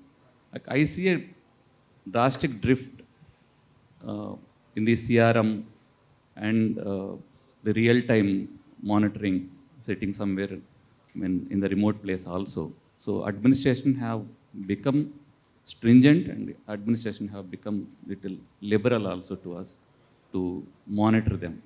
So doing multiple hospitals, monitoring from a single chair, you all need to have these acquaintance with these tools, and happy that I'm able to utilize them at the right time. Thank you, sir. Wonderful. Thank you so much. Now I think we have been hearing only the male voice, so it's boring, yes? Now we'll come to the only lady panelist we have here, Mrs. Smita Chowdhury. Again, it's like old school boys association for all of us now, because we keep meeting on the same, various panels, same people. So you are from a single specialty hospital. So what are those one or two important things which, because the experience in a single specialty hospital is very, very different from an experience from a multi-specialty hospital. So what is that one or two important things which you can tell us that a multi-specialty hospital should learn from you, which can be helpful to them? Great, thank you so much, sir. Just add to what Mr. Sudhakar has been talking about. So mine's going to be an extension of the same thing. The advantage that we have as single specialty is that we have the knowledge of, we already have the narrative to the patient journey. So if a patient's coming to us, so I come from a fertility background. So if somebody's coming to a fertility center, we already know their narrative. They're probably coming in with, that's probably their one or the two most difficult years of their life. So we already know that. So most of our communications, be it from the reception, the first call, the counselors, nurses, everything is built on the understanding that we already know the emotional weight of that patient. So it's easier for us to actually build those touch points more consciously about their keeping in view what emotional weight they're carrying. So it's easy for us to build the campaigns accordingly. When you start focusing on what the patients could be wanting, not more the clinical side, but the non-clinical side that nobody talks about. We talk a lot about it. So our communications are built around it, and we found that that is our differentiator.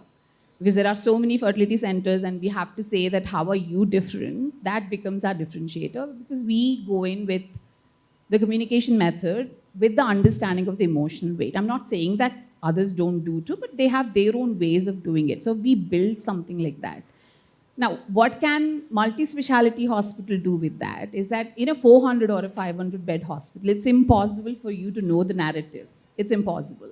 So and the other thing is that most hospitals, when they're building the patient experiences, they build it as a generic for every patient, a fracture patient and a cancer patient. They will have the same system built.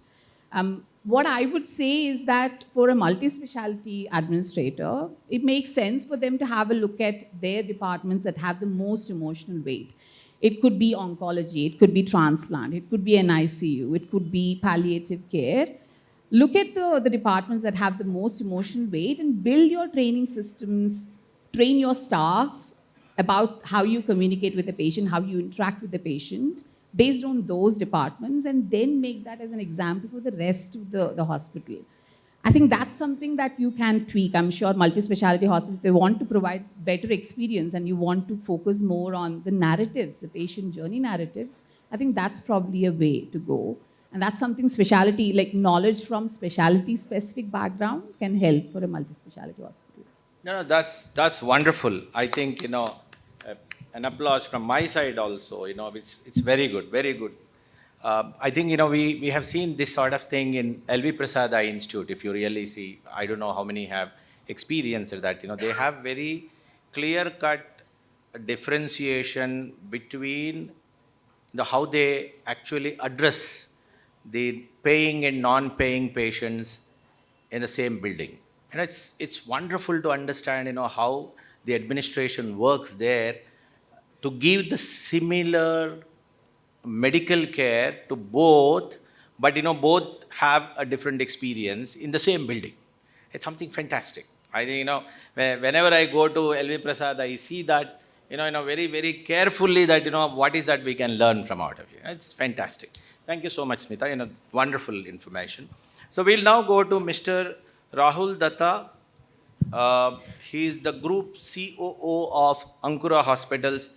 My children used to be treated by your doctor, and now my grandchildren are treated by Ankura Hospitals. So Happy to know that, Mr. That's the relation I have now. So the question for you is patient experience again. Is the major, it is become a measurable element for any hospitals, in today's world.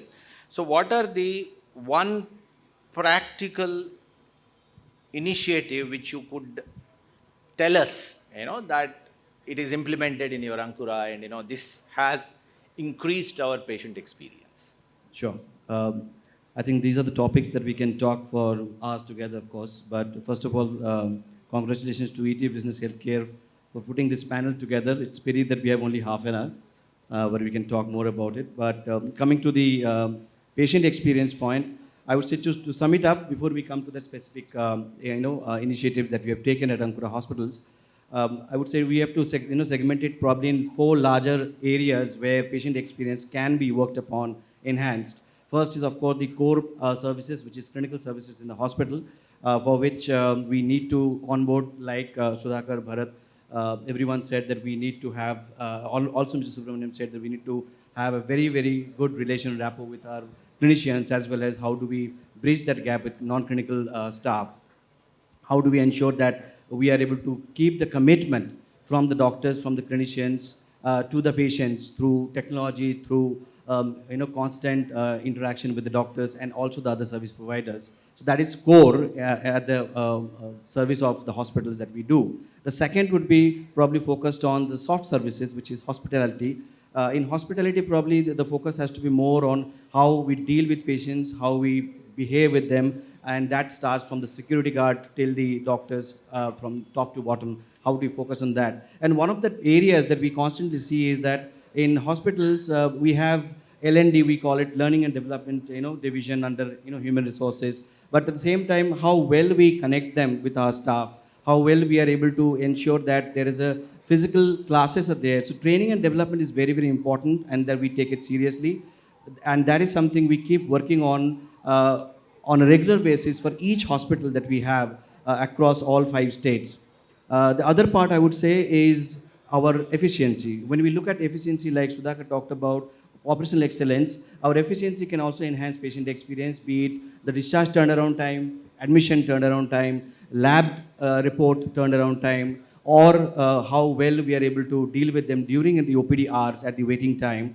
So that is something, again, we can bring in digital technology, like Mr. Hari said, how well we can develop them.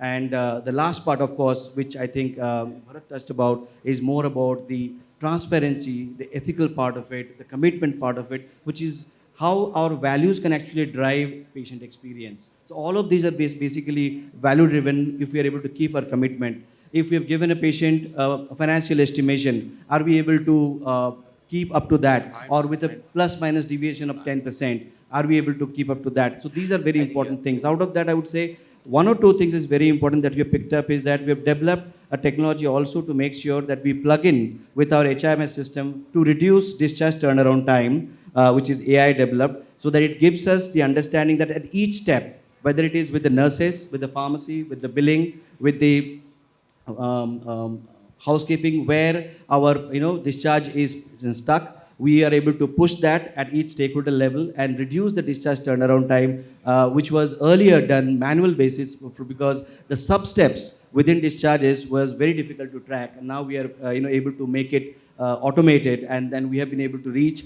a discharge turnaround time of less than 2 hours for cash patients, for self-pay patients, and that is something we have been able to work. On the SOPs part of it, just to touch upon it, we have taken I would say focus on hospitality part of it. Every planned case that we have in the hospital for admission next day, we make sure that we give a call to the patient and we explain them with all the instructions that the patient and the family need to follow.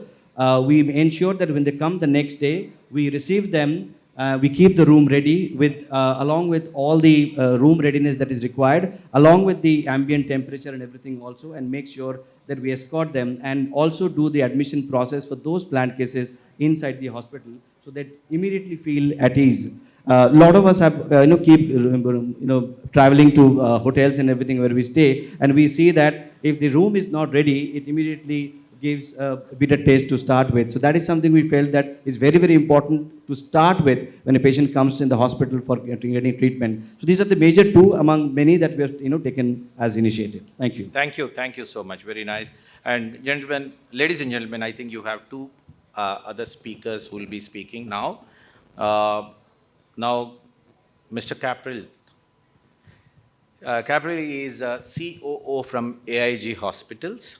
So I think, everyone knows AIG is known for their science and the technology part of it. We respect that. So Capril, we just wanted to understand, as an administrator, how do you leverage technology and also make faster, smarter operational, decisions? Sure. Thank you, ET Business Consulting, for this opportunity, and thanks to the panelists here. Sir, to appreciate technology, I think, again, we have to go back in time, right? You went back 40 years, I'll go back 20 years. Okay. God, I feel old. Are we dinosaurs? Okay. So I think when I first started running hospitals, there used to be something which used to be a morning huddle, where we used to sit down with all the teams. I think everybody, finance, purchase, front office, there used to be a large group. We used to sit down together and they used to discuss things. It used to be called a morning huddle, but essentially what used to happen there was that the head of the hospital did not have access to data, did not have access to information at a click of a button, right? He used to get financial information from the finance guy. He used to get patient experience data from the patient experience guy. So there were so much disgruntled and disseminated information all through and through that there was hardly an opportunity for the FD to come through. Then we went through phases. Then we used to get a morning SMS, then a morning email. And today, I think morning meetings are a thing of the past. I mean, we still do huddles, but the texture of those meetings have changed a lot. The point I'm alluding to is that from a retrospective reporting, we've now moved on to real-time decision making. And I think that's the most important impact of technology that has happened to all of us. And the most important bits of doing this is that we have been able to take technology to the last mile. I think the people who drive it are really the frontline workers, and then we use analytics and business decision making to us today. I'll just take a minute to talk about a small example which has kind of stuck to me. In a few years back, we had a guy come to me. There was a big complaint. A lot of patient had to wait for a long time, and there was a big mess around it. And when I asked my OP manager what happened, he says, like, I've been telling you for so long, this guy is a mess. Always patients there have to wait. And then I prepared myself, spoke to the doctor, tried to convince him that a lot of people wasting. But then somewhere during the conversation, I went back and asked my team to compile the waiting times of people for other doctors as well. And then I realized this guy was not the main culprit. Just because the patient created a complaint, we went after it. And this wasn't decision support. This is not astute management. The management has to be driven by real data, and I think technology has enabled us to provide the real full data. Thank you so much. Really, it's a very, very quick answer. So the last one is Mr. Mahendra Pala, again, my old colleague. He is the COO of Omega Hospitals now. So Mahendra, just want to understand from you, the future of the hospital industry is managing single specialty hospital versus multi-specialty hospital. I know Omega started with a single specialty like oncology, and now Omega is into a multi-specialty. They have added a lot of this thing. So what is the one leadership shift that makes the biggest difference to do this? Thank you, Subramaniam, and thank you, ET and the organizing team for this forum. I'm associated with a hospital which predominantly focuses on oncology, and also we run single specialty comprehensive cancer care units across India. So running a comprehensive cancer hospital is fundamentally different from the multi-specialty hospital, where oncology is one of the many departments. So cancer doesn't wait, and cancer doesn't forgive the administrative gaps. And cancer patients, they don't need good doctors, but also they want entire system to hold them together. So keeping that in view, one leadership thing what you asked, you see, the future leader of the cancer care hospitals should need running three things at a time. One is the clinical understanding. They should have a clear idea about the patient pathways. Second, they should speak data. The data fluency should be very, very high. And third, the human empathy. They should speak empathy. So not one, not two, all the three. It has to be in the same breath. Further, as in our setup, what we do is, it is compulsion that being a leaders, the facility directors across India, we go to the boardroom for P&L reviews and all that, but it is mandated that we have to sit in the tumor board also. We associate with the clinicians for clinical discussions and ensure that administratively we are aligned for their clinical executions. Last but not least, leaders, not only they look into financial outcomes, they should co-own the clinical outcomes. Their scorecard should definitely reflect EBITDA, top line numbers, no doubt in that. But apart from that, it should also showcase the survival rates, recurrence rates, and the patient quality of the life. Thank you. Excellent, excellent. Thank you so much. So, ladies and gentlemen, I think this is the last speaker on this panel. just closing remarks. I think, most of these questions are revolved around on patient experience, on, what is the technology, what is this.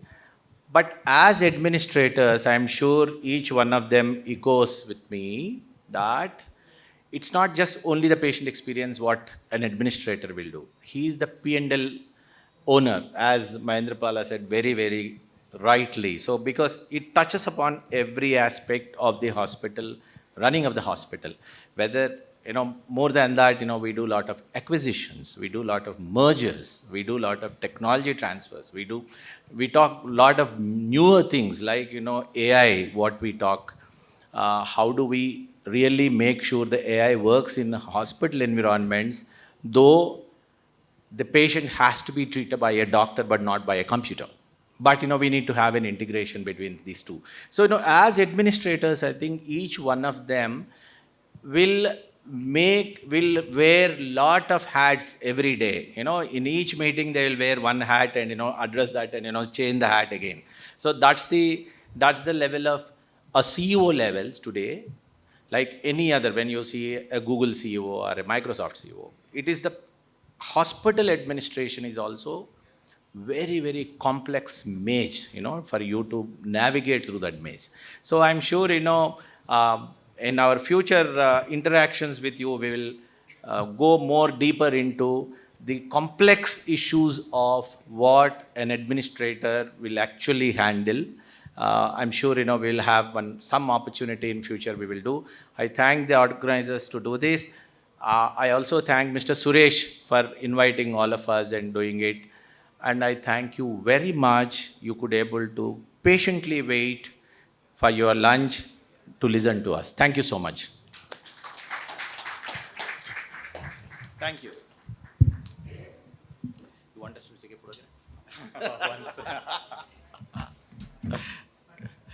Thank you all very much. In the interest of time, and of course, since lunch is waiting, we will serve lunch, and any questions, of course, can be addressed over lunch. I'm sure there must be a lot of questions for this all-star ensemble of panelists that we have brought for you today, but we will address those questions over the lunch hour.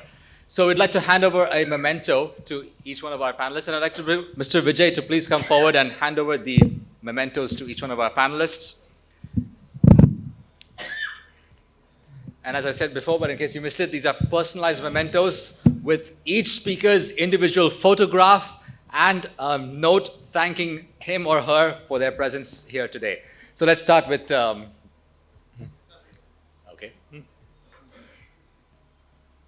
Let's start with Mr. Kapri Jalota.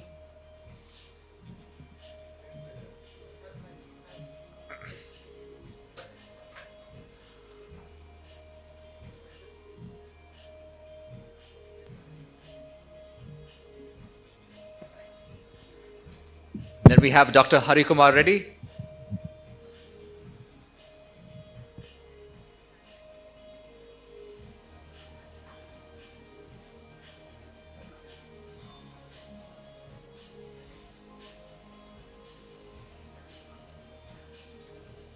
Also a memento for Mrs. Smita Chowdhury.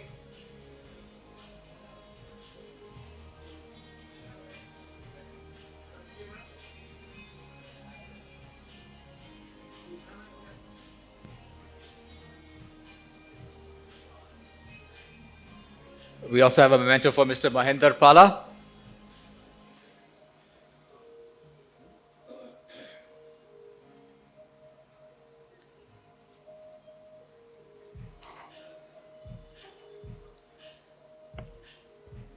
Mr. Rahul Datta as well.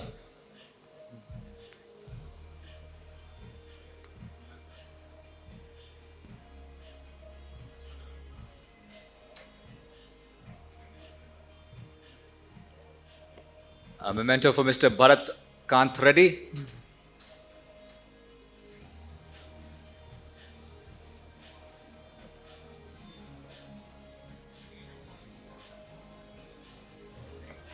Followed by Mr. Sudhakar Jadhav.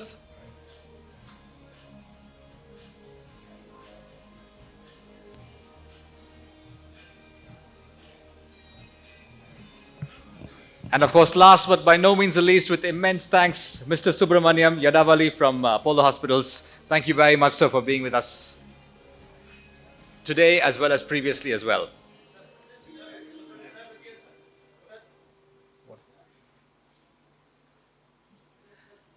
So before we break for lunch, I would like to request everybody in the hall right now to please come forward. We'll do a group photograph to capture the moment for today, and then we'll break for lunch after that. So everybody, please come forward before we break for lunch. Please do the photo shoot. Everybody, please come forward.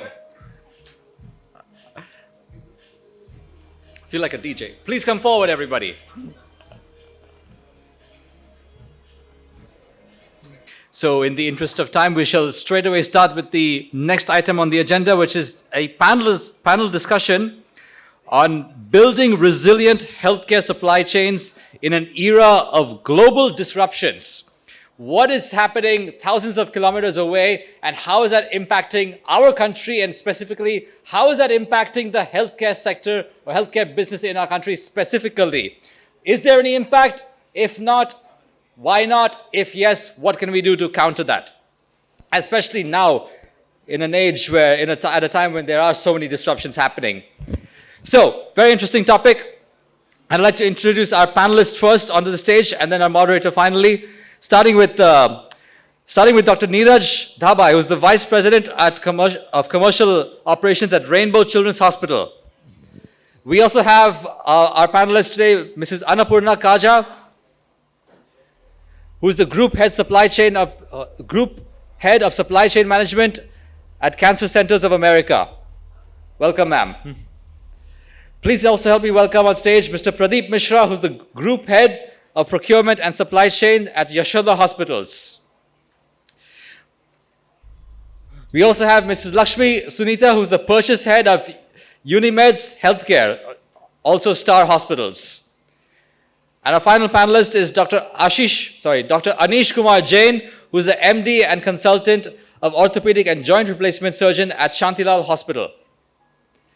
And our moderator for this discussion is Mr. Rakesh Agarwal, who is the head of procurement at Aster DM Quality Care. Welcome on stage. Please take it away. Thank you. Good afternoon all. It's very difficult to have any session post-lunch especially. Yeah, no, I can find the people. Good afternoon. See, there is no sound. So thank you, Healthcare 360, for giving us this opportunity. And I know Suresh from last many years, we used to do the online sessions earlier and now become offline. So the topic is very good, like what we have got it today, the supply disruption during the, you can say, COVID, war, and this is a part of supply chain. We have, not only this, these are the people who can see that this is the kind of distortion easily, but there's something is there in the market fabricated by the vendors or people, and we are struggling with that. Like in current scenario, if you'll see that we are struggling with the latex and that kind of products, where because of the war, people are taking benefits, or in some of the cases, genuine price increase is there. But everybody want to take the advantage. To understand this, we'll start this panel discussion. And my first question to Mr. Pradeep.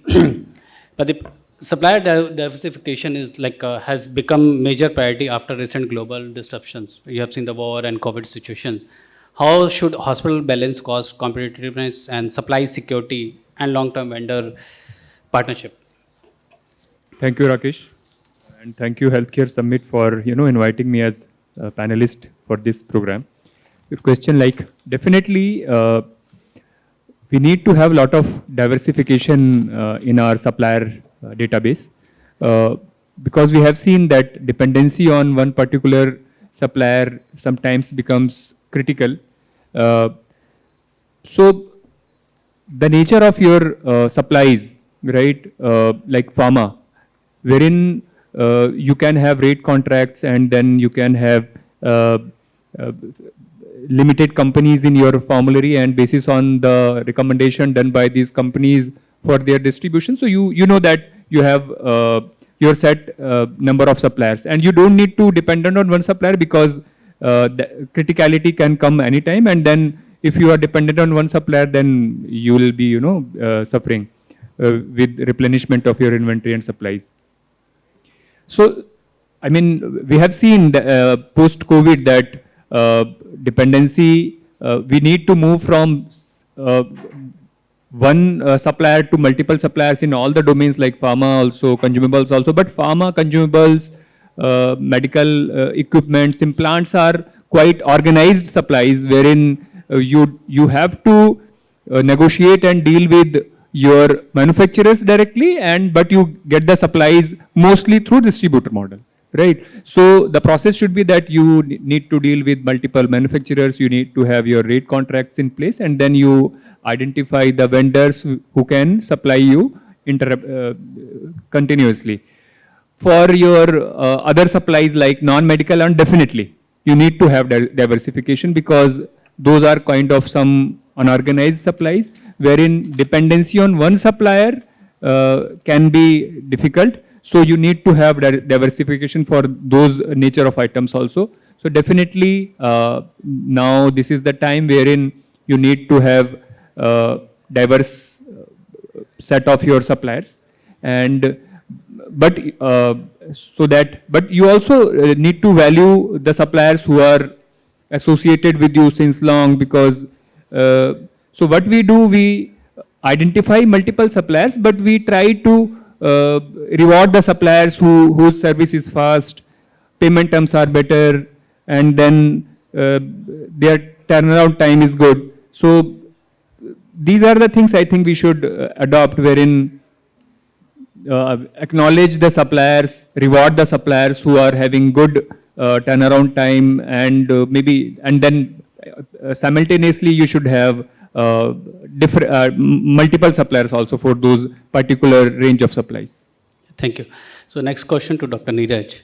So what do you think, like when we are going for the RCs in the corporate world, and as COVID taught us to go with the multiple vendors, so you can then vendor should not be from the abroad or outside of your city. But while we people are handling the multi-state operations, so what kind of RC has to be there, and while choosing any vendor or product, what the parameters has to be measured and has to be taken to maintain the supplies? So when we are looking for choosing a right partner, because your base is, if your partners, you are surrounded with a wrong partner, whatever planning you do, whatever procurement you do, if your partners are not right, you fail miserably in delivering a right product, right service to your customers and your own subordinates.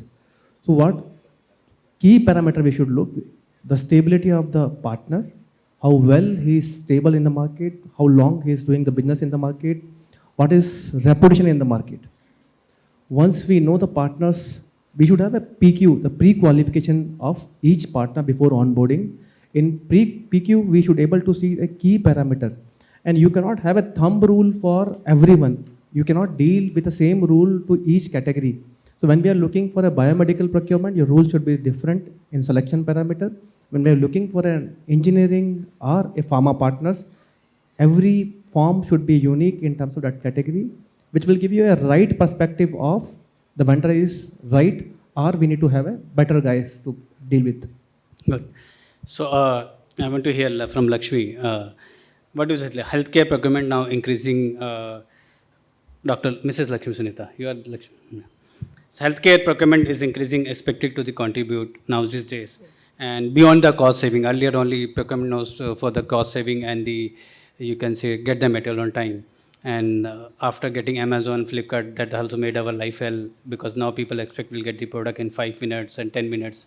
And as per our SOP, it takes 2 days, 3 days, also sometimes week also. Yes, Mr. The job which can be done by them, their app in 10 minutes, we take sometimes 10 days also because of our internal SOPs and approval process.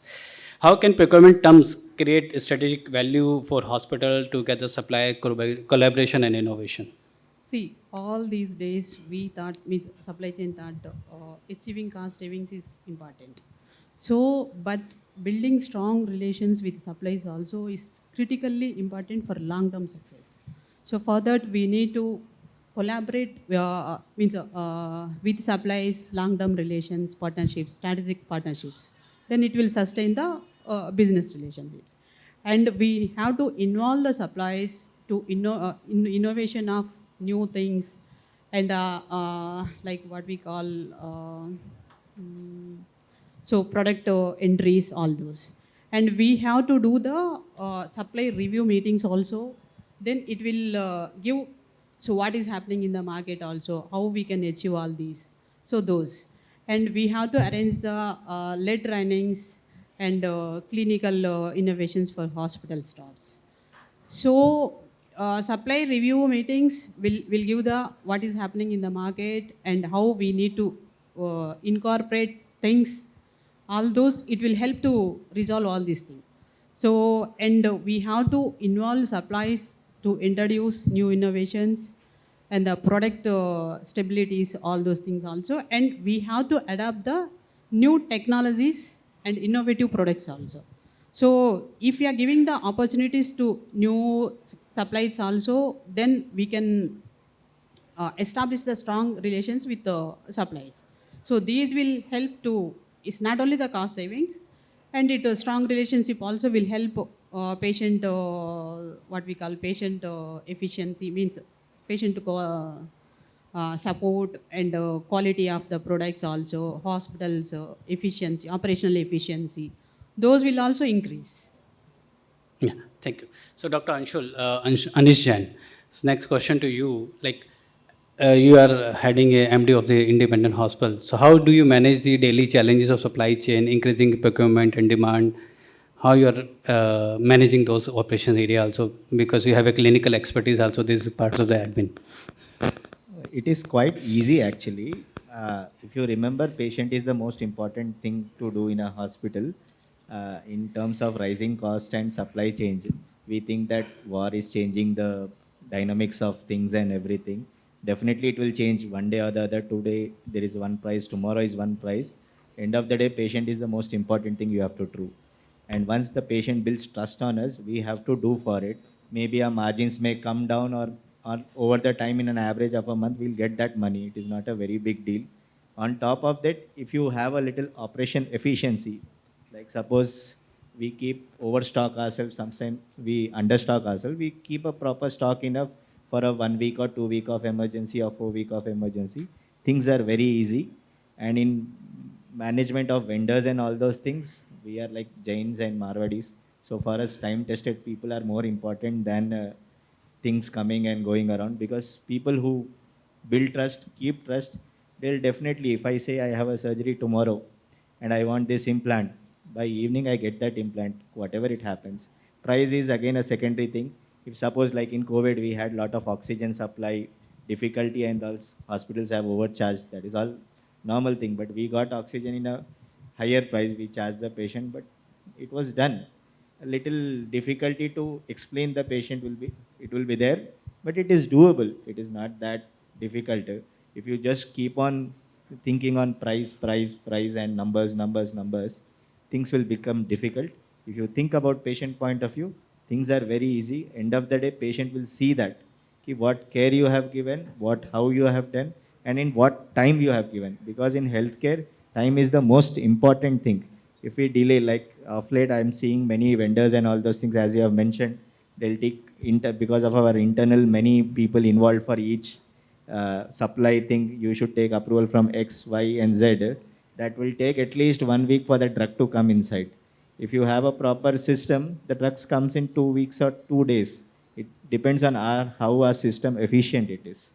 And on top of that, as today's data is more important, we in our hospital, though it is a small size hospital on expansion mode, we are using a lot of data these days. 1 month, how much operations we are doing, how much supply is there, and how much things we are using. And one more thing, what I have found difficult these days is we are like having lot of diversification of things. We are keeping for each product 10 things, which can be done in 5 to 6 things.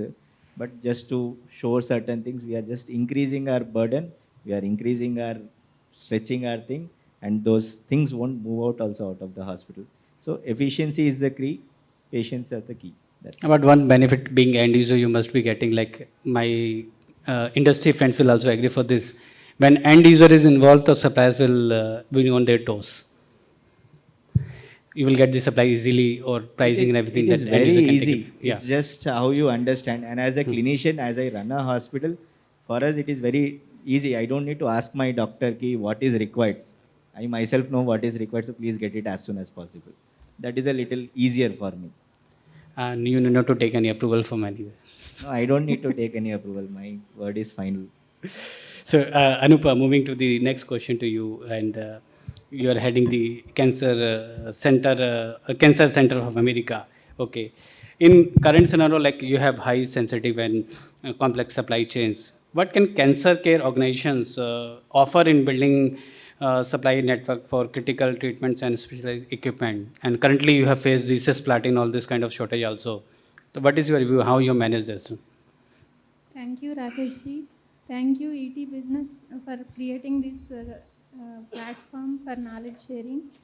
So, from an oncology perspective, quality and supply continuity is non-negotiable, because any shortage will directly affect patient outcome and continuity of that care, treatment and treatment plans. So, building supply chain, resilient supply chain is now became a strategic priority, because because of these global disruptions. Like now we are getting not only COVID, now we are getting continuous disruptions. Like they are much more creative than our film directors. Nature is giving like unpredictable challenges to us. So we need to get ready to how to protect our supply chain, how to continue our supply chain availability, and for continuity of the quality care. So I will share some of my key learnings from these experiences. Like having a robust formulary is very, very important for building a resilient supply chain. So as you mentioned, we are now struggling for platins shortage because of global scarcity of platins. Platins price increased, and because of price capping, manufacturers are unable to provide platins to timely. So because we have close associations with better manufacturers and vendors, we are able to address that situation. We got early information because of market intelligence, and we got suggestions to maintain safety stock. That's why we are able to continue our treatment to the patient. So during finalization of formulary, beyond price, we need to analyze so many factors like Neeraj ji mentioned, like their efficiency, the vendor efficiency during crisis, and their main manufacturer efficiency, and their quality, reliability, everything we need to evaluate during finalization. And also we are finalizing 2 to 3 manufacturers for each molecule, and also one pan-India vendor for group level for all the areas. And locally also we are finalizing efficient distributors, so that we have multi-sourcing approach, and where they will help us during the crisis time. So other than this, and even though I am telling beyond price, these factors are important, but even though price also very much important, because we need to align with the schemes and the healthcare packages. We need to align with that.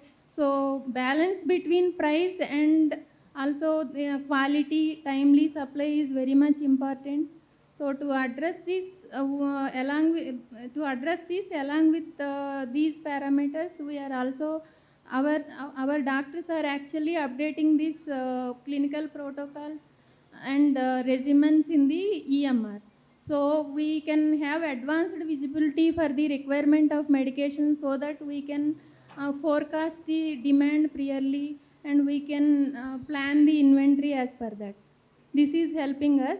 And one more thing is like basket systems. We are preparing baskets, kits as per the standard some specialty procedures, so that everybody will have clarity about which products required for which type of procedure. So we can forecast that accurately what we required. This is helping us to prevent last minute purchases and wastages. So this is also helping us to have accurate forecasting and availability of material. And also, as we are finalizing with efficient manufacturers and vendors, we are able to prevent the substandard products and adulterated products coming into our inventory. This is helping us to safeguard our patient treatments, because you know very well how many incidents we are hearing about adulteration and substandard products. So this procuring from authorized vendor will help us to prevent this adulteration and contaminations. This will help us for traceability of the product quality and availability. Yeah, thank you. Even the cancer cost is very high to the patient also we need to consider. So Pradeep, moving to the next question to you. Like we have a pressure to get the cost reduction, better margin, better quality product, and difficult for to identify sometime a gap, hardly some blue piece or some lakhs in the total cost what we are going to getting the quotations. So what do you think, how, like what kind of a strategy your organization is taking to improve efficiency while maintaining the quality, compliance, and uninterrupted supplies of the critical medical goods, drugs, how you're? So I think if we talk about efficiency, there are three types of efficiency with which supply chain contributes. One is through process control, process efficiency. One is cost efficiency, which is the most important part. And then another most important part is contribution in total revenue, right? So I think these are the three things wherein I, as a supply chain head, contribute for my organization. For process efficiency, definitely like for your vendor onboarding process, we have strict processes, the documents required, the accreditations and other things. We have the strict process, and there are 5-level approval wherein it's not that one person can give the approval and it would be approved, right? So these are the things wherein we bring efficiency, and apart from that, we use lot of analytics in order to ensure that our costs are optimized and our inventories, we have right inventories in place. We don't have short supplies. We have critical supplies in place, and then we also do a lot of analysis wherein we ensure that in packages or in scheme patients, we use the most cost efficient products wherever possible, and out of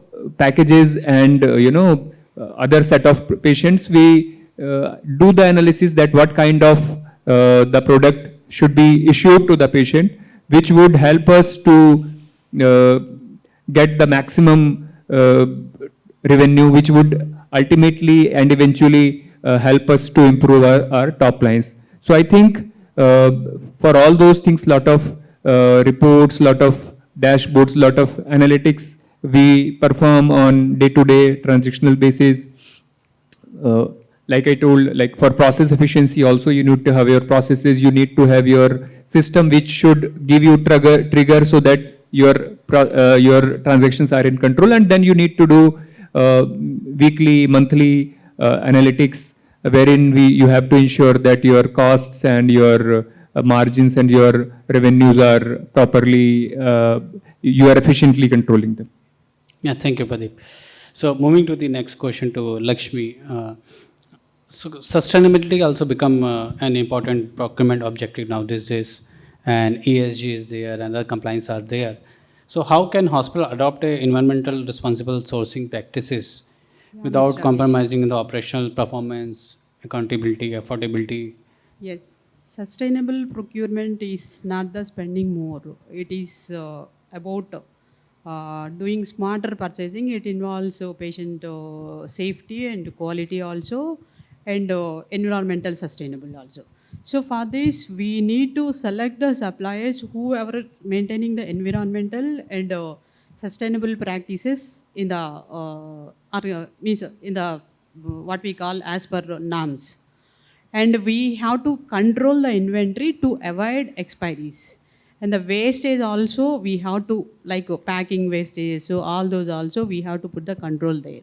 So means environmental this thing, we have to introduce the like biodegradable bags, so non-woven bags, so paper covers, so all those also will help environment. Those we have to introduce, and whoever is innovating all these new technologies and new products also, which is helps to environment. So we have to encourage them, and we have to provide the opportunities to them to evaluate with our hospital staffs. So if you are maintaining like this, we can avoid the environmental all these issues. Thank you. So, Dr. Anish, like from a hospital owner perspective, what are the key qualities you look in the supplies and procurement while finalizing them, to keeping in mind the ensure continuity of care, patient care, long-term value and resilience during the terms of disruptions? So, what kind of parameters you are taking and what are the qualities you are looking? For our vendors, we checked actually for from how long they are operational. Like there are generational people or just moving and coming out and people. And we value more of relationship rather than the price, because if a person is good, a team is good, they'll definitely supply it on time with the best price. Price is definitely not negotiable, but timeline of the services is important and vendor efficiency is important. And we keep at least for one product, 3 vendors are there for us. So we keep in cycles, one vendor today, next order for the second vendor, third vendor, third order. And we maintain supply chains of every 1 month, for seeing the past 1 month of data. So it is comfortable for us. Thank you. So, last question to Anpurna, not for the panel, last question to you. And please keep it crisp, sir, because we have a shortage of time, and the reminder I got it. So, looking ahead, like what capabilities should healthcare supply chain leader prioritize over the next 5 years to strengthen the resilience, improvement patient care outcomes, and support to the organization's profit and growth?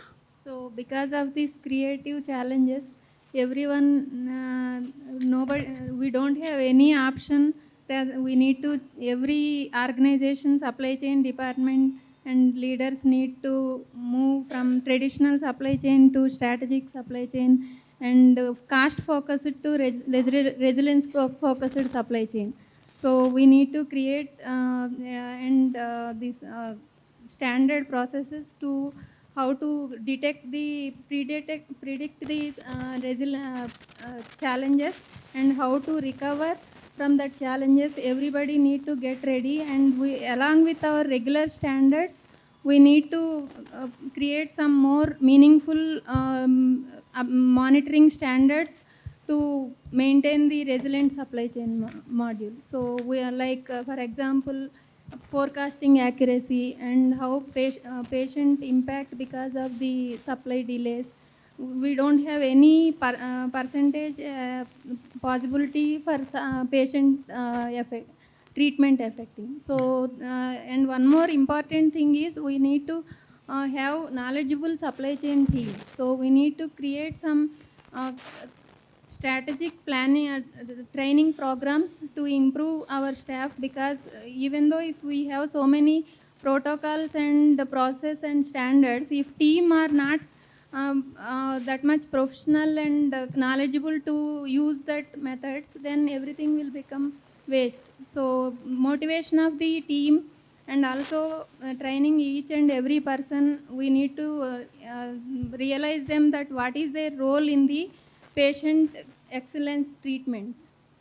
Yeah, thank you. So moving last question to Dr. Neeraj, being a tech champion and automation champion.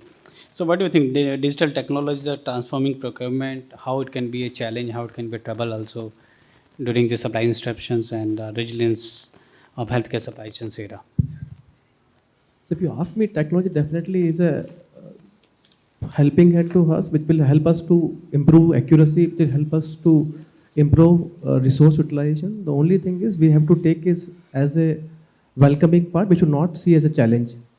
If we see as a challenge, definitely in 1970 somewhere, we have seen the first ATM machine had been launched in India. Though people thought if ATM comes, there are no bank is required, there will be no clerk is required, no cashier is required.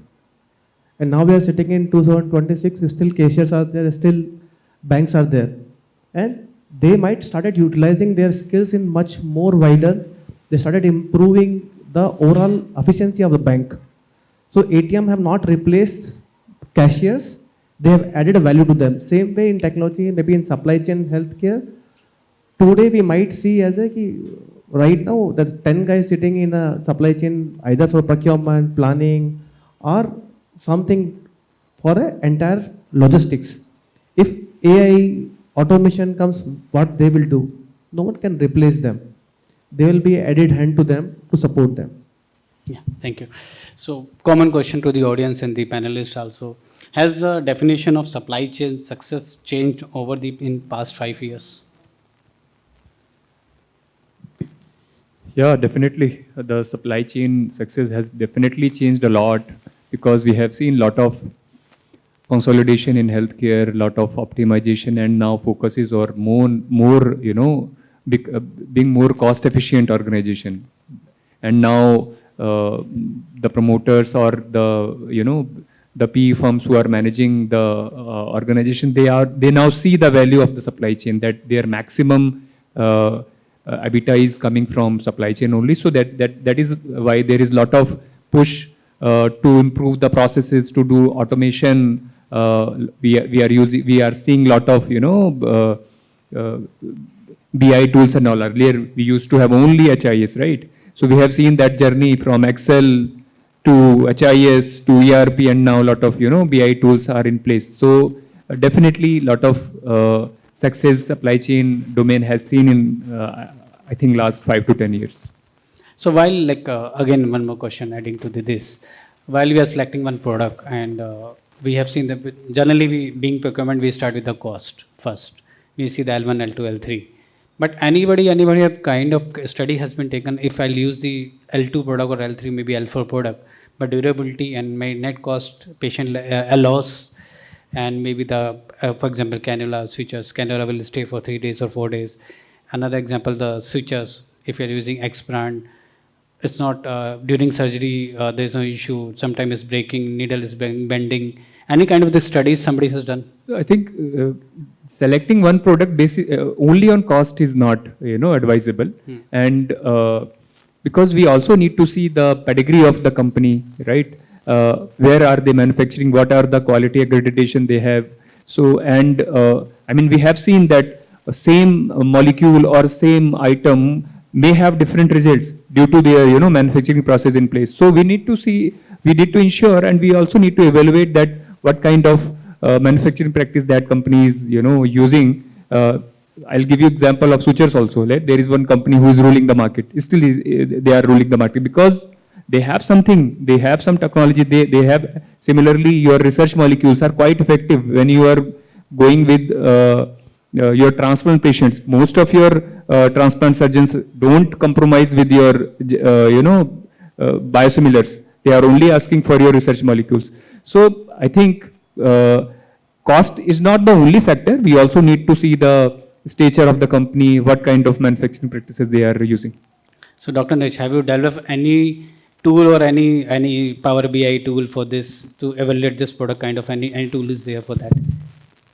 That cannot be done with a tool. Maybe tool can help you to gather the information. Yeah. Finally, it's a perspective of the, if you are looking for equipment, definitely your clinicians, doctors or medical team best who can give you a rating, which is a technical rating of the product, which will help you to take a decision. Thank you. Any question from the audience? So we are winding up the session, keeping in mind the time duration. So earlier, like when we started Career being supply chain guy and champions, so there was a area when we people used to sit near to the mortuary in the basement of the corner. And now thought has been changed. We are sitting in the separate corporate office, maybe separate area. Now the team health on the earlier people, management having a mindset, some of the family member can manage the procurement or we can manage. It's a very easy job.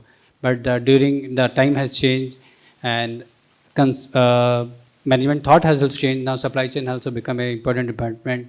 And thanks to the COVID and thanks to the habitats, which has given some importance to this department. Thank you. Thank you to everyone. Share one point. Yeah. Like early of my career, 30 years before, when if anybody asked me what are you doing, if I tell I am a pharmacy professional, supply chain professional, if I tell, they don't understand.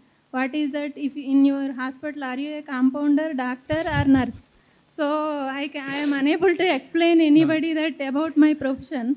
Now recently I surprised even any software engineer or any commerce student, everybody is telling me like I am trying for supply chain management position. Now they got the separate session or separate tool to develop software engineers. Even still, Anupma, first question will, when will I am working with this hospital chain, the question will come, are you a doctor? The first question comes from the people that side. Yeah, thank you everybody.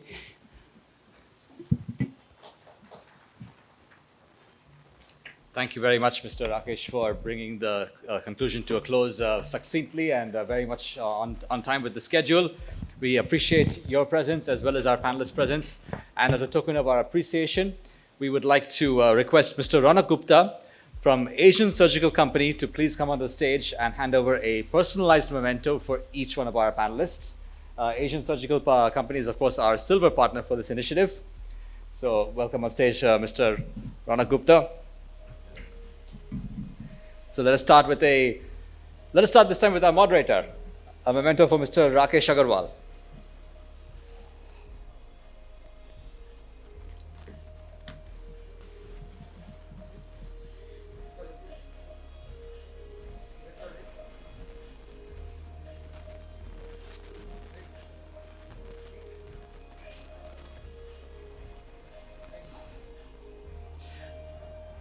We also have a memento for Mrs. Annapurna Kaja.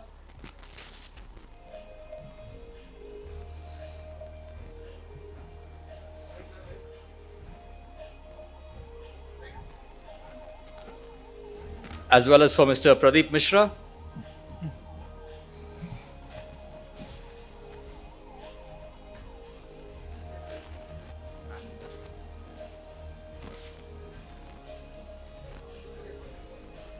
Mr. Neeraj Tabai.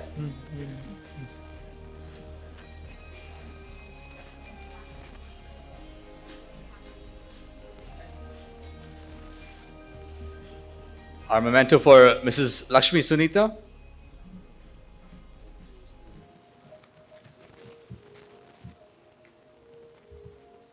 And of course, finally, Dr. Anish Kumar Jain.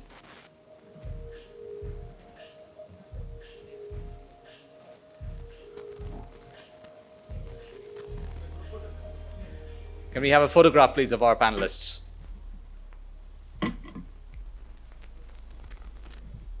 Music. Dance.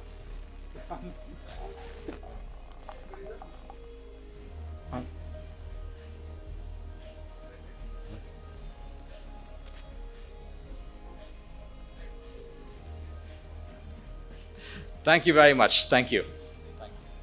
Thank you.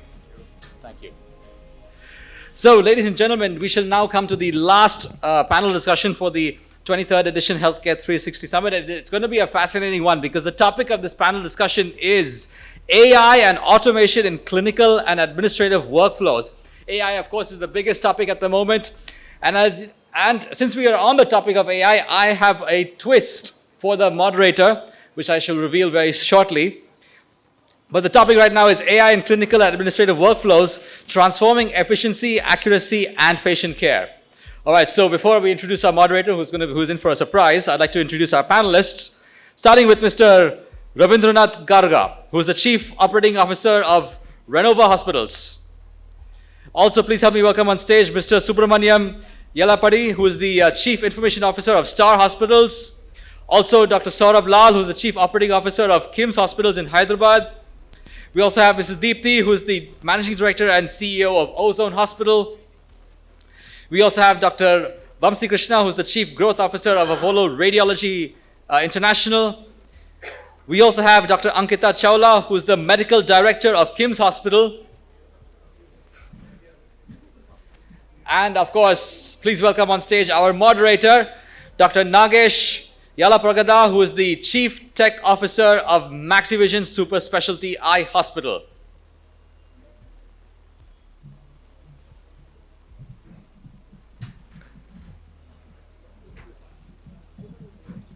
I'll tell you. coming, please. Okay. Yeah, we got the mics. Okay, so Dr. Naresh. So since this topic is about AI, I asked ChatGPT about this panel discussion. I said, I want some interesting conversations about AI for you and the panelists. So my couple of questions for you and the panelists right off the bat. This is completely unscripted. But this is what ChatGPT wants to know, not me. What AI wants to know is, everybody says now whether AI will replace doctors, right? Which may be true. But perhaps the better question is, what jobs within the hospitals will not exist 10 years from now? And what are those jobs that will be replaced? What jobs will replace the jobs that are obsolete 10 years from now? AI wants to know. And second thing, regarding AI and all of this data, medical data is becoming one of the world's most valuable assets. Such a valuable asset, who owns that? Is it the patient, the hospital, the insurer, or maybe, just maybe, the owner of this very valuable asset is the AI itself? Ooh, stage is yours.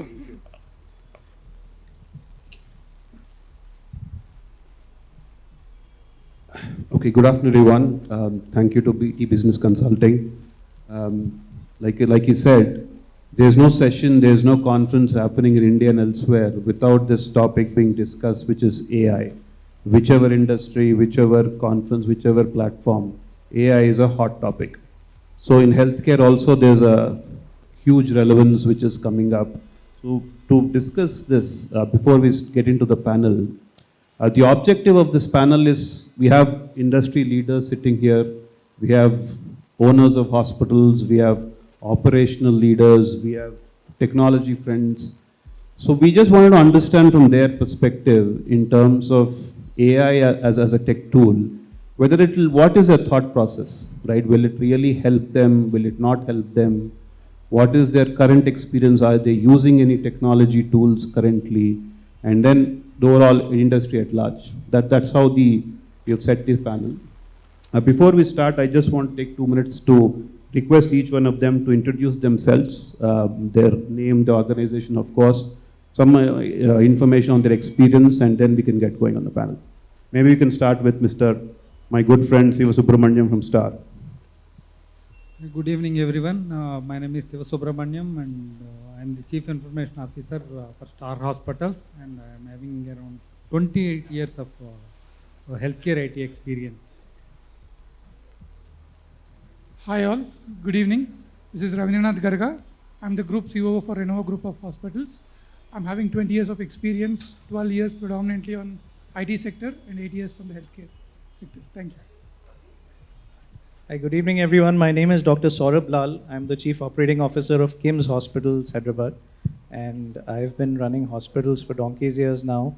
And I've, as a hardcore operations person, I've been able to look at all the aspects of running hospitals and a special interest in information technology. And as everybody agrees, AI, ML, and algorithmic processes that make our hospitals more efficient. So I hope for a very meaningful and a fruitful discussion today. Hi, I'm Dr. Vamshi from Apollo Radiology International. I work as the Chief Growth Officer there. My team and I deliver over 1 lakh scans every month. Primarily, this is possible because we have implemented AI in multiple levels. So looking forward to an interesting discussion today. Thank you. Good afternoon, everyone. My name is Deepthi, and I am the Managing Director and CEO of Ozone Hospitals. Most of my experience I bring back from the UK. I was a Commissioner of National Health Services in the UK and come back to India to being the promoters of Ozone Hospitals. So how we implement AI, what we do with AI, what we don't do with AI is what I'm looking to talk today. So thank you for setting the stage, and thank you for having me. Hi, I'm Dr. Ankita Chawla. I'm the Medical Director at the KIMS Hospital, Gachibowli unit. So I have close to 2 years of, 2 decades of experience in association with healthcare industry, working from high acuity areas of emergency and critical care, now handling hospitals, integrating innovations, technologies, and seeing how this can actually help us grow better. Thank you so much. So as you can see, you've got a diverse panel. So hopefully this will be an interesting discussion. So kick things off, maybe I will request Dr. Saurabh Lal. You are a clinician before, now you have moved into operations. You worked at big organizations. To start off, what is your perspective? Sitting in 2026, running a big facility like KIMS Secunderabad, what is your perspective? Where are we in AI adoption? Is it good, bad, ugly, according to you? Thank you. Thank you for that question. Quite a relevant starter. I think healthcare per se is an industry, and pardon my French, which has lost the bus, which has missed the bus on technology. We are the last industry to explore what is happening. And while we believe that magic is happening around us, unfortunately, there are industries where this magic has already happened 10 years back. So I am a very strong believer, and I propagate that if there is a model running well elsewhere in another industry, we should shamelessly copy it. Customize it and copy it.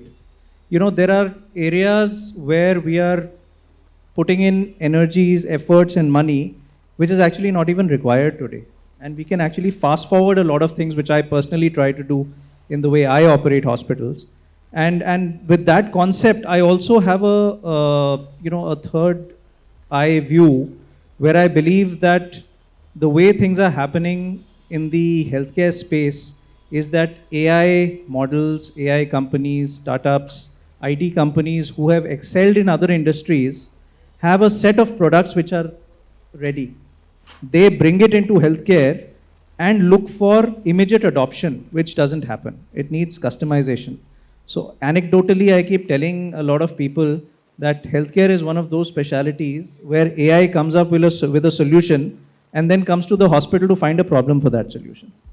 You know, so that is something which needs effort, and people like all of us in this room who have been in the healthcare space for a long time, we are the people who actually need to go and bridge that gap and not necessarily reinvent the wheel all the time.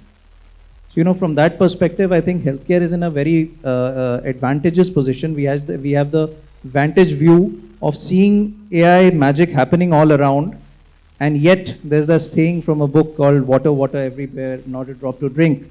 So we have water all around. We need to find which one suits us, pick them up, customize them, and put it on ground. And last, but by no means the least, in this comment of mine, I want to say that one thing in management which never ever fails is execution. Execution is the key.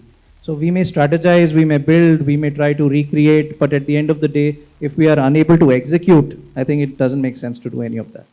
Perfect.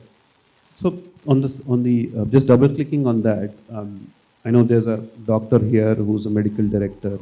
I have my technologist friend also. Let me bifurcate the second question in two parts. Ma'am, you are a medical director at KIMS. I know how stressful the job is, right?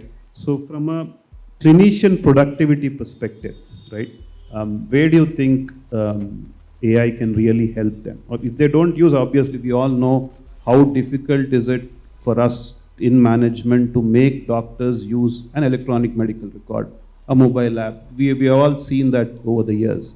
So being a doctor, we have the best of solutions, AI solutions for doctors to use.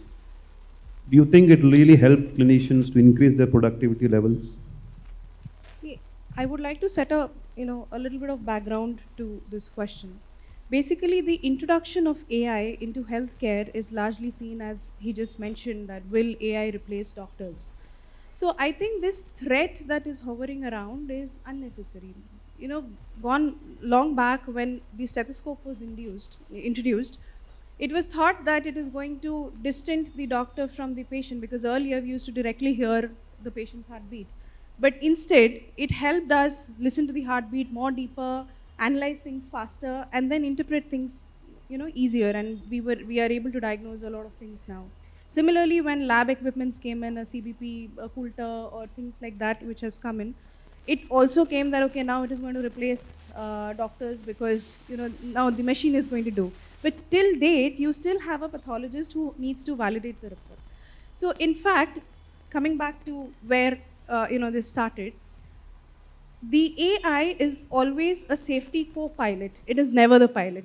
And that is something that we need to instill in our doctors, because this is to cut down on the digital tax, the multiple clicks, the administrative paperwork, going back for checking in things like that, waiting for an alarm fatigue to come in. This is where the AI can be used so that the doctor has all the sanity to look at the patient, treat the patient, talk to the patient, and bring back human work back in today's modern technology. So it's primarily an assistive technology, not an artificial. Absolutely. It is just for an assistance. You cannot give your, guns to the AI Sure. and ask them to drive. Good.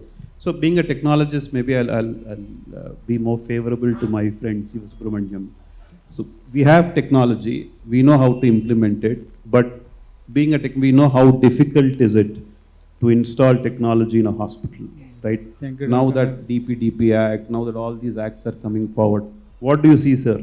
How easy is it for us? Thank you, Dr. Naresh, for this question. And technology, AI plays a very key role in helping the doctors or clinicians in the patient care, provided if it is developed under a certain framework which maintains the patient's privacy and the data security, and also everything should be run on a ethical governance. That is more important for the successful implementation of the AI in the organization. So just going forward on that, I'm sure you must have done some work in AI in implementing solutions, correct? At Star or other places. Is there a playbook? Is there a methodology? Is there a roadmap which you've kind of seen or implemented to make this technology work better? Make Yes. it until unless it is successful, then there's no point in wasting time, money, effort on that, correct? So is there a playbook according to you? Yes, we have developed an AI governance that is completely ethical governance about the data security, data privacy, and the meaningful use of AI also. Then after that, first we have educated the people with the AI governance. After that only we have implemented the AI tools in certain areas like discharge summary, automation, and other areas. That is more important. Sure. And yes, and the training of the end users with the AI privacy. So then maybe governance, training, change management are broadly some of the areas where we need to focus on. Great. So in a multi-speciality hospital, obviously we have our own legacy HIS systems. We all know how happy we are with our HIS systems working in hospitals. Now that we have new age systems, we have mobile apps, we have a lot of new age technology coming in. So the role of interoperability, right, for a patient, for a doctor, they want the data to come the moment they click. They don't give a damn of what is happening behind, what is the complexity, APIs, all that. They will not even give us a minute to explain, right? So interoperability as a phenomenon is quite important for us to make that happen, correct? So do you think AI will also have a role in interoperability? AI role in the interoperability may not be there. The beauty of the AI is start from the what is available with you. The integration of the systems, the data integration, data consolidations, everything will be a challenge. Whatever is there with you, you start the AI implementation from there. Definitely you will get some good output. Great. So maybe we'll come to Dr. Vamsi Krishna. Sir, radiology, we all know, is the first user of any sort of technology, correct? If I can generalize that statement, right? So now we are in the age of AI, correct? So where do you see AI can play a role in a niche specialty like radiology, and what are the work we are doing at Apollo? Thank you. That's a wonderful question. Every time, we were just talking about interoperability. Every time I say a Hollywood movie or any movie, the guy goes with the limited equipment and then tries to do something there, and surprisingly his equipment is compatible with what is required there. So there's a pipe he has to connect, he'll connect, and suddenly it happens. At my home I have a screwdriver set from Bosch. If you have to open one screw, it never fits. So at least 3-4 times. So radiologists are like that. They are superheroes who go into who look at a black and white image taken on a remote machine. There are about 20 types of machines. Each machine has a different setting. The technician there runs in a different model. And taking from there all those data, they look at it and then they are supposed to give a judgment. They're supposed to tell how the treatment plan is going to look like, right? So a lot of analysis happens within minutes and sometimes in seconds, and the decision is taken, something is written down, sent off. AI there is definitely helping. So I about 7-8 years back, somebody famously said that radiologists will be replaced, will be the first job that will be replaced by an AI. Unfortunately, that has been the reverse of case. We use AI almost in everything, in dictation, in corrections, in image analysis, in diagnosis, in calculations. But my demand, I am currently looking for 200 radiologists. I have 750 radiologists on my team. I'm still looking for 200 more. It is never going to end. We need about at least 50,000 more radiologists in the country. So AI is just helping them do their job, making it more efficient, making their talent be used in the right way. Interestingly, when you go to a doctor, you don't look at a doctor and say, this guy has very good handwriting, very good language. You want him to look at something and diagnose based on symptoms here, right? So AI is definitely helping there. So we have jumped on the wagon at Apollo far ahead of other people. Since 2020, we've been working on different AI systems. Today, about 8,000 patient scans go through our system every day. From 33 countries across the world, about 750 hospitals in India trust us to deliver that report. So how have we adopted AI? We have taken AI into two different things. One, to make it very easy for the radiologist to look at scans. For example, processing, enhancing the image, making the notes so very clear and crisp so that he can take a decision on this side. On the other side, it does a lot of calculations, lot of measurements, understands based on the previous image, etc. Third, it also does the quality question. So Dr. Saurabh was talking about how it looks at images, how it looks at the ML implementation, etc. We have done all those things. So it has actually helped us improve efficiency. The turnaround time for a good radiologist scan report was around 24 hours before. Today, we are delivering about 8,000 scans at a turnaround time of about 30 minutes. That is efficient is brought in. It also has brought in cost reduction. It has brought in lesser errors. So in all the areas we are seeing, and I think we are just beginning to see the advantage of AI in our departments. Great, sir. Great to know. So we'll go to Ms. Deepti. Ma'am, as a owner of a hospital, correct, you'll get requests from lot of departments, human resources, hospital, sorry. So you get requests from lot of departments, correct? So now lot of vendors also come and meet you, ma'am, please, this is the latest software, it will help you do this, and all that.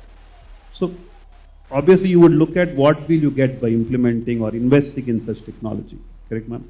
So from a return on investment perspective, right, where do you think AI can really help in running your hospitals better? Thank you for that question. Return on investment scares me actually when it comes to AI. Let us put this into 3 baskets, right? How are we looking at AI in the first place within the hospitals? Who is going to be benefited ultimately? And are we looking at that beneficial people that are within the system? Now, looking at it from a top view, we'll put it into 3 baskets. One is human in the loop, human on the loop, human off the loop.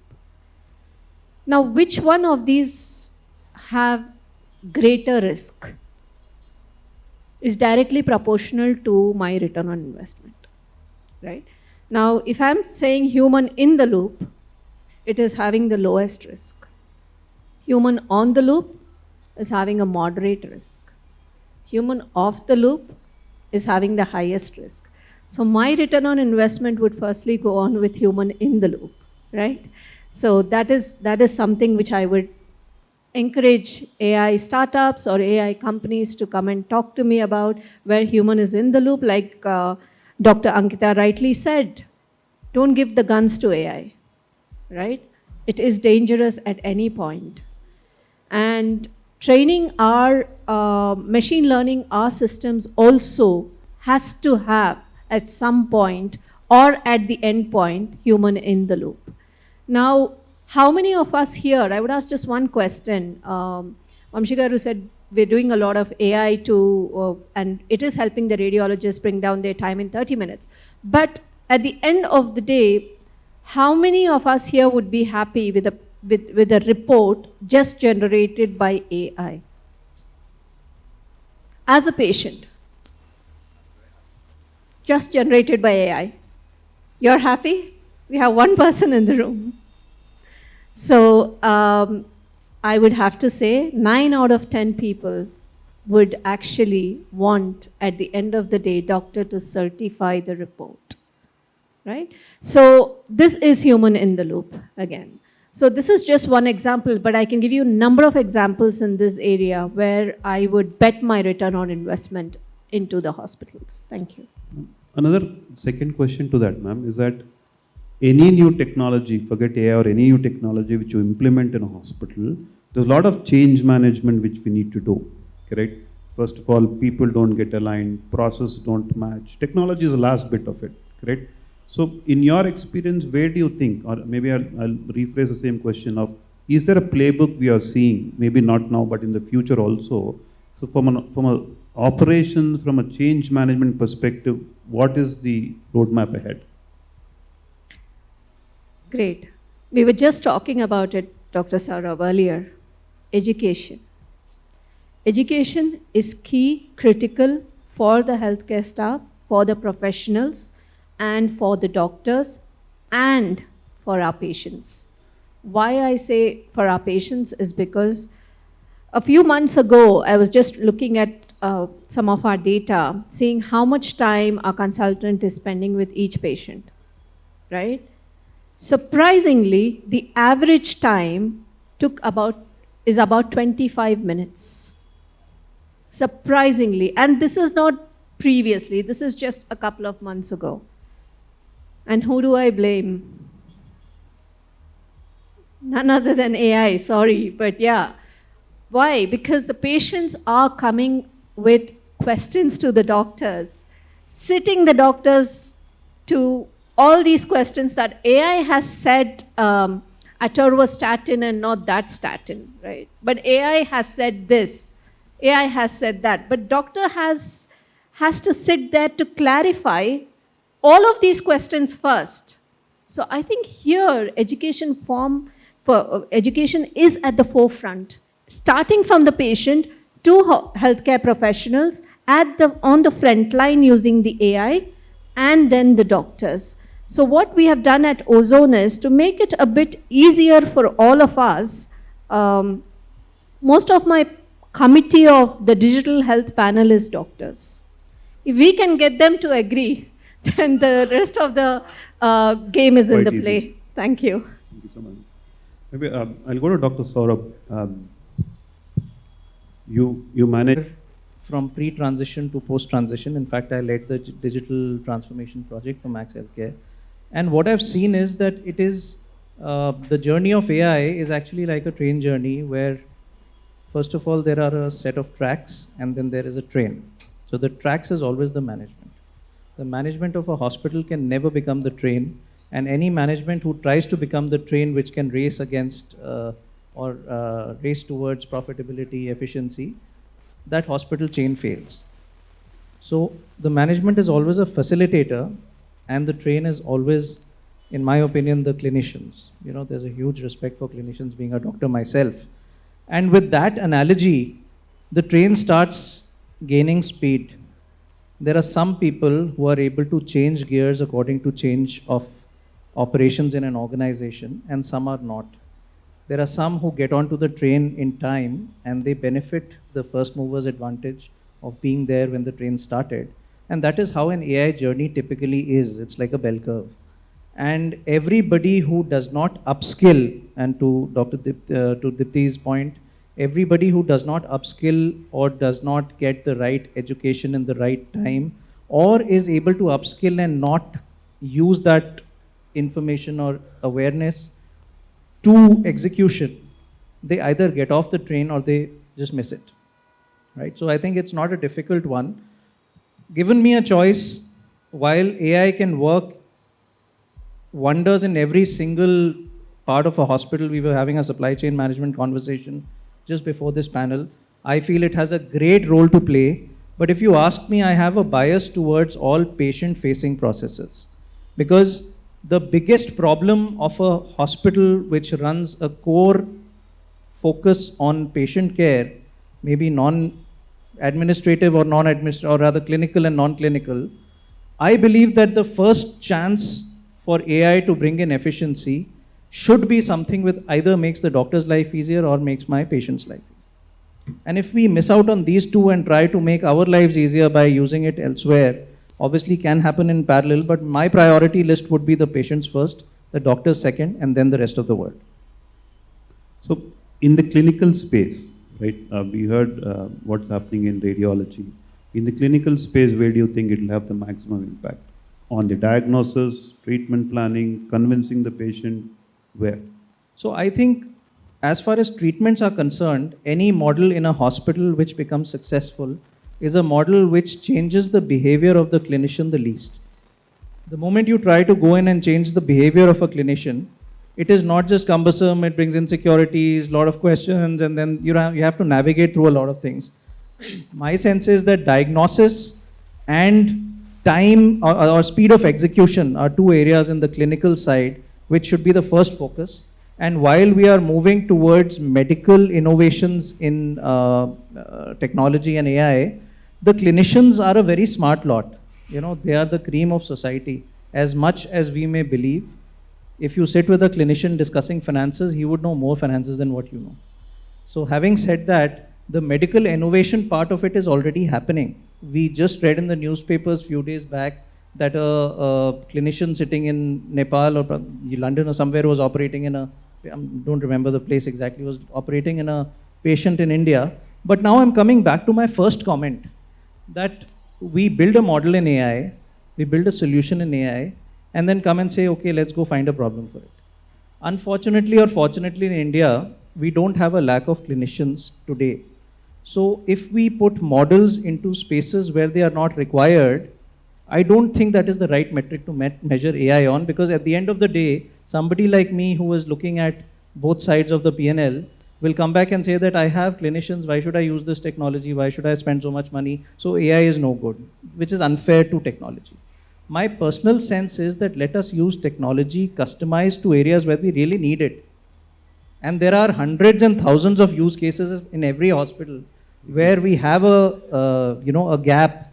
Let us plug those leaks using AI, give AI a chance to prove its credibility like we all have in these many years, and then things will fall in place. I think it's too soon to decide where to use it. In my opinion, a good leader would be a person who identifies the use case, creates an AI system for it, and plugs it.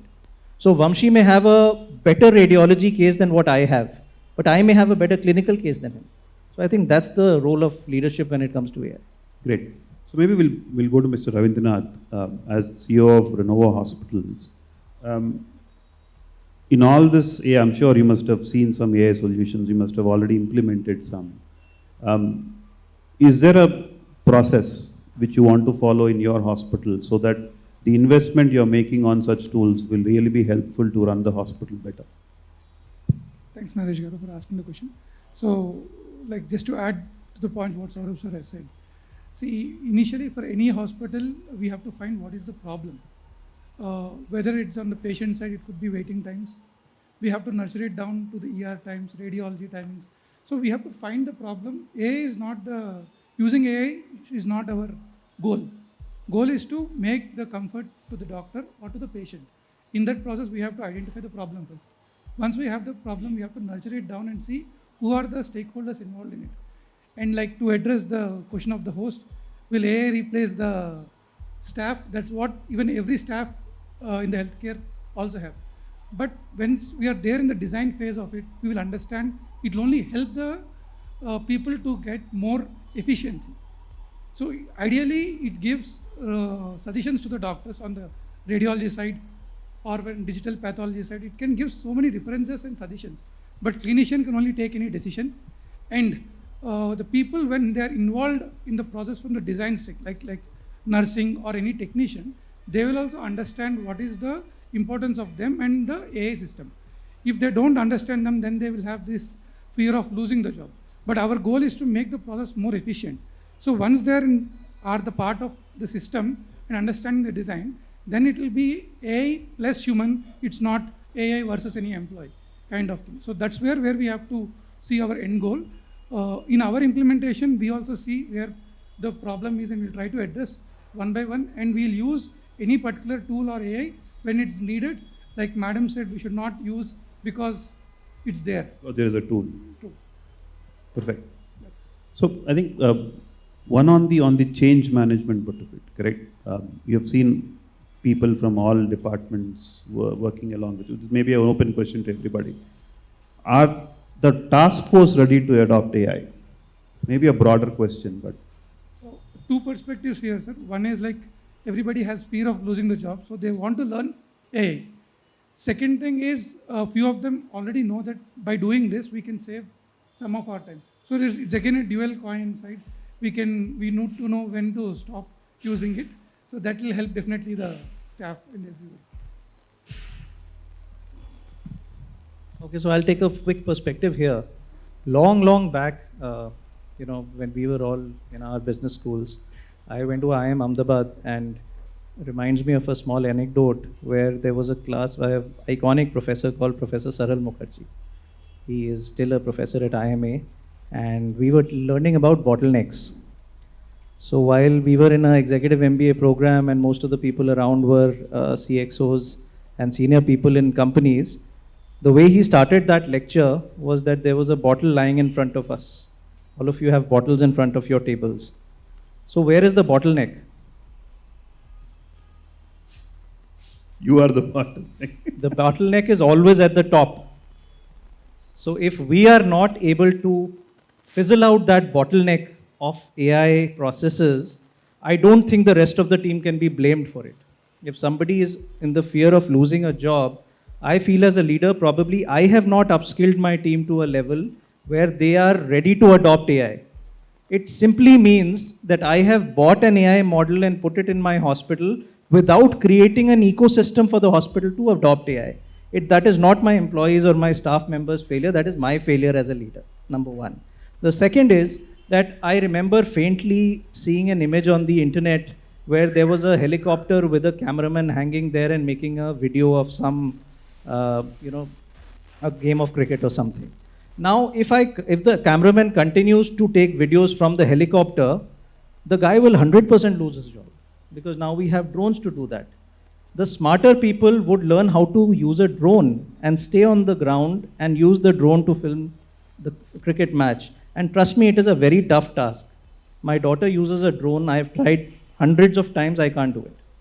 So, it's not easy to maneuver a drone. So that's the logic. If you continue to do things the way you do without upskilling yourself and executing it on the ground or making life better for something, somewhere, somehow, I don't think AI will ever be able to assist us. But if we are able to modulate the situation in such a way that the ecosystem becomes friendly, that is where it comes in place. And there is a single word of this entire story, which we all know, and that is called emotional intelligence. If we are able to adopt high EQ, AI will make us better industry leaders. If we are not, the industry will not perform. Ma'am, you had a point? So this is again following Dr. Sarup's college professor's narrative. So even when I was in college, I mean in my master's, which I did at London South Bank University, there was this program, there was this change management subject where I learned one very principle that stuck with me. And it is very, very relevant to the AI today. It is called the Levin's three-phase model, right? What does it say? Unfreeze, move, and then refreeze. So when we say unfreeze here, I feel that is the most critical component. Now, getting people to unlearn and learn a new system, getting people to, the legacy systems, unlearn what is in the legacy and get into the new system is very, very critical. So unlearning is very tough than learning something new. So I think what is there currently, when you asked about change management, who needs to learn, everybody that is involved in the digital transformation within their respective departments, first need to unlearn to a certain extent to be able to learn something new. So that's very critical. Very good point. Maybe I'll come to Dr. Ankita.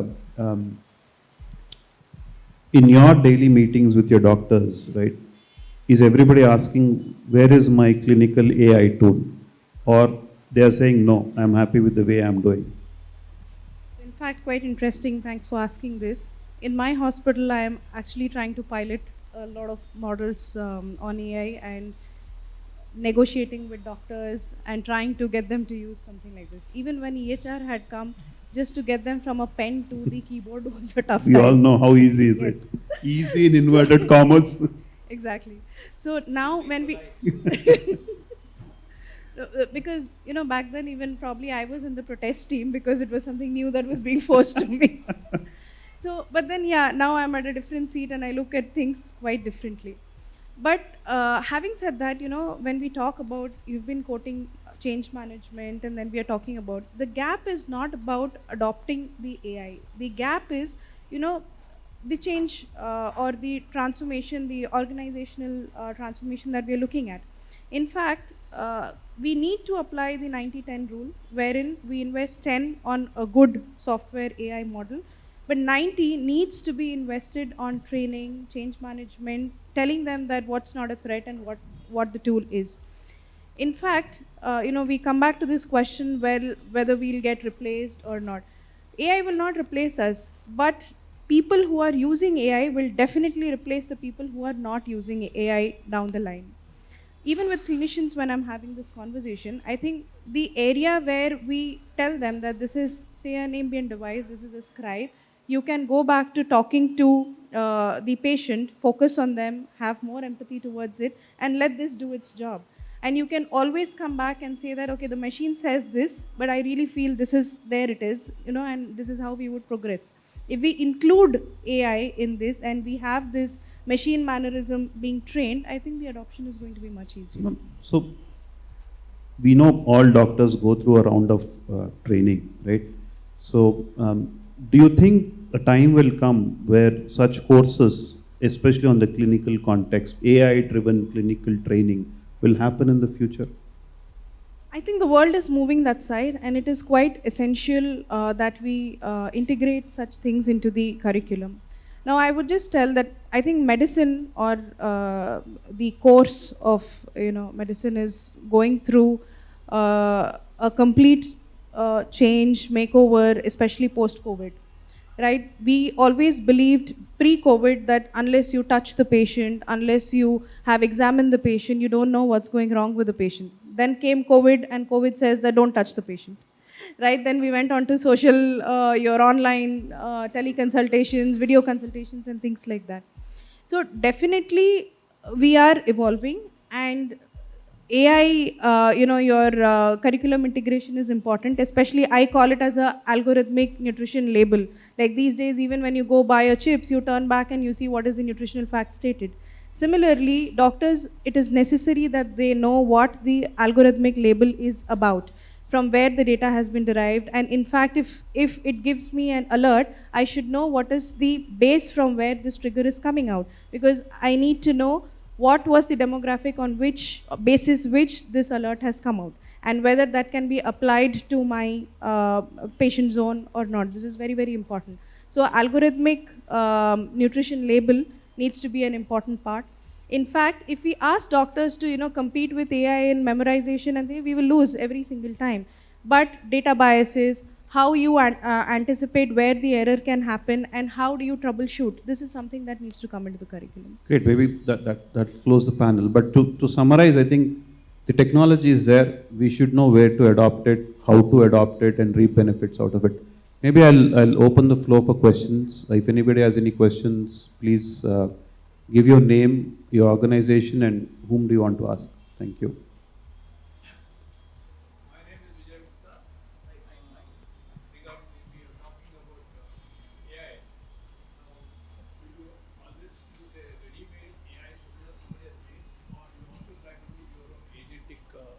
Development. Do you have any team who will be taking care of this? Specific person, sir, or how is it?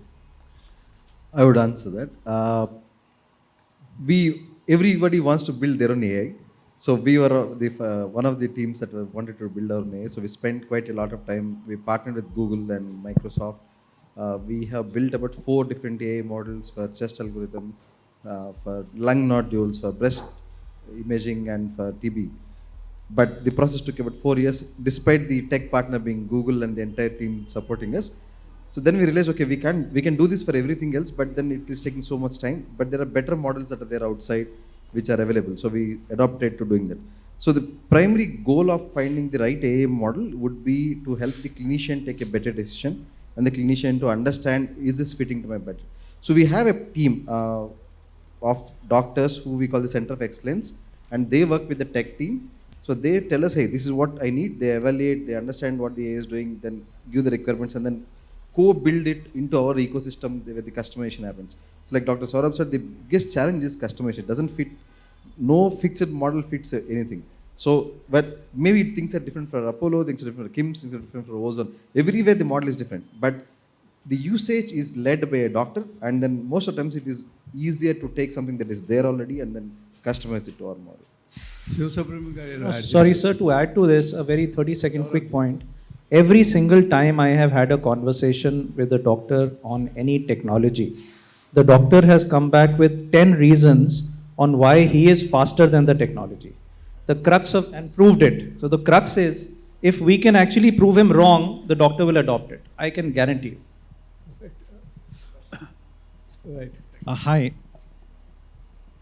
Good evening, everyone. My name is Subbu. I'm from KIMS Hospital. So from the morning, we were talking about change management or adopting the new technology, AI, ML. So in terms of the changes, very much it is essential to adopt in the hospitals. Whereas I'm coming from where the change, the AI can be part of L&D, where it can innovate people. They can come across people, to the different classes where they can teach, so that it can be adopted by even non-clinical, clinical. Those will help us drive better efficiency in the hospitals. That's my the question would be like, is it who will adopt faster? That can be profitable in terms of financial, even in terms of innovation to the hospitals. That's it.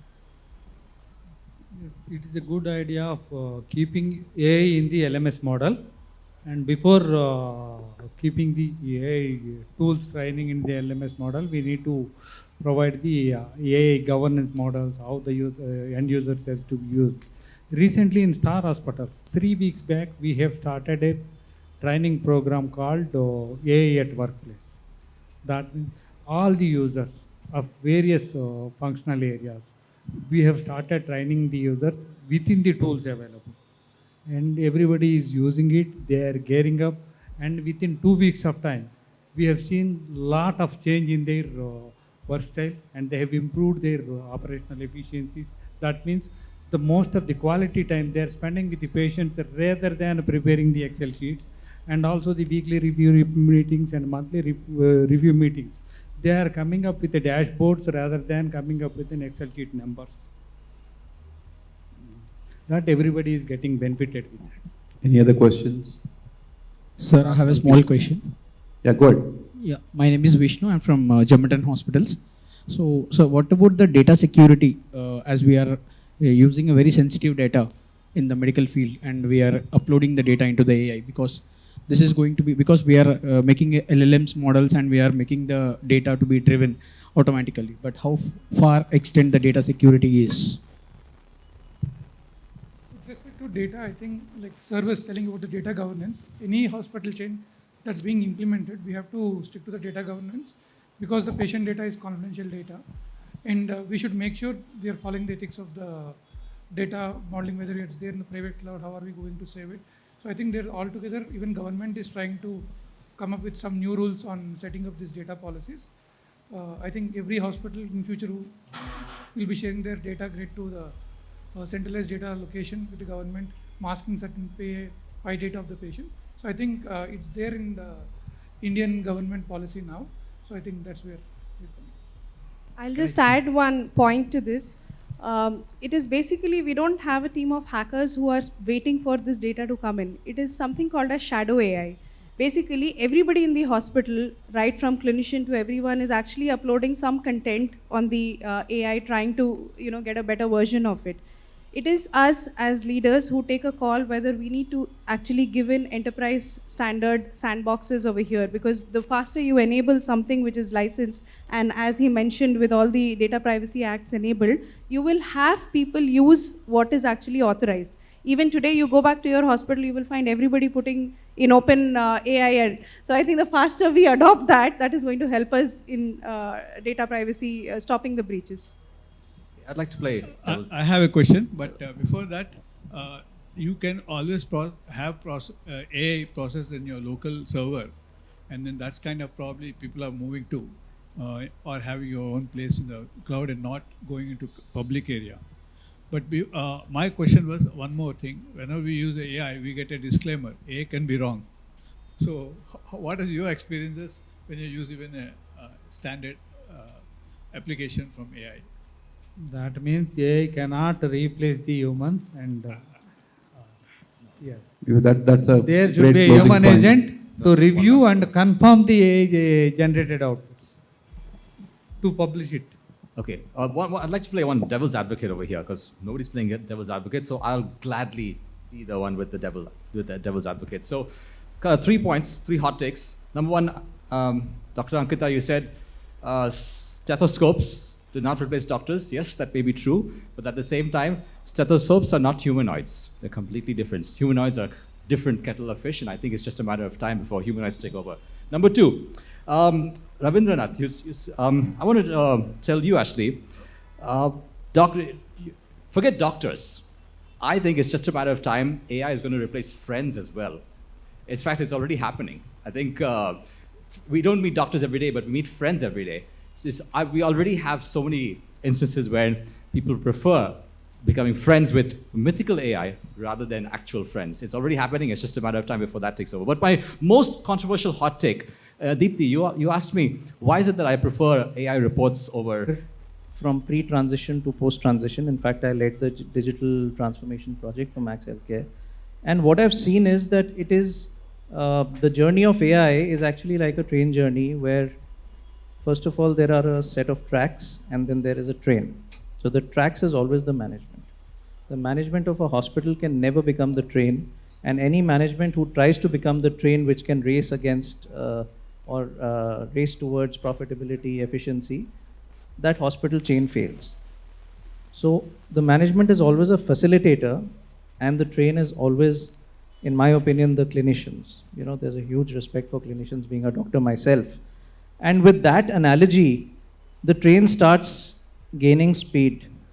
There are some people who are able to change gears according to change of operations in an organization, and some are not. There are some who get onto the train in time and they benefit the first mover's advantage of being there when the train started. And that is how an AI journey typically is. It's like a bell curve. And everybody who does not upskill, and to Dipti's point, everybody who does not upskill or does not get the right education in the right time, or is able to upskill and not use that information or awareness to execution, they either get off the train or they just miss it, right? So I think it's not a difficult one. Given me a choice, while AI can work wonders in every single part of a hospital, we were having a supply chain management conversation just before this panel. I feel it has a great role to play, but if you ask me, I have a bias towards all patient-facing processes, because the biggest problem of a hospital which runs a core focus on patient care, maybe non-administrative or non-administrative, or rather clinical and non-clinical, I believe that the first chance for AI to bring in efficiency should be something with either makes the doctor's life easier or makes my patient's life easier. And if we miss out on these two and try to make our lives easier by using it elsewhere, obviously can happen in parallel, but my priority list would be the patients first, the doctors second, and then the rest of the world. So in the clinical space, right, we heard what's happening in radiology. In the clinical space, where do you think it will have the maximum impact? On the diagnosis, treatment planning, convincing the patient, where? So I think as far as treatments are concerned, any model in a hospital which becomes successful is a model which changes the behavior of the clinician the least. The moment you try to go in and change the behavior of a clinician, it is not just cumbersome, it brings insecurities, lot of questions, and then you have to navigate through a lot of things. My sense is that diagnosis and time or speed of execution are two areas in the clinical side which should be the first focus. And while we are moving towards medical innovations in technology and AI, the clinicians are a very smart lot. You know, they are the cream of society. As much as we may believe, if you sit with a clinician discussing finances, he would know more finances than what you know. So having said that, the medical innovation part of it is already happening. We just read in the newspapers few days back that a clinician sitting in Nepal or London or somewhere was operating in I don't remember the place exactly, was operating in a patient in India. But now I'm coming back to my first comment that we build a model in AI, we build a solution in AI, and then come and say, okay, let's go find a problem for it. Unfortunately or fortunately in India, we don't have a lack of clinicians today. So if we put models into spaces where they are not required, I don't think that is the right metric to measure AI on, because at the end of the day, somebody like me who is looking at both sides of the P&L will come back and say that I have clinicians, why should I use this technology, why should I spend so much money, so AI is no good, which is unfair to technology. My personal sense is that let us use technology customized to areas where we really need it. And there are hundreds and thousands of use cases in every hospital where we have a gap. Let us plug those leaks using AI, give AI a chance to prove its credibility like we all have in these many years, and then things will fall in place. I think it's too soon to decide where to use it. In my opinion, a good leader would be a person who identifies the use case, creates an AI system for it, and plugs it. So Vamshi may have a better radiology case than what I have, but I may have a better clinical case than him. So I think that's the role of leadership when it comes to AI. Great. So maybe we'll go to Mr. Ravindranath as CEO of Renova Hospitals. In all this, I'm sure you must have seen some AI solutions. You must have already implemented some. Is there a process which you want to follow in your hospital so that the investment you're making on such tools will really be helpful to run the hospital better? Thanks, Naresh Garu, for asking the question. So, like, just to add to the point what Saurabh sir has said. See, initially for any hospital, we have to find what is the problem.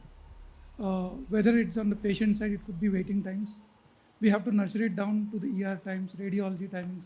So we have to find the problem. Using AI is not our goal. Goal is to make the comfort to the doctor or to the patient. In that process, we have to identify the problem first. Once we have the problem, we have to nurture it down and see who are the stakeholders involved in it. And like to address the question of the host, will AI replace the staff? That's what even every staff in the healthcare also have. But once we are there in the design phase of it, we will understand it will only help the people to get more efficiency. So ideally, it gives suggestions to the doctors on the radiology side or when digital pathology side. It can give so many references and suggestions. But clinician can only take any decision. And the people, when they are involved in the process from the design stage, like nursing or any technician, they will also understand what is the importance of them and the AI system. If they don't understand them, then they will have this fear of losing the job. But our goal is to make the process more efficient. So once they are the part of the system and understanding the design, then it will be AI plus human. It's not AI versus any employee kind of thing. So that's where we have to see our end goal. In our implementation, we also see where the problem is and we'll try to address one by one, and we'll use any particular tool or AI when it's needed. Like Madam said, we should not use because it's there. Oh, there is a tool. True. Perfect. So I think one on the change management part of it, correct? You have seen people from all departments working along with you. This may be an open question to everybody. Are the task force ready to adopt AI? Maybe a broader question, but. So, two perspectives here, sir. One is like everybody has fear of losing the job, so they want to learn AI. Second thing is, a few of them already know that by doing this, we can save some of our time. So it's again a dual coin, right? We need to know when to stop using it. So that will help definitely the staff and everyone. Okay, so I'll take a quick perspective here. Long back, when we were all in our business schools, I went to IIM Ahmedabad, and it reminds me of a small anecdote where there was a class by an iconic professor called Professor Saral Mukherjee. He is still a professor at IMA, and we were learning about bottlenecks. So while we were in an executive MBA program and most of the people around were CXOs and senior people in companies, the way he started that lecture was that there was a bottle lying in front of us. All of you have bottles in front of your tables. So where is the bottleneck? You are the bottleneck. The bottleneck is always at the top. So if we are not able to fizzle out that bottleneck of AI processes, I don't think the rest of the team can be blamed for it. If somebody is in the fear of losing a job, I feel as a leader, probably I have not upskilled my team to a level where they are ready to adopt AI. It simply means that I have bought an AI model and put it in my hospital without creating an ecosystem for the hospital to adopt AI. That is not my employees or my staff members' failure, that is my failure as a leader, number one. The second is that I remember faintly seeing an image on the internet where there was a helicopter with a cameraman hanging there and making a video of some, a game of cricket or something. Now, if the cameraman continues to take videos from the helicopter, the guy will 100% lose his job, because now we have drones to do that. The smarter people would learn how to use a drone and stay on the ground and use the drone to film the cricket match. And trust me, it is a very tough task. My daughter uses a drone. I have tried hundreds of times. I can't do it.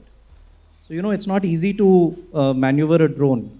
So that's the logic. If you continue to do things the way you do without upskilling yourself and executing it on the ground, or making life better for something, somewhere, somehow, I don't think AI will ever be able to assist us.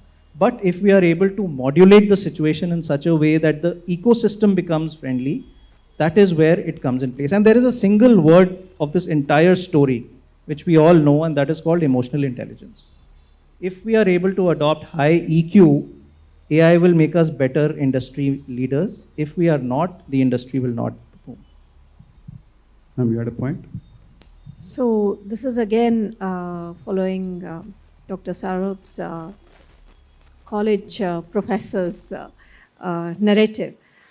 So even when I was in college, I mean in my master's, which I did at London South Bank University, there was this program, there was this change management subject where I learned one very principle that stuck with me. And it is very, very relevant to the AI today. It is called the Levin's three-phase model, right? What does it say? Unfreeze, move, and then refreeze. So when we say unfreeze here, I feel that is the most critical component. Now, getting people to unlearn and learn a new system, getting people to, the legacy systems, unlearn what is in the legacy and get into the new system is very, very critical. So unlearning is very tough than learning something new. So I think what is there currently, when you asked about change management, who needs to learn, everybody that is involved in the digital transformation within their respective departments first need to unlearn to a certain extent to be able to learn something new. So that's very critical. Very good point. Welcome to Dr. Ankita. In your daily meetings with your doctors, right, is everybody asking, where is my clinical AI tool? Or they are saying, no, I'm happy with the way I'm doing? So in fact, quite interesting. Thanks for asking this. In my hospital, I am actually trying to pilot a lot of models on AI and negotiating with doctors and trying to get them to use something like this. Even when EHR had come, just to get them from a pen to the keyboard was a tough We time. all know how easy is it. Easy in inverted commas. Exactly. So now when we Because, you know, back then even probably I was in the protest team because it was something new that was being forced to me. So, but then yeah, now I'm at a different seat and I look at things quite differently. But having said that, you know, when we talk about, you've been quoting change management, and then we are talking about, the gap is not about adopting the AI. The gap is, you know, the change or the transformation, the organizational transformation that we are looking at. In fact, we need to apply the 90-10 rule, wherein we invest 10 on a good software AI model, but 90 needs to be invested on training, change management, telling them that what's not a threat and what the tool is. In fact, you know, we come back to this question, well, whether we'll get replaced or not. AI will not replace us, but people who are using AI will definitely replace the people who are not using AI down the line.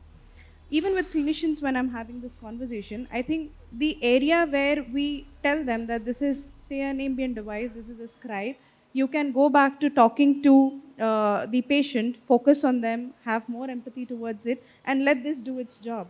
And you can always come back and say that, okay, the machine says this, but I really feel this is, there it is, you know, and this is how we would progress. If we include AI in this and we have this machine mannerism being trained, I think the adoption is going to be much easier. So we know all doctors go through a round of training, right? So do you think a time will come where such courses, especially on the clinical context, AI-driven clinical training, will happen in the future? I think the world is moving that side, and it is quite essential that we integrate such things into the curriculum. Now, I would just tell that I think medicine, or the course of, you know, medicine is going through a complete change, makeover, especially post-COVID. Right? We always believed pre-COVID that unless you touch the patient, unless you have examined the patient, you don't know what's going wrong with the patient. Then came COVID, and COVID says that don't touch the patient. Right? Then we went on to social, your online teleconsultations, video consultations, and things like that. So definitely we are evolving, and AI, you know, your curriculum integration is important, especially I call it as a algorithmic nutrition label. Like these days, even when you go buy a chips, you turn back and you see what is the nutritional fact stated. Similarly, doctors, it is necessary that they know what the algorithmic label is about, from where the data has been derived. And in fact, if it gives me an alert, I should know what is the base from where this trigger is coming out, because I need to know what was the demographic on which basis which this alert has come out, and whether that can be applied to my patient zone or not. This is very, very important. So algorithmic nutrition label needs to be an important part. In fact, if we ask doctors to, you know, compete with AI in memorization, and we will lose every single time. But data biases, how you anticipate where the error can happen, and how do you troubleshoot, this is something that needs to come into the curriculum. Great, maybe that close the panel. But to summarize, I think the technology is there. We should know where to adopt it, how to adopt it, and reap benefits out of it. Maybe I'll open the floor for questions. If anybody has any questions, please give your name, your organization, and whom do you want to ask. Thank you.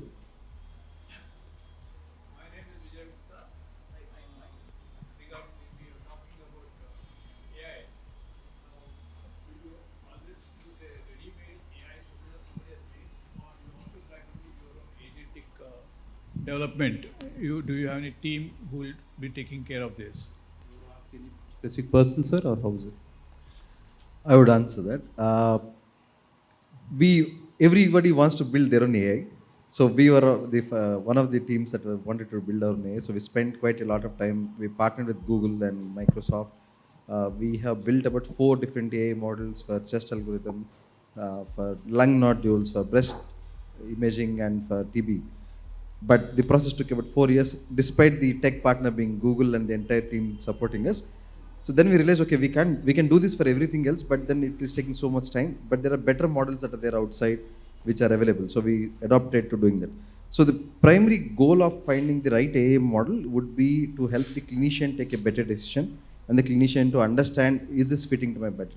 So we have a team of doctors who we call the Center of Excellence, and they work with the tech team. So they tell us, hey, this is what I need. They evaluate, they understand what the AI is doing, then give the requirements, and then co-build it into our ecosystem where the customization happens. So like Dr. Saurabh said, the biggest challenge is customization. It doesn't fit, no fixed model fits anything. So, but maybe things are different for Apollo, things are different for KIMS, things are different for Ozone. Everywhere the model is different, but the usage is led by a doctor, and then most of the times it is easier to take something that is there already and then customize it to our model. Sorry, sir, to add to this, a very 30-second quick point. Every single time I have had a conversation with a doctor on any technology, the doctor has come back with 10 reasons on why he is faster than the technology. The crux of, and proved it. So the crux is, if we can actually prove him wrong, the doctor will adopt it. I can guarantee you.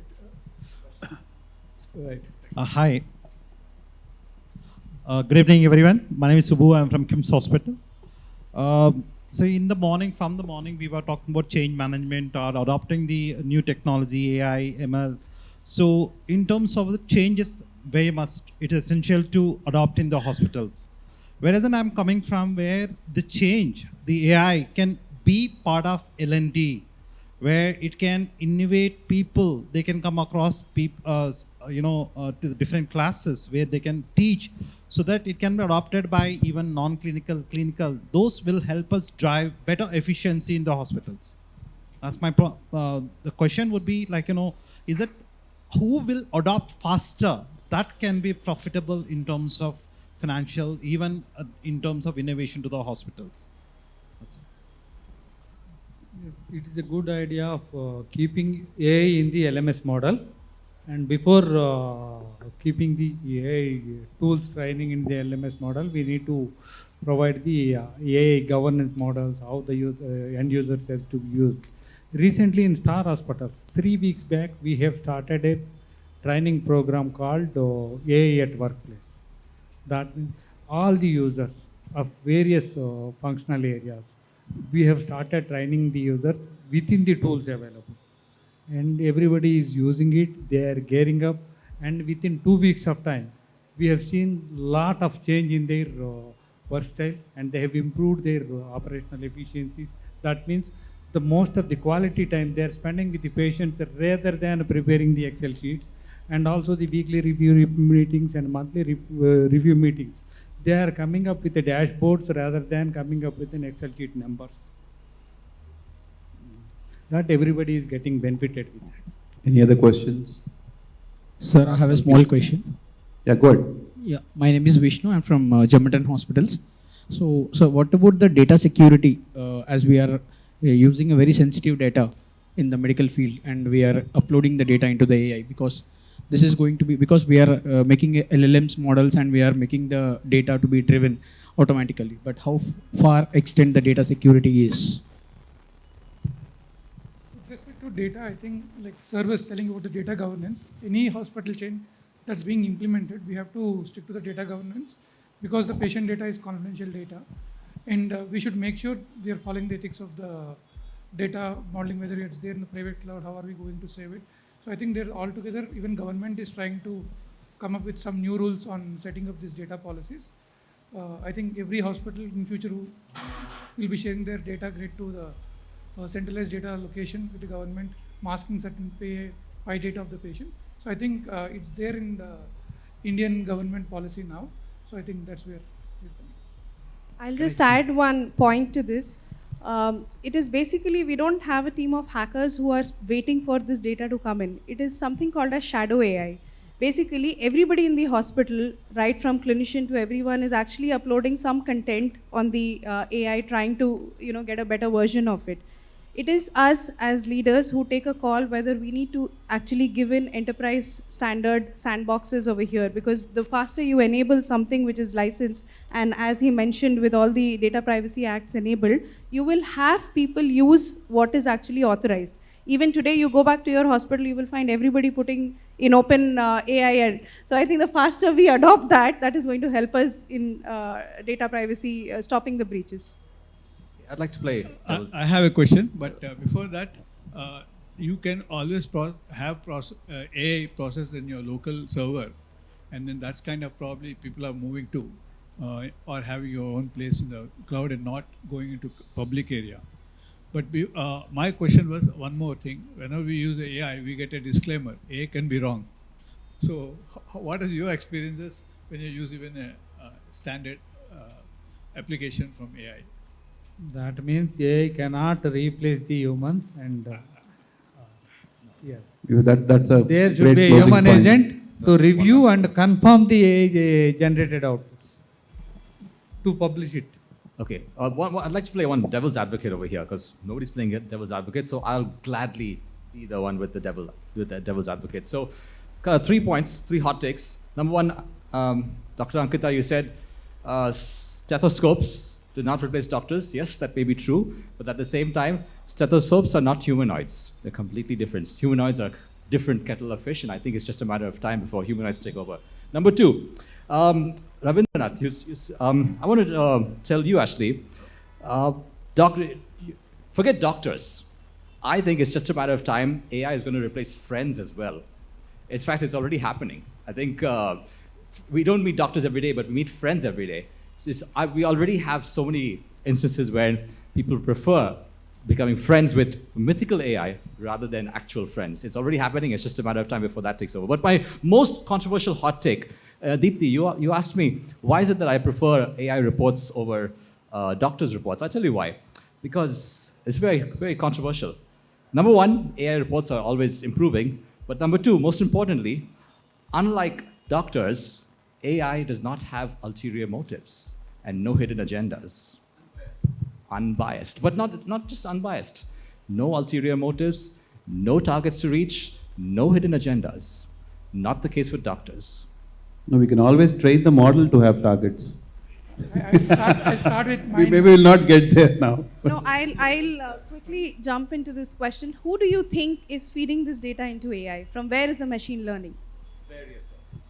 Through human-led information, right? So if I actually take a CT image, or maybe he can correct me, and actually say, no, this probably is this, and I flood the data lake with this, AI is going to just pick up that. So you still need a clinician to approve of that.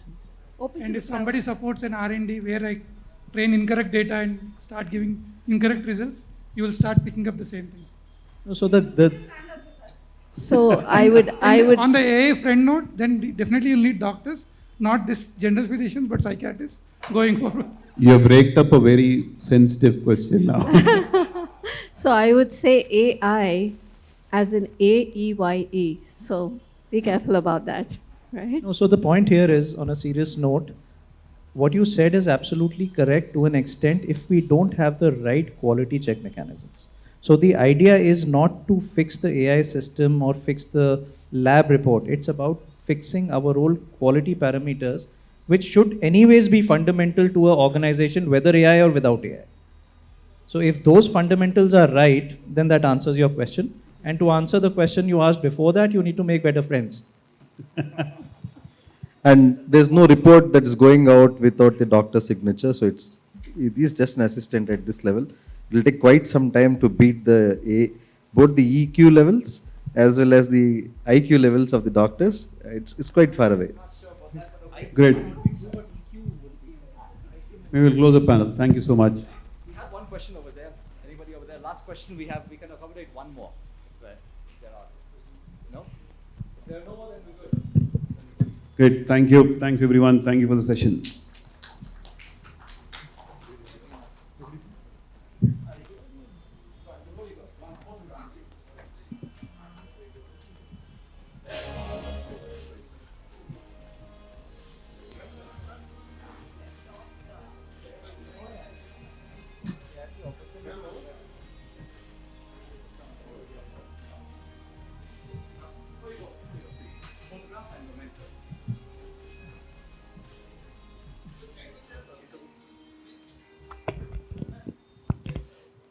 Audio check, yes, all good. So all of our panelists who engaged us in such a fascinating conversation, we'd like to thank you for being here this afternoon. And as a token of our appreciation, we'd like to present a memento to each one of our panelists. And I'd like to request Mr. Vijay to please come on the stage and hand over a memento to each one of our panelists. starting with Dr. Ankita.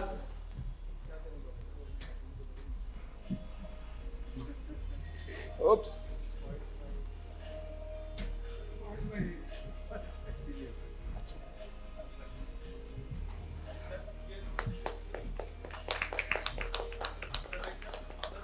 And Miss Deepti as well.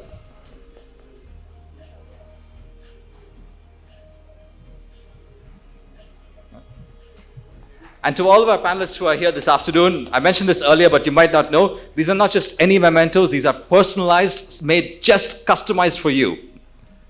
It's not off the shelf. Okay, Dr. Saurabh.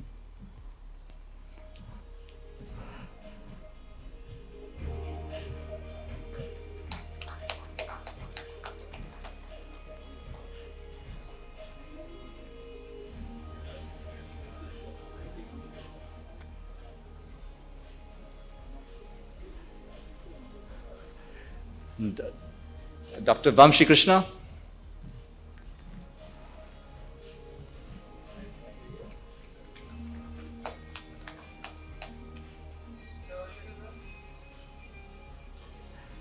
And Mr. Subramaniam.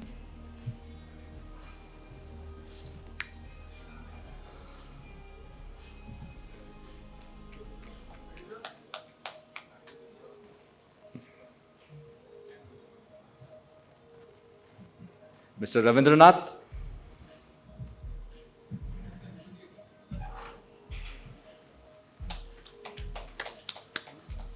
And finally, of course, our moderator. Thank you very much, Dr. Naresh, for helping us close the session right on time.